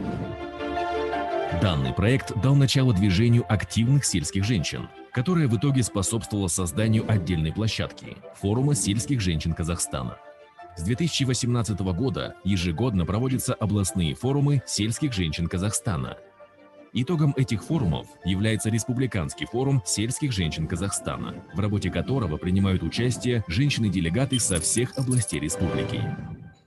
В 2020 году проект «Кока-кола Белестере» стал доступен в формате онлайн-обучения для женщин, готовых начать или развить свой бизнес. Онлайн-школа «Личные подсобные хозяйства» farmerschool.kz предназначена для широкого круга населения и обучает разным видам бизнеса на селе. Платформа «Бизнес Тим» в социальной сети Facebook – это инициатива экспертов проекта для объединения всех желающих женщин пройти онлайн-обучение основам бизнеса, найти наставников и единомышленников в целях создания и развития устойчивого малого бизнеса. Результаты проекта «Кока-кола Белестере» в Казахстане приносят свои плоды и вносят вклад в экономическое и экологическое развитие сельских территорий страны. Проект содействует росту вклада женщин в комплексное развитие села и достижению целей устойчивого развития ООН до 2030 года.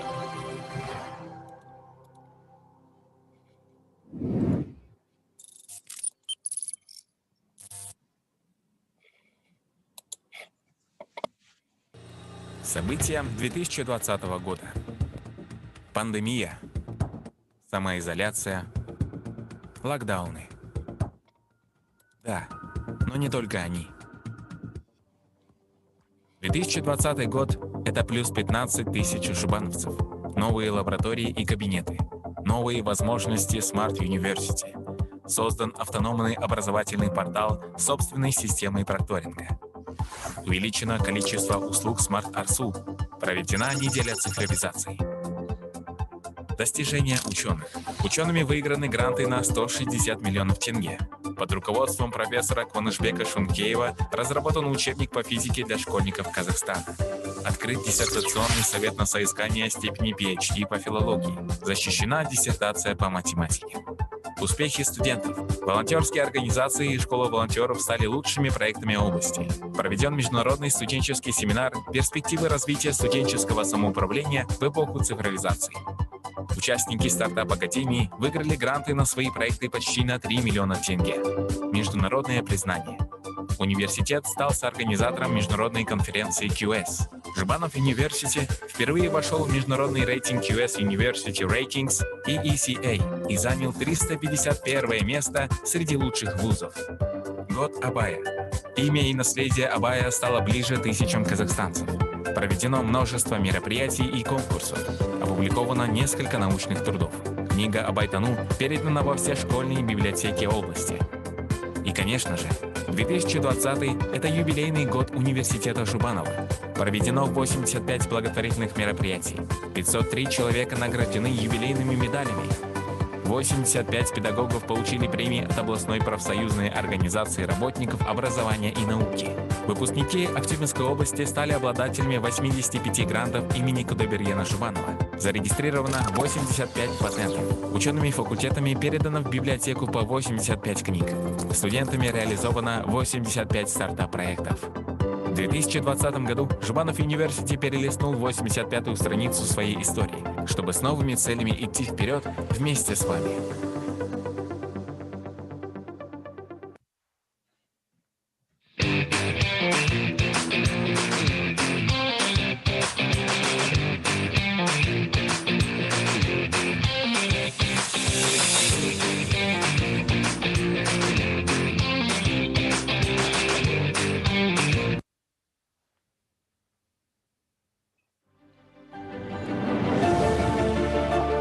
Уже 9-й год в Казахстане успешно реализуется социальный проект «Кока-кола Белестере», который нацелен на развитие женского предпринимательства на селе.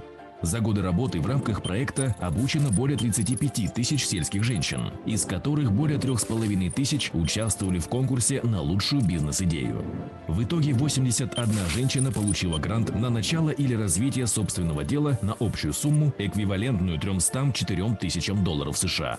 Обладательницы грантов создали более 200 новых рабочих мест. Уникальность проекта в том, что он имеет простые и понятные учебные материалы, составленные на реальных примерах. Бизнес-тренеры проекта выезжают даже в самые отдаленные населенные пункты областей республики. Все это делает проект доступным и полезным. За весь период проекта проведено более 350 тренингов в различных населенных пунктах. В 2020 году обучение проходило в онлайн-режиме. Истории успеха победительниц проекта «Кока-кола Белестере», их путь и достижения полезны миллионам женщин из всех регионов Казахстана. Служат им примером, являются вдохновением и стимулом смелее открывать собственное дело и верить в себя. Какое ощущение у вас было, когда вам сообщили, что вы выиграли грант «Кока-кола Белестере»? Просто бомбила и разрывала изнутри. Я была одной из 10, это было просто взрыв эмоций тотальный, потому что я просто прыгала и скакала. Я волновалась сильно, я сейчас помню, как все как в тумане. Конечно, это гордость какой-то, я даже не знаю, как это описать. Столько людей, я на сцену не выходила перед таким количеством людей. Изменилась ли ваша жизнь с «Кока-кола Белестере»?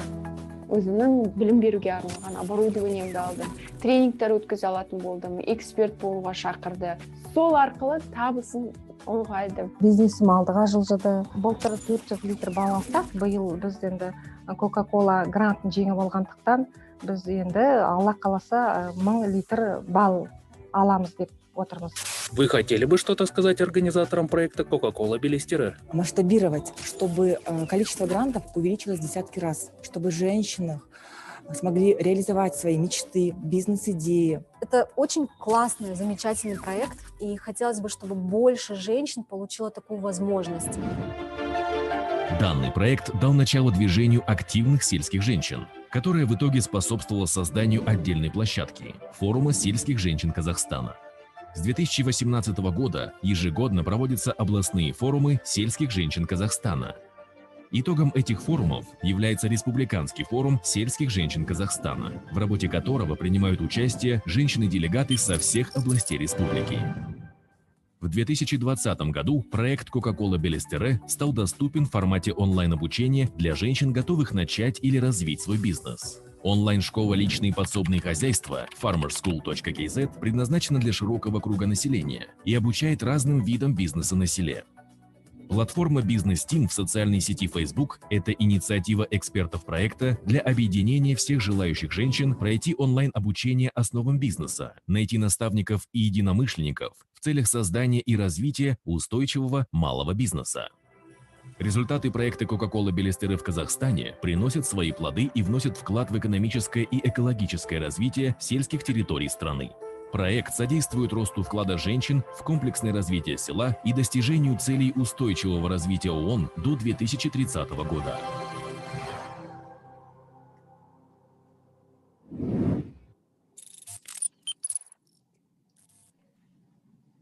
Расширяем возможности или преодолеваем вызовы с применением Are we технологий. expanding our opportunities, or are we facing new challenges using 5G technologies? How can 5G technologies change communication and internet? We're going to talk about it in our new session with Mr. Tarun Vadha, who is an executive director, Day One Insight, as well as Nurlan Mirmanov from Beeline and the chief expert of Beeline, Oleg Snemchikov. Besides that, we're also going to have an expert from Huawei, Ilya Solovey, and Nurlan Mirmanov from Kazakh Telecom.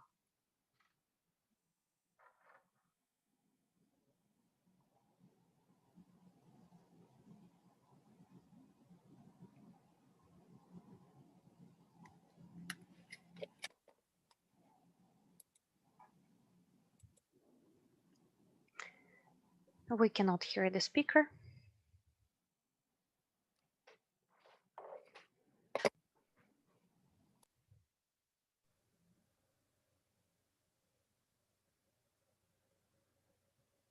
Unfortunately, the speaker is muted.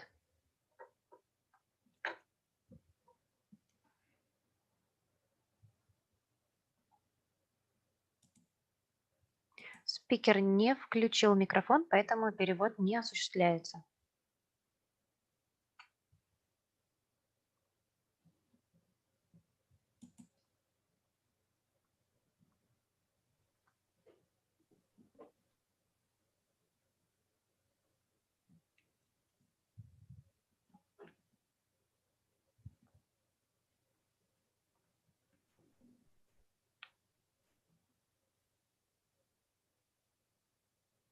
Алло. Ну, включен микрофон вроде. Слышно, да?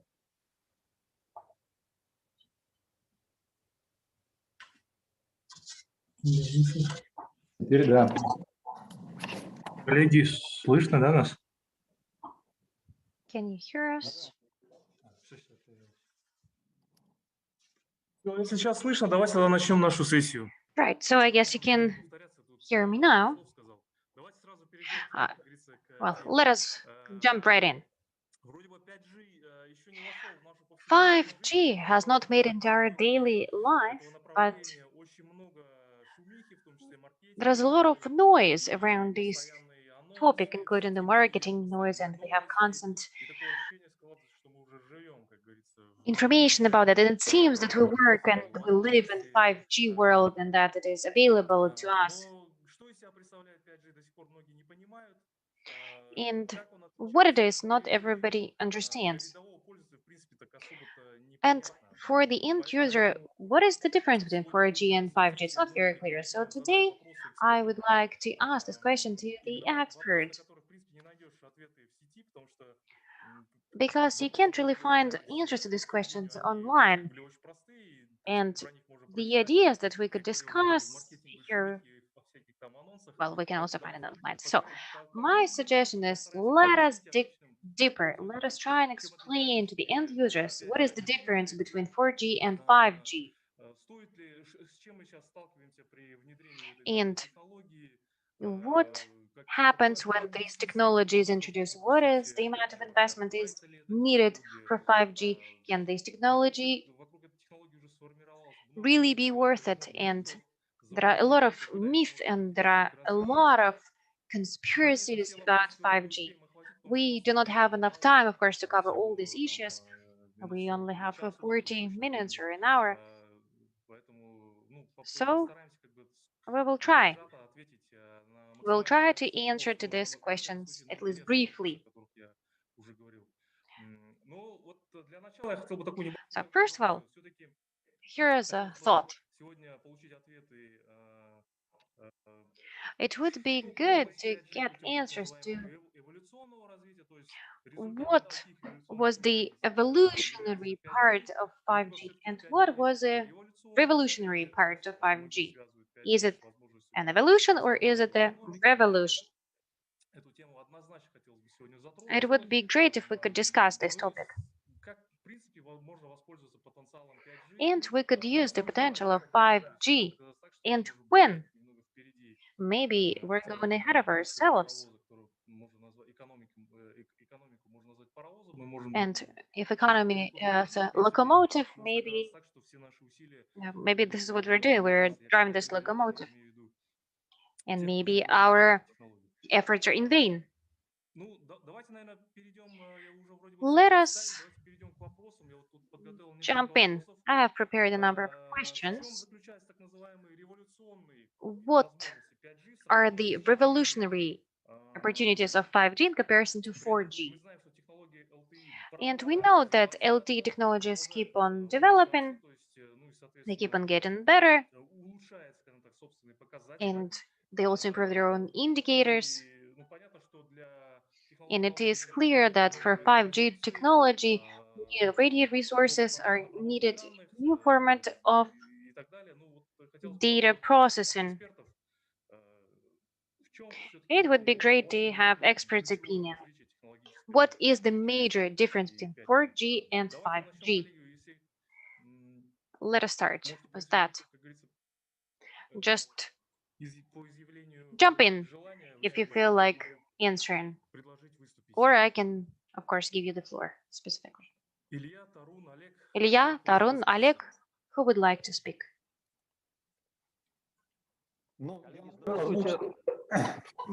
Hello, dear colleagues. Oleg, go ahead.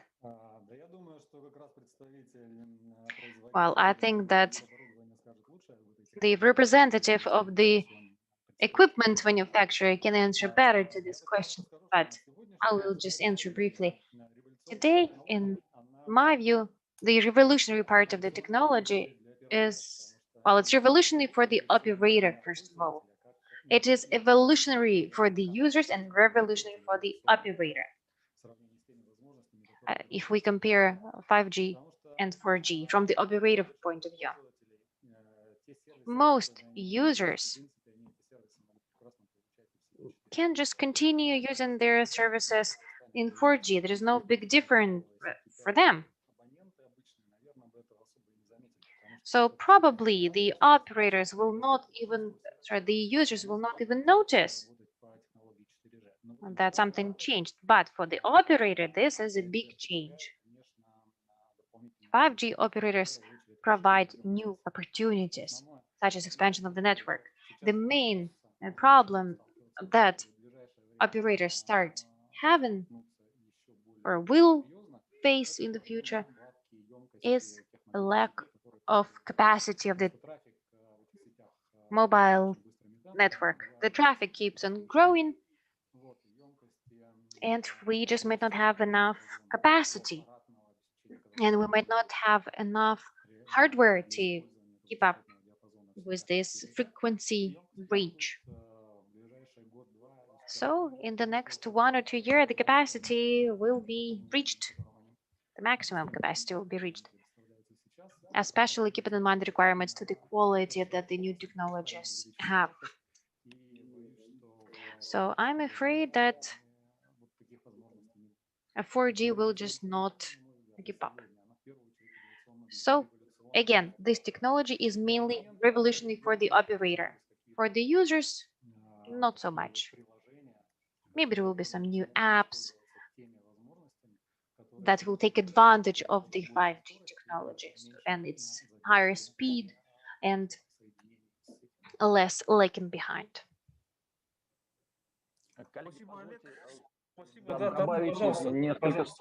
Thank you, thank you. Once again, hello. On behalf of Huawei Eurasian division, I can help but agree with Oleg, but I would like to add that from the vendor point of view, from the developer point of view, it is revolutionary. Of course, if we are implementing this project and we can see the progress, we can see how the industry representatives change their opinion towards 5G. And I would mention such a unique opportunity. Some people call it slicing, some call it a network layers. Basically, it's an architectural opportunity to distribute this network capacity from the top, from the apps to the bottom, to the end user. So you can slice this network layer by layer, and you can use different mechanisms for this resource. And this resource can be measured in different ways, such as throughput capacity or the speed, etc., etc. But it can also be some lagging or the traffic, and such an approach can allow for the new scheme to be implemented. I mean, in terms of the architecture. And that will be a completely different and new sector, public, social, etc. This is the concept that will help even the corporate sector. But if we talk about the new services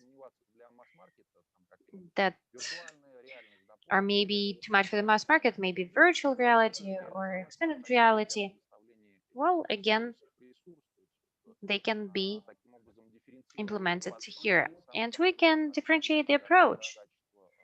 And we need to do so by providing good quality. This is what we started with. The number of different services at the mass market will keep on increasing because this standard gives us great opportunities.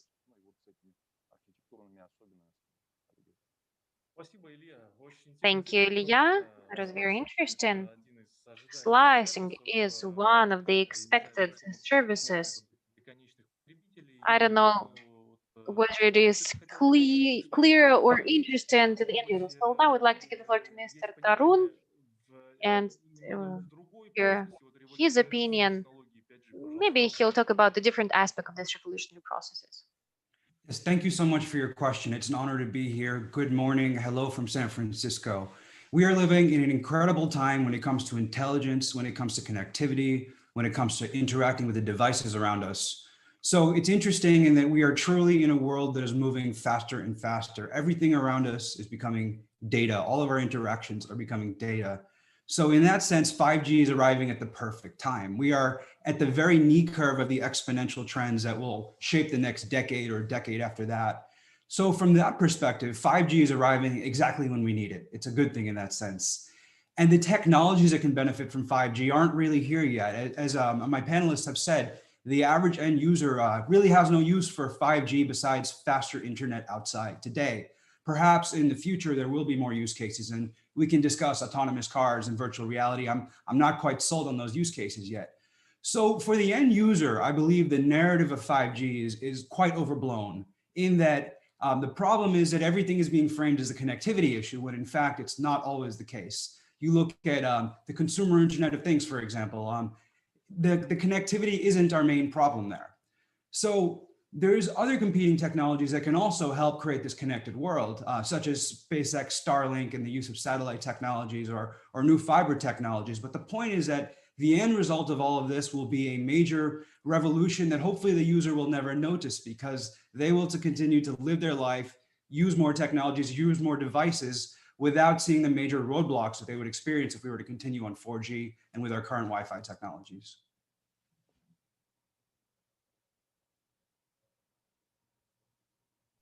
Спасибо, спасибо, очень интересные ответы. Thank you, very interesting responses. I would like to remind you that our discussions today, I would want them to be useful for our audience. So I even state my opinion. Many people don't understand what revolution novelty will 5G introduce, but I think one of the answers that about the revolutionary idea is that it will be the first mobile technology where the operators or the developers or the company that create the ecosystem of this new info telecommunication, where they can with their own forces or the company that work on the market, they can create not just services, but they create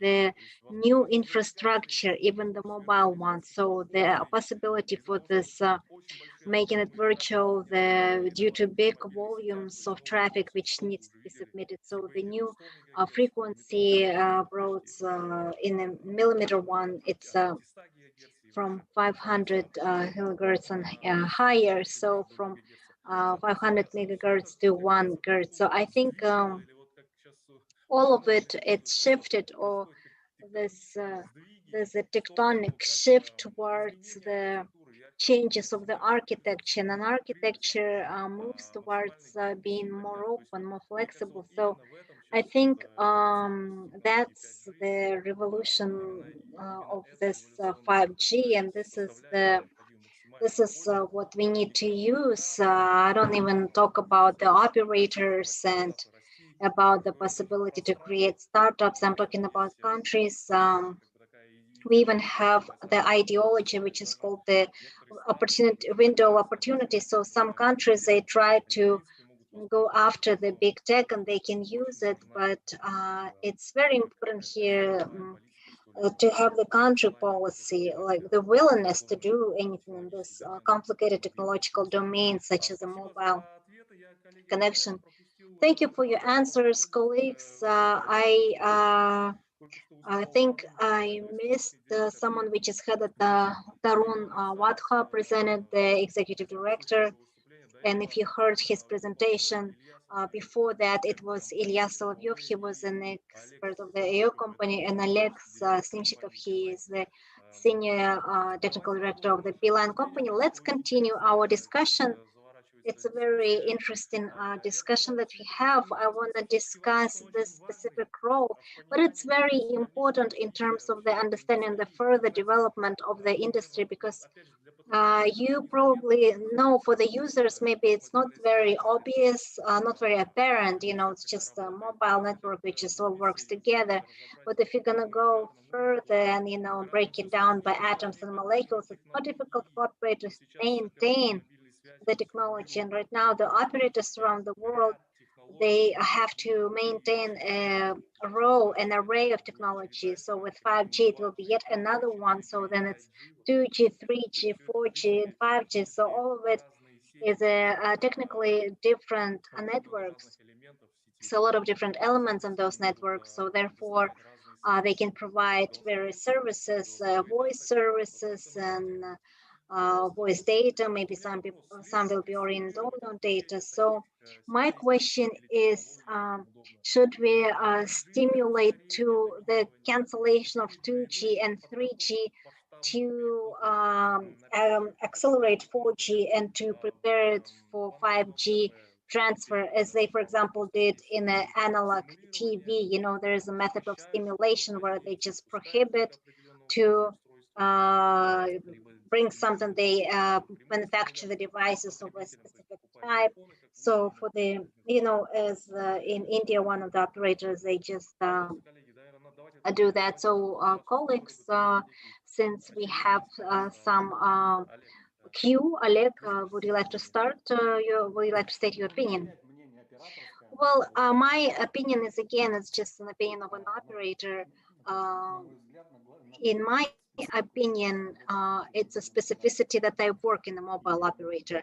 And yes, I do think, since this spectrum of frequency is a limited resource, and it's a resource which is states should support that this resource would be used more effectively.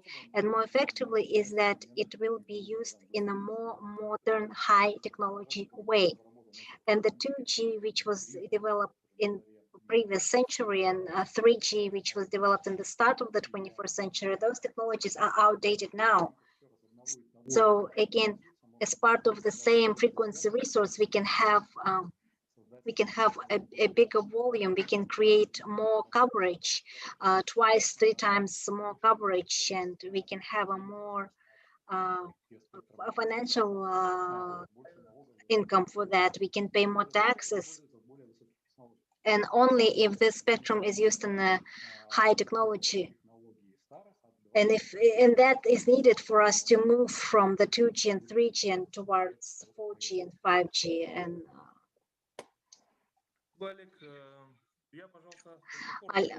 Ilya, briefly, we don't have a lot of time, so we need to cover a lot of questions, so please. Yes, Nurlan, I agree with Oleg. I can comment the situation based on the example of one of the projects which we had in the one of these Middle East operators. Due to the small segment of this operator, they were able to push to the transfer to VoLTE technologies in a network. So on the frequencies of 3G, they emptied out this range, this resource, due to shift of this voice load to 4G. And then this resource could be used to transfer the traffic, and what Oleg was talking about. And this certain subscribers, due to this optimization, as a result, it led to the 17% growth in the network of operators as a result of this inter-standard optimization. So it's a very relevant question, and I think many operators, they don't even question it. I think it's a natural process. I guess the question is how to accelerate it, and if the regulator can help somehow, then it would be wonderful. Thank you. Tarun, you had heard that in the US there is a new initiative of the Biden president on how to support where the operators do this. Maybe you can share something interesting information with us on that topic. Yes, I need to look at the bill a little more closely myself, but we need to overhaul the infrastructure of America. This has been decades in the work. So with this chance to expand our telecom networks, to revamp our connectivity, we have a real chance to make the country more inclusive and to bring parts of the population, because a major issue in America and in most of the world, really, it's about coverage. It's not about speed. So, you know, 5G talks about an increased bandwidth. That's great for certain use cases. It makes a lot of sense for very dense urban populations where you do stuff like that outdoors. You get to rural areas and stuff like that, coverage and the economics of a data plan become far more greater issues than speed.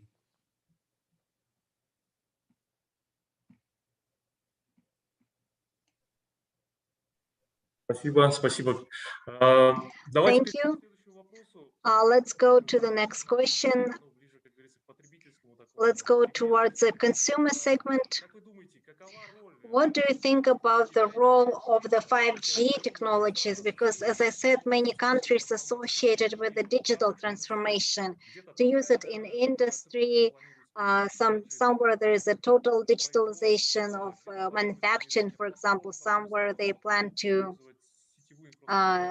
use the platform as a network, as Ilya was mentioning.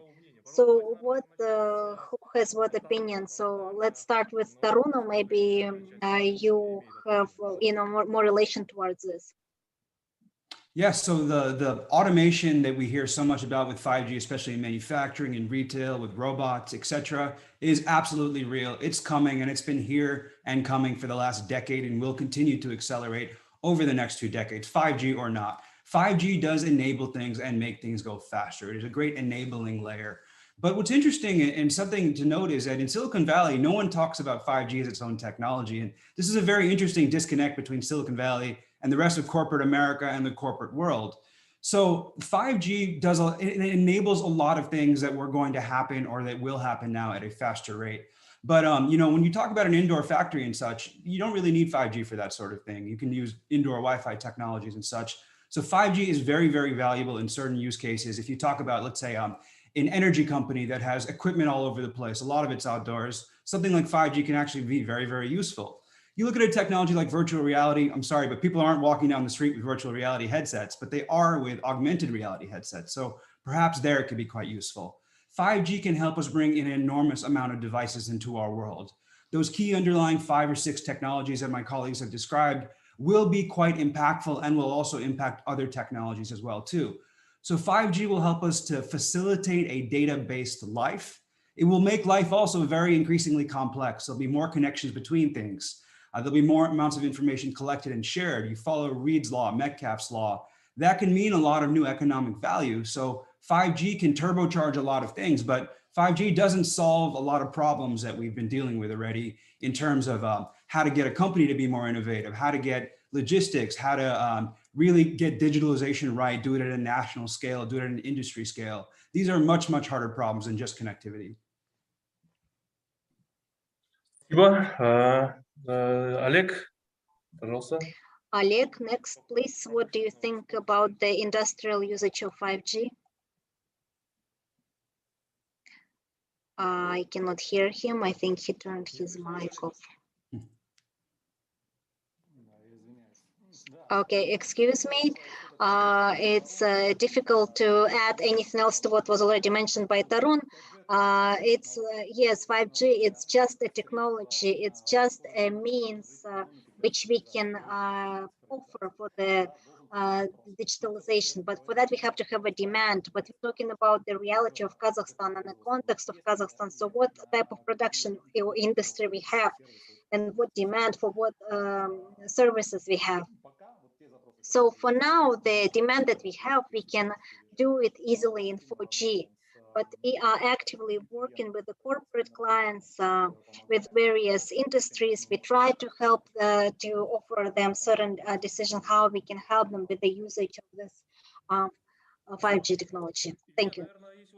Ilya, maybe you have certain benchmark cases when 5G is already in industry usage.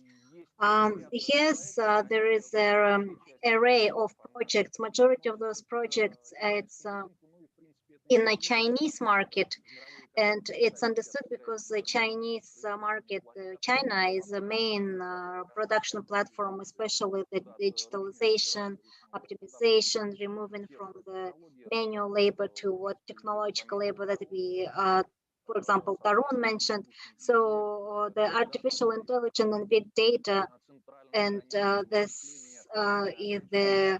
5G is like a fifth element which provides a certain universal connection. So it completes this field, and there was in past 2020 year, there were a lot of 5G stations. Out of 800,000 physical platforms which were launched in the world, more than 600,000 were built in China, and it's not an accident. And therefore, the state plays a huge role in motivation and stimulation of 5G, and as a serious locomotive of the world economy, because more than 30% of GDP China already claims as part of something that they received from the digital economy. So we can give many examples, but one of the example which is very, I guess, interesting is our own production of the where we built the smartphones, and on a big area like 20,000 square meters. It's a huge square, 100 by 200 meters, and there's a whole lot of conveyors, and it's understood that automation was used before. However, if you take a simple process of quality control, where it goes through the conveyor, you need to check the plate of the smartphone through the quality control. Before it was done by human. A human would make a lot of mistakes. Then it was to the robot. Robot scans the high resolution picture, and then the algorithm of AI analyzes the image, and the machine gives a solution that yes, this printing plate is okay, or no, there are some deficiencies more than 1,000 points in it. So thank you, Ilya. It's understood. I guess if we already see the application examples, yes, Chinese they take experiments with that, and it's good that they try everything within their own, and then it can become a norm for all other countries. I just also wanted to state my opinion. It's happened that the mobile network caused some mistrust in industry. Yes, if we're talking about like manufacturing or when the actual manufacturing, the industry, for example, is not being actively usage of a mobile operators. And if you look, for example, at the cloud technologies, they easily integrated. There's entire platforms which can live in Amazon or in Microsoft Azure. So there's the trust to the cloud is higher than to the mobile technologies. And I think that's where we need to make the mobile technology as a cloud service. But it's a separate topic of discussion. I'm sure there are many experts and many opinions. I just wanted to state that since 5G came in this revolutionary approaches to the architecture, I think we can break this stereotype and become a base for the industry as well. So let's go to the concrete details. Oleg represents a mobile operator Beeline, which works in Kazakhstan. So question to you, what is happening in Kazakhstan? What difficulties have you faced when you implemented 5G? And it's a standard question, when do you plan to launch it, given the activity of the regulator? So can you briefly tell us, I'm sure there are many people in audience who are interested in what cities the 5G will come from your operator, please. We are actively preparing for the 5G introduction in Kazakhstan. The deadlines depends not only on us, it depends on country as well. Regulator said that before the end of the year we can anticipate it, but based on the auction, the two companies that will receive the bid, they will develop the 5G. And of course, we plan to actively participate in this auction, and we do hope that we will receive a serious part in this. Also, we do the preparation of our networks right now, our data centers, transport network, and of course, we test the technology. We have the testing zone, which is active permanently, at which we test all of this from the previous from the previous generations as well. Thank you, Oleg, for your information. I think it will be interesting for all. Beeline is ready. I have a question to Mr. Tarun. What do you think about the following? I've been following IPOs on the market, and a lot of companies work quite actively in the area of cars without drivers or in the area of telemedicine. How will this new segment change when 5G comes? Do you have any vision about that? Yeah, Will it be absolutely. really like a breakthrough, a revolution, or not much will change? What do you think? Absolutely. Fantastic question. And these are two different beasts in that sense. So let's take a look at transportation and autonomous cars. No, when we look at something like vehicle to vehicle communication, this is a very useful thing for safety reasons, but it will take years to roll out. And it's really built for a world without human drivers as much as cars talking to cars and making decisions on their own. So it's useful and helpful. But if 5, 7, 10 years from now, the best technology we've made is vehicle to vehicle communication, something has gone horribly wrong. So we're seeing some major advancements with self-driving technology. Where I live in San Francisco, there are 30 companies testing their cars on the road here. So this is very, very much real in that way.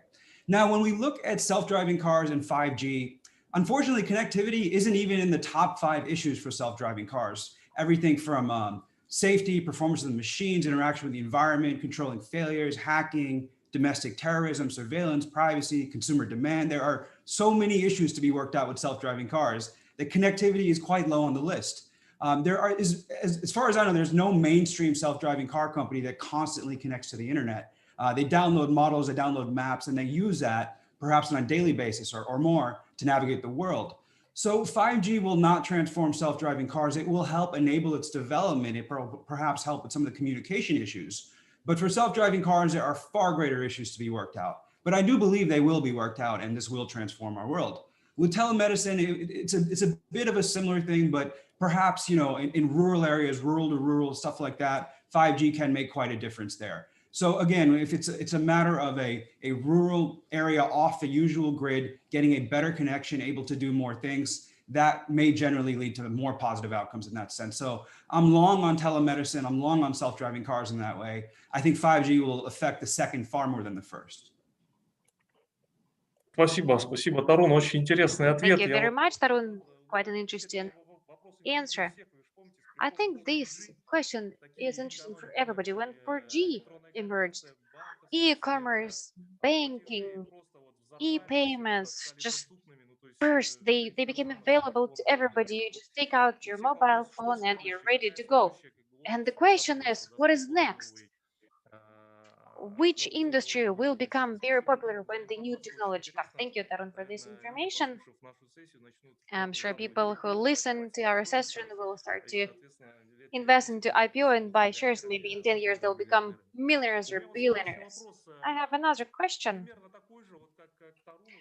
It is similar to the one I asked of Tarun. Ilya, could you answer please? So we learned that 5G can change the economy. It can change the way the consumers actually consume or the mechanism of using these technologies in different areas. Tarun said that some industries will drastically change. Ilya, tell us, when 5G comes, which will bring a whole new infrastructure, how will the industry itself change? How should operators change? Everything is moving up to the cloud, and we need to build these boundary clouds and ensure safe access and also do slicing that can be used in those industries that Tarun mentioned. So it's a whole new area. It's driving cars, it's the Internet of Things, so many different parameters that need to be taken into account. So the operator itself turns into a communication infrastructure, even more so than the connection itself.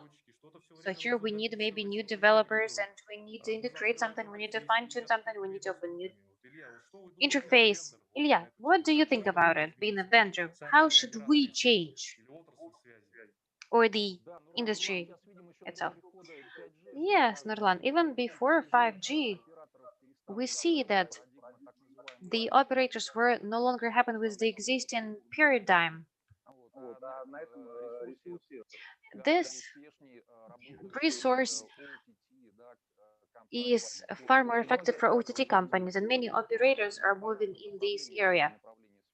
It is also the area related to content, and at the same time, we see the trend towards constant improving the complexity of the network. So on the one hand, we will automate everything. On the other hand, 4G, 5G will become more complex, even from inside. So we need to automate them from inside as well.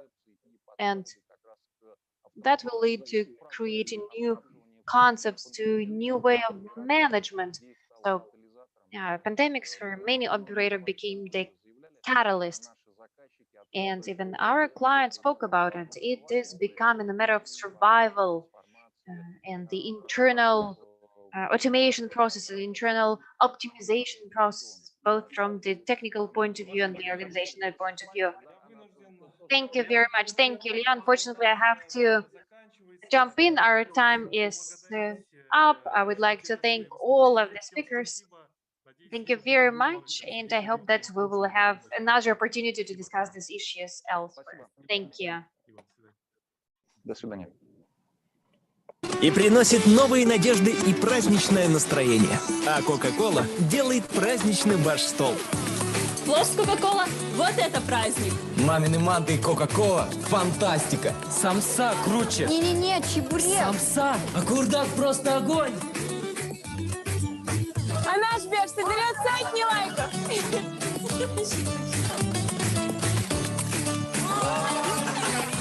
Встретим весну за праздничным столом с Кока-Кола.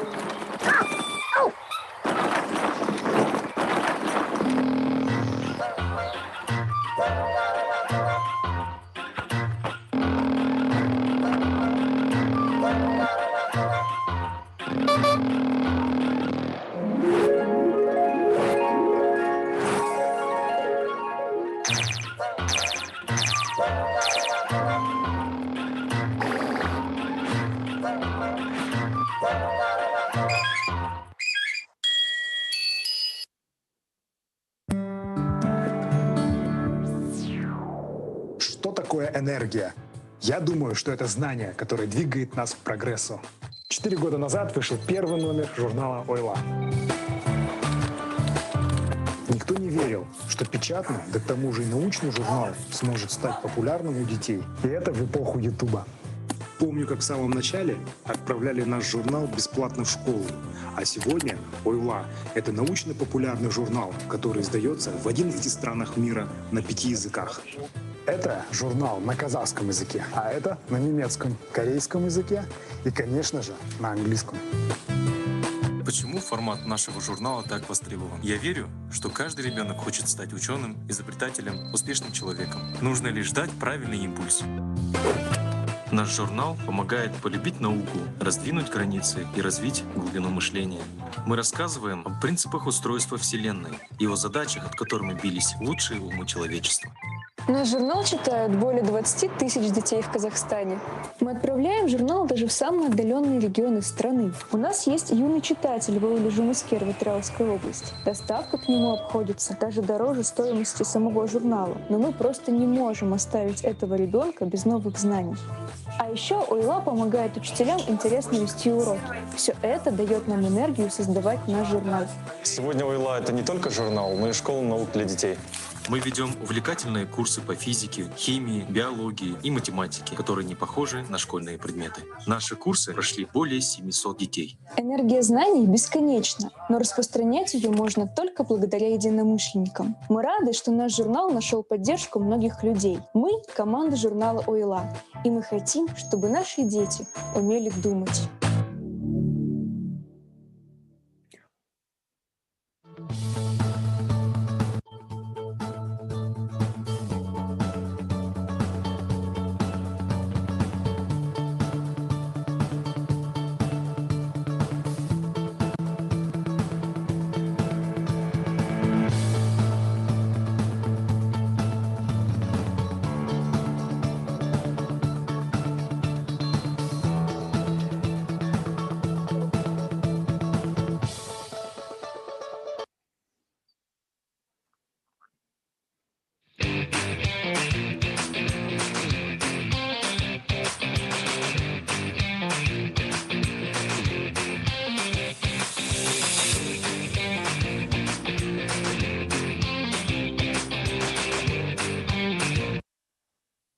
Как мировая экономика и развивающиеся рынки переживают пандемию и какие ключевые изменения ожидают эти мировые рынки после окончания пандемии? На виртуальной трибуне об этом расскажет всемирно известный экономист, профессор и директор Центра устойчивого развития Колумбийского университета Джеффри Сакс.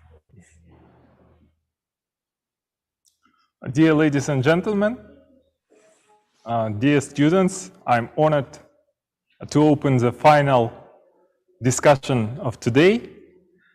And we have with us one of the most famous and eminent economists in the world, an outstanding visionary and thinker, professor at Columbia University, Dr. Jeffrey Sachs. Dr. Sachs, thank you for joining us.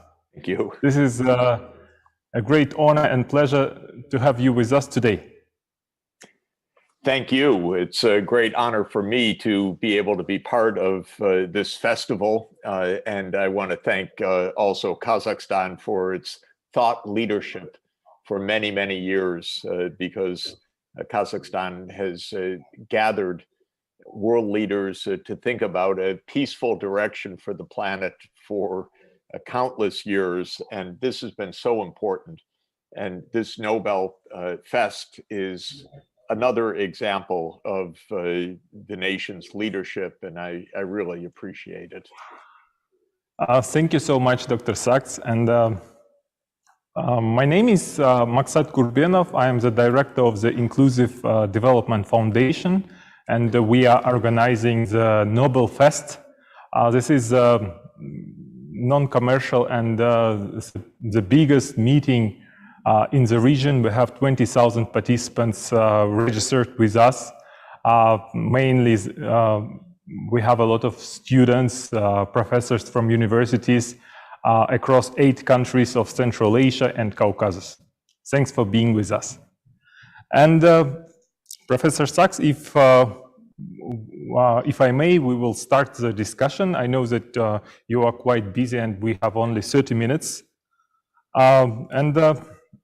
I know that you are quite familiar with Kazakhstan as you have been here several times. And you know the region and the emerging markets as well. And I want to ask you following question, as we are still living in the pandemic.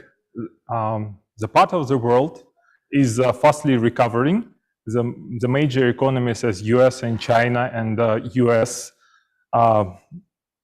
will, by the prospects, may have 5.6% of growth, and the China is also recovering very fastly. But the emerging markets may face a crisis, and mainly the developing countries. And I want to know your view on the prospects for emerging markets in 2021. You're thinking how they will, how the pandemic have challenged this region, our region, and the developing world. Thanks. Of course, the pandemic disrupted the whole world economy, and we had a sharper contraction of the world economy than at any time since World War II. This has been a big, big disruption, and it's not over yet by any means. When we look at what's happened this year, every part of the world was disrupted. One part of the world, China and the neighbors in East Asia and the Pacific region. So I'm talking about countries including Korea, Japan, Australia, New Zealand, Vietnam, Cambodia, Laos. Those countries, by and large, kept the pandemic reasonably under control. In some cases, spectacularly under control. China did a fantastic job of bringing the pandemic down to essentially zero after the first outbreak. Europe and the United States did a terrible job. Of course, we had Trump as president. He was our worst president in history. And we ended up with more than 500,000 deaths in the United States. Europe has also done a quite poor job up until now. So the world situation is mixed. Central Asia, as usual, is in the middle of things between East Asian success European failure to contain the epidemic, and a lot of virus spreading in Central Asia. So two things are needed to begin a real economic recovery. First, every country needs to take better public health measures to slow or stop the transmission of the disease. And China showed that this can be done, but most of us in other parts of the world didn't succeed. Second, we need to speed the production and access to the immunizations. This is important to save lives. It's important to stop transmission, and it's important to stop the development of new variations of the virus, which are very dangerous. And that's what's also making it hard to control right now. New variants that have spread from Britain, from South Africa, from other regions. We don't even know where they developed first, but those are the countries where they were first observed. So this is a race against time. We need a massive scaling up of public health and vaccine coverage. Russia's vaccine, the Gamaleya or the Sputnik vaccine, should be put into widespread use. China's vaccines, Sinovac and Sinopharm, should be put into widespread use. Of course, the vaccines developed in Europe and the United States should be scaled up and available everywhere. This is really an emergency. And I'm also working with the International Monetary Fund and with the US government and other governments to implement a new financial mechanism, the special drawing rights at the IMF, to provide every country with the financing that the country needs to ensure full-scale control of the pandemic. Until this is brought under control, real recovery is going to be extraordinarily difficult. Thank you, Dr. Sachs. This is really important, as many developing countries have no access and the finance to for a huge vaccination, for overall vaccination of the population. And before we get back to vaccination, I would like to ask you the following big question we had previously before the pandemic, and it was maybe before the financial crisis. Many economists believe that over time, developing countries would have a catch-up effect towards developed countries. Do you think the pandemic has changed this view, as according to the recent meeting of the G20, the major drivers would be US and China in the world? And before we used to say that emerging markets are the major drivers of the world. Do you think the pandemic have changed it, or it's a temporary effect? Well, the emerging markets face specific challenges, and Kazakhstan faces a specific challenge in this regard also. That is the following. We are in the midst of two major technological transformations. One of them is the transformation to zero carbon energy. So we need to do this because of the global climate change. And that means that for major fossil fuel producers like Kazakhstan, it's really important to have a national strategy about how Kazakhstan is going to fit into a decarbonized world. The second major technology transformation is digital. And here, when one looks, for example, in Central Asia, the internet coverage is only about 1/4 of the population. So there's an imperative to get universal coverage of the population. I'd say that underpinning both of these also is the technological knowledge and capacity of the population. This is an era in which good education is essential to development. We are in a skill-based transformation. East Asia and China have done so well, in part because their school systems are excellent. They are scoring at the top of the world's rankings in science and mathematics and in reading.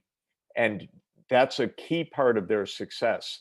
So I would say that developing countries can continue to close the gap with the leading countries, but it depends on shifting to a digital economy, shifting to a green economy, and shifting to a skill-based economy. All of that is a huge challenge and a huge social challenge. And since you're so valuably leading an institute on inclusive development, inclusion is vital, that every child should get a good education. Everybody should have access to digital services. So the inclusion aspect is extremely important. Thank you, Dr. Sakt. You raised a very important issue on technologies and digital transformation we are facing today, and the pandemic have accelerated all the technologies and the digital sphere. And I want to ask you the following. As we see that pandemic have the major driver for this, for all the technologies, and even if we cannot see you in person, even if we cannot see our relatives in person, so we still have even more connections with the pandemic because we use all these technologies, including Microsoft Teams, Zoom, and many others. And I want to ask you, as you have mentioned, that the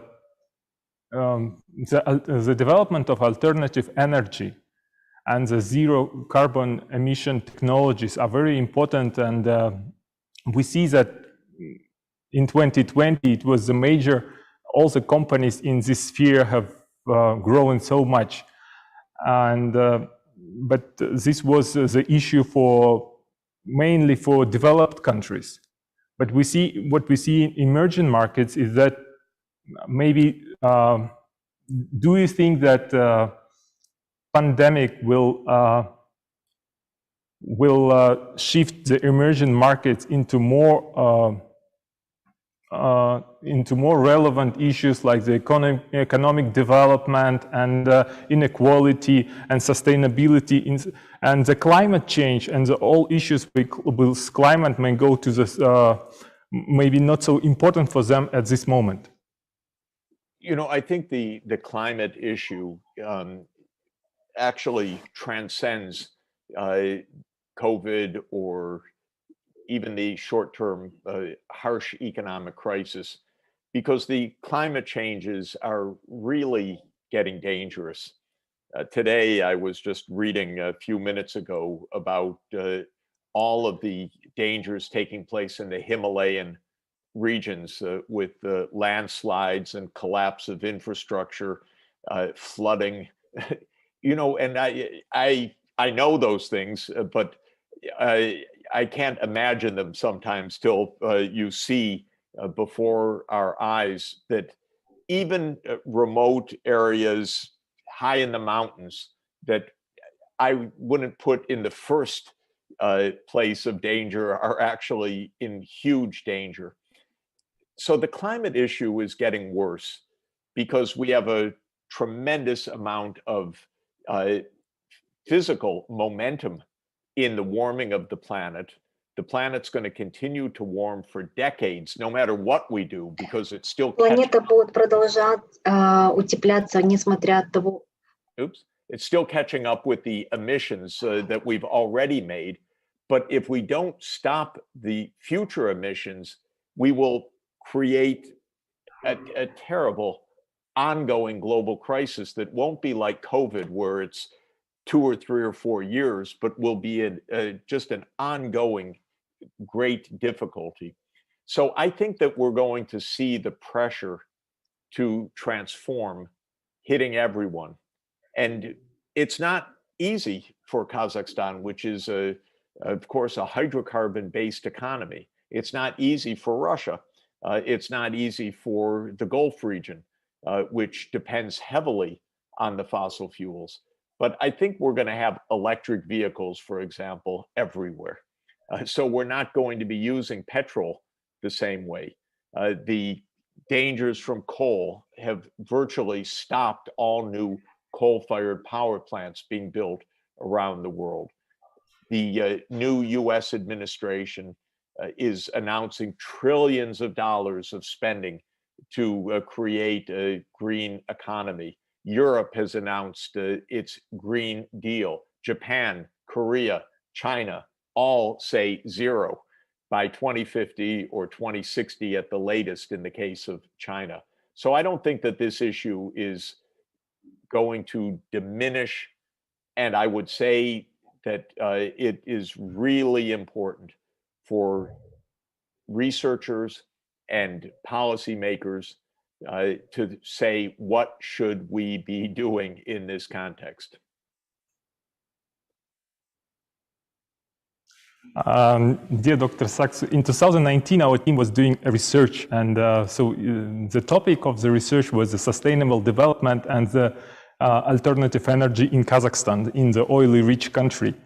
And in 2019, most of experts were saying that we are still far in the development of alternative energy in Kazakhstan. But the pandemic have showed that the massive investments can come to green technologies, to the companies, to digital companies, to the companies which are doing the alternative energy, to electric cars. And I think if we do the research now for today, most of the people, most of the experts will say that this is important and we should develop it. So the issue has been changed in 1 year.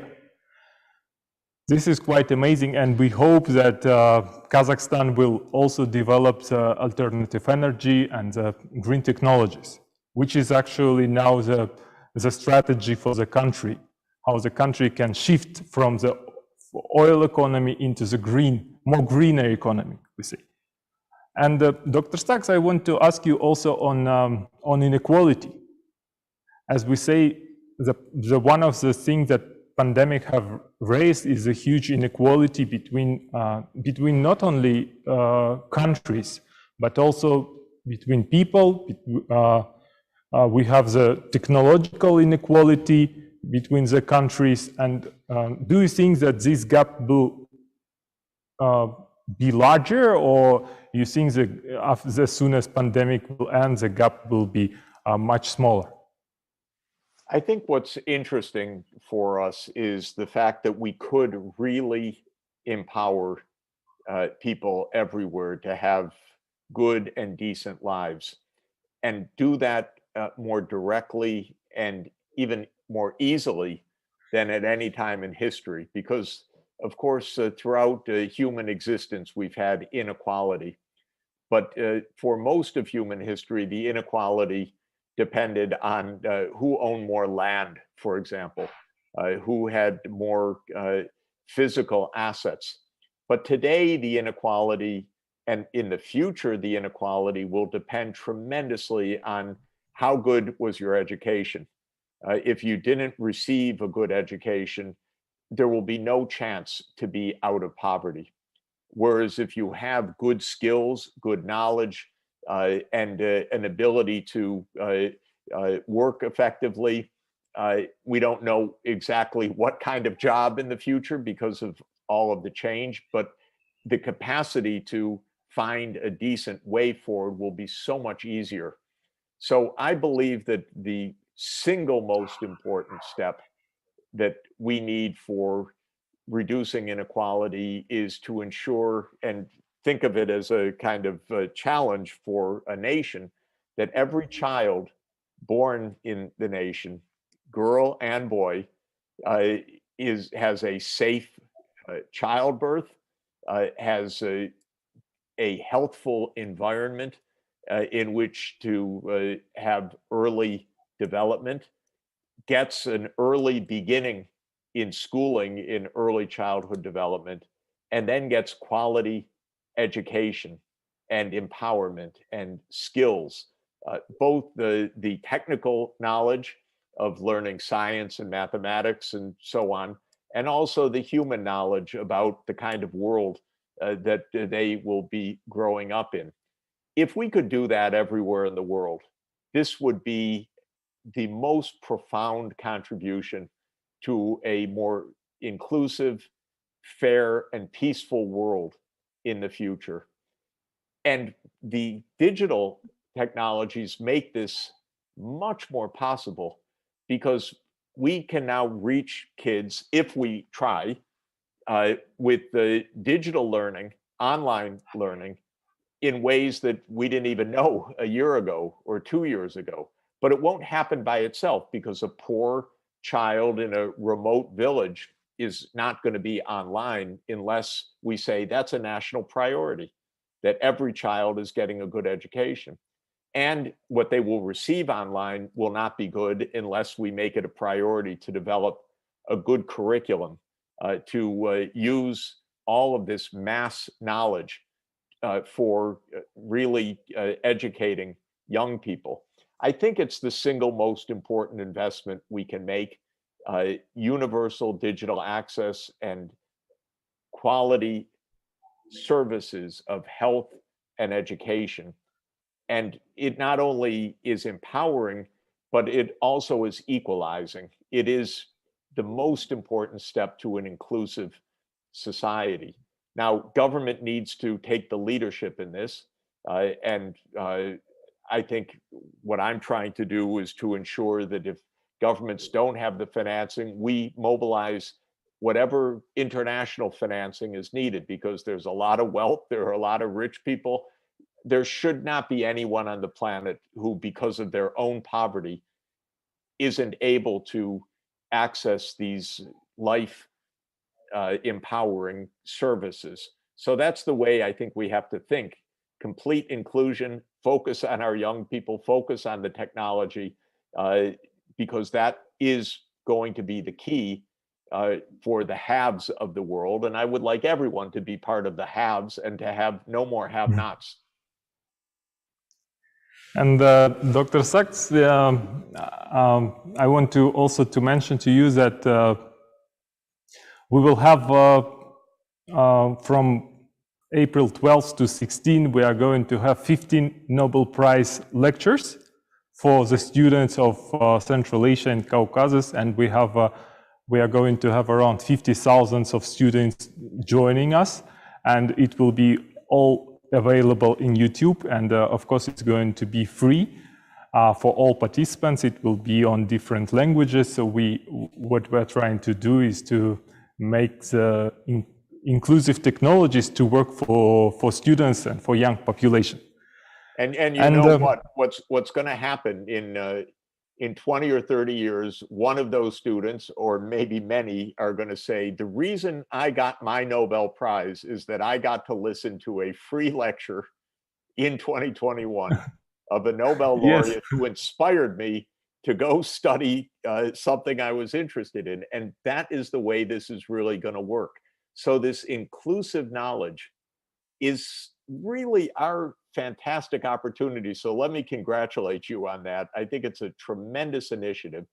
And it's the kind of initiative we should be exploring, pioneering, to really bring knowledge to every child. And just let's also work with the big tech companies and the telecoms industry and the United Nations and others to say, look, we've got to get access for every child, at least a device where they can watch this, and free connectivity so that they can become a Nobel Prize winner in the future. Thank you so much. Yes, actually, it's true. We hope that in 10 or 20 years, this will be, we will have the fruits from our tree. And we have a question from audience. Let's imagine if you would become an advisor for governments of the region of Central Asia and Caucasus, what structural reforms you would recommend to have a more inclusive economies in the region, as this is the major question now for all the emerging markets and for our region as well. And what would be your recommendations on the development of human capital? So I would recommend two things. First, the strategy internally to ensure a green and digital economy of the future. And I would aim for Kazakhstan 2050, Uzbekistan 2050, Tajikistan 2050, and so forth. I would ask the question, what should our society look like in the year 2050, and how do we invest starting now to get to where we want to go, to look at the path of transformation, to ensure that the society is green, digital, prosperous, and inclusive. The second thing is diplomacy. I would send senior diplomats, either by Zoom or by airplane, to Beijing, to Brussels, and to Washington. And I would say to the major powers, do not have conflicts. We don't want to choose between Europe and China. We don't want to choose between the US and China. We can't. We're in Central Asia. We're in between. We don't want more sanctions on Russia. We don't want a divided world. We need to think constructively of how all of the major powers can work together to build the future, because while they don't get it sometimes in Washington, this is not a zero-sum world. There is no reason in the world for a struggle between China and the United States. It's absurd and it's dangerous. And we need to stop this picking sides and creating new Cold Wars, because I think Kazakhstan, but I would say every place knows the other Cold War was no favor to humanity at all. And so I think that this is a really important point, but for Central Asia, it's a very practical point, because I'm a big supporter of China's Belt and Road Initiative, for example. I view it as absolutely what is needed, building infrastructure. I emphasize to my friends in China, make it green, make it renewable, make it 21st century, make it fast rail, 5G, all the things that are really needed, not more coal, oil, and gas, make it what we need. But then I say to my friends in Europe, don't view the Belt and Road Initiative as some hostile force. You should join so that everybody can meet in Almaty and say, look, we now have bridged all of Eurasia with 5G, fast electric rail. We have digital technologies. We have a Eurasian-wide green energy system, climate safe. Now we're talking. Then the world would really work. And so this is, I think, a major point, which is we've just got, I'm trying every day to stop the American mentality from viewing China as an enemy. We need to find a cooperative approach. Yes, we also hope that the Belt and Road will continue to develop, and it will become more greener, more digital, and more inclusive to all countries. And we have also another question from the audience concerning the Sustainable Development Goals. As emerging markets facing the limited finance and the limited investments in now at this period, do you think that emerging markets will face a challenge to make sure that they are able to achieve the SDG goals? Absolutely. There's a big challenge of finance, and I can give an example of this from my own country. The United States has spent $5 trillion in the last 12 months in fighting COVID. $2.1 trillion in March 2020, $900 billion in December 2020, and now 1.9 trillion in March 2021. President Biden has just announced another $2.3 trillion program for infrastructure, which I believe will pass the US Congress in the next couple of months. So that would raise the total amount to 7.3 trillion. And the Biden administration is going to introduce another package, probably of another couple $1 trillion within a couple of months for fighting poverty in the United States. So we might spend extra $8 or $9 trillion in the United States to combat COVID and to recover better. But there's no emerging market or developing country in the world that can come close to that kind of financing. And so we need to think, how can we mobilize much larger amounts of financing for the green and digital economies of Kazakhstan and of the emerging markets? And there, of course, private finance can play a role, but I also believe we should have a huge increase in the capital base of the big multilateral development banks, like the Asian Development Bank, the Asia Infrastructure Investment Bank, AIIB, the China Development Bank, the European Investment Bank, EIB, the European Bank for Reconstruction and Development.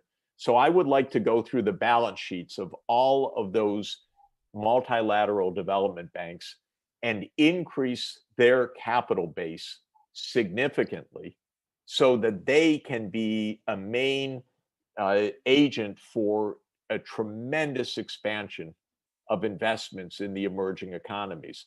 I think this is feasible. Interest rates are still, fortunately, very low. We should tap the capital markets through the MDBs and then use the financing for the structural transformation and the inclusive investments. And this is what I'm going to be trying to develop in the next few months in my suggestions to the United Nations and to my own government, the United States, and other governments, that we really expand the financing of the multilateral development banks. Thank you for the great work which you are doing. And we are all living under one roof in one house, and the name of this house is our planet. And the climate issues and the sustainability is not only problem for one country, but it's a problem for the whole world. And thank you for all the work you are doing in UN and on the sustainability. We hope that more and more people will continue to understand it, and more technological companies and the greener companies will appear and come to emerging markets and start a new production here. Thank you for joining us. It was a great pleasure to have you with us at the Nobel Fest. We hope to see you next time in person. Yes. As soon as the situation will become better, we hope to meet you in person. Thank you so much. It was a great honor to have you. That. Congratulations to you. Thanks so much. Thank you. Thank you so much. Bye. Bye. Вот и первый день второго Нобелевского фестиваля подходит к концу. This was the end of the first day of the Nobel Festival, and it's worth mentioning that it was a very intense day. Thank you everyone for participation. More about technology development, transformation of education field, about the professions of the future tomorrow on the Nobel Fest. Don't miss the opportunity to network with others. See you tomorrow.